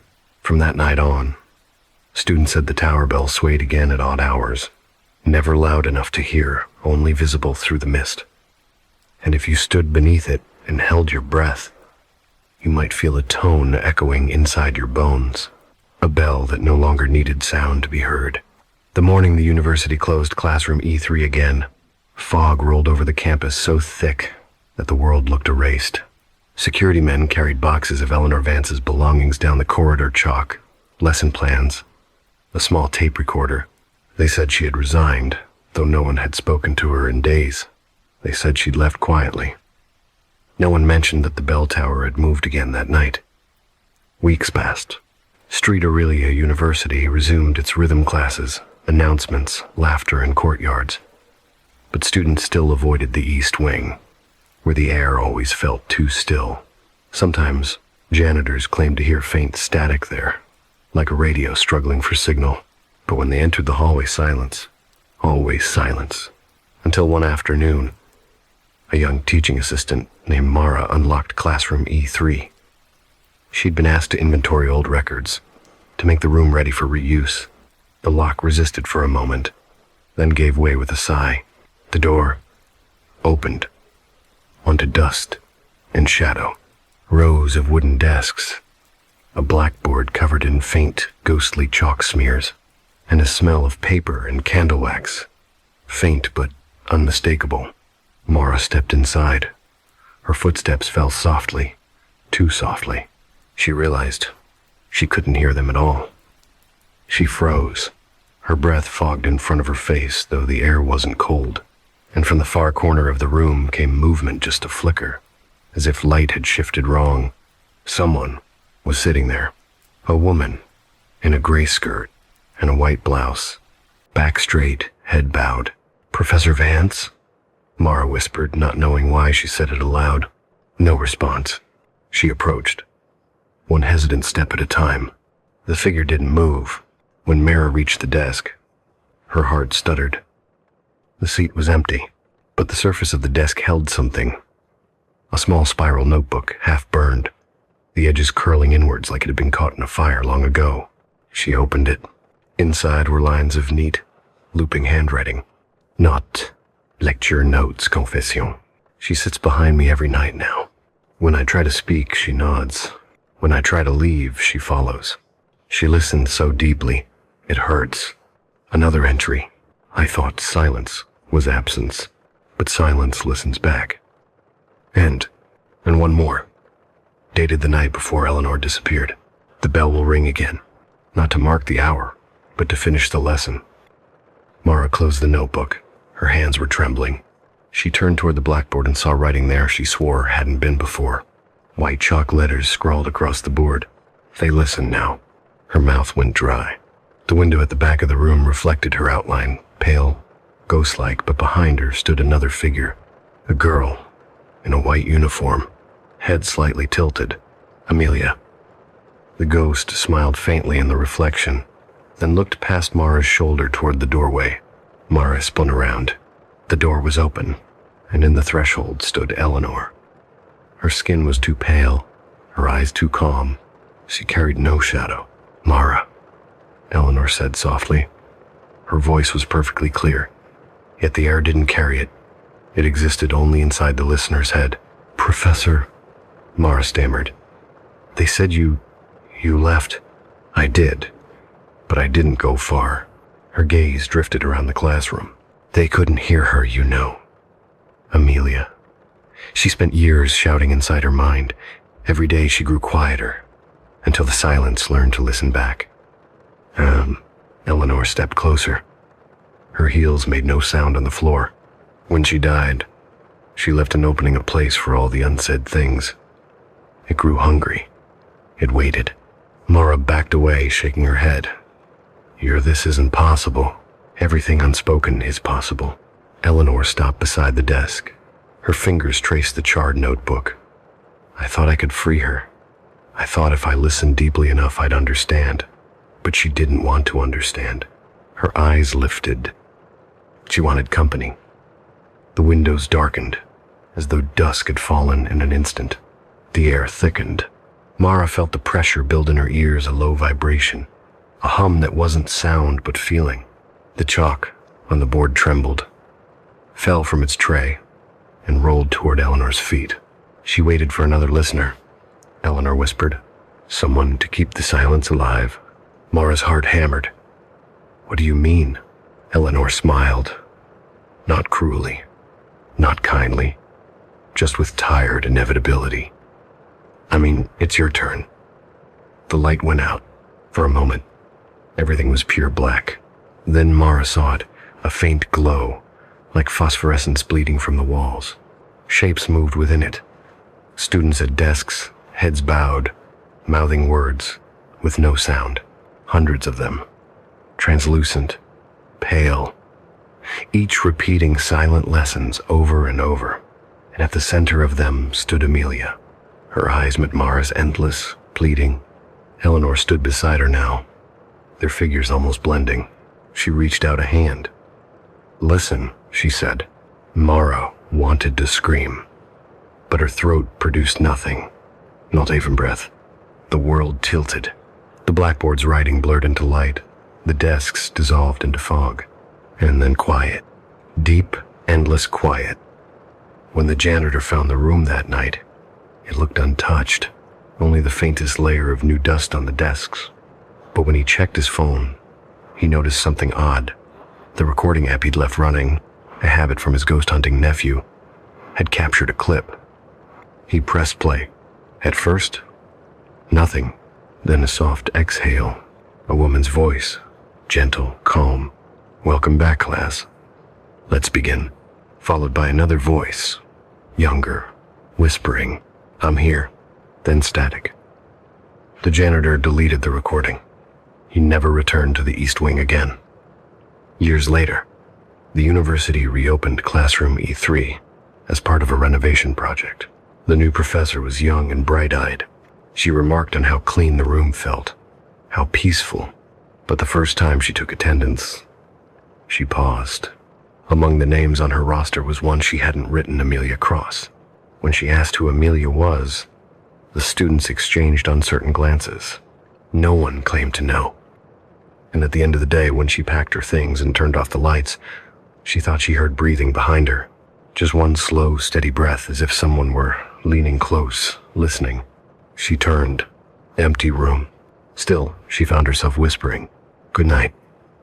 Silence answered. Warm. Patient. Eternal. And outside, the bell tower swayed once, not ringing, not making a sound, but if you were standing close enough, you might feel its hum slide into your bones. A message older than words, deeper than sound. There are two who remained. You've heard the house now, its whispers, its regrets, its unfinished prayers. 5 rooms, 5 stories, each one left open like a wound, waiting for someone to listen. Maybe you noticed it, how they connect, how every silence answers another, and how sometimes the dead don't speak because they're gone, but because they're still listening. So if you wake tonight and hear a sound that doesn't belong, don't turn on the light. Don't call for help. Just listen. Because maybe the house remembers you now.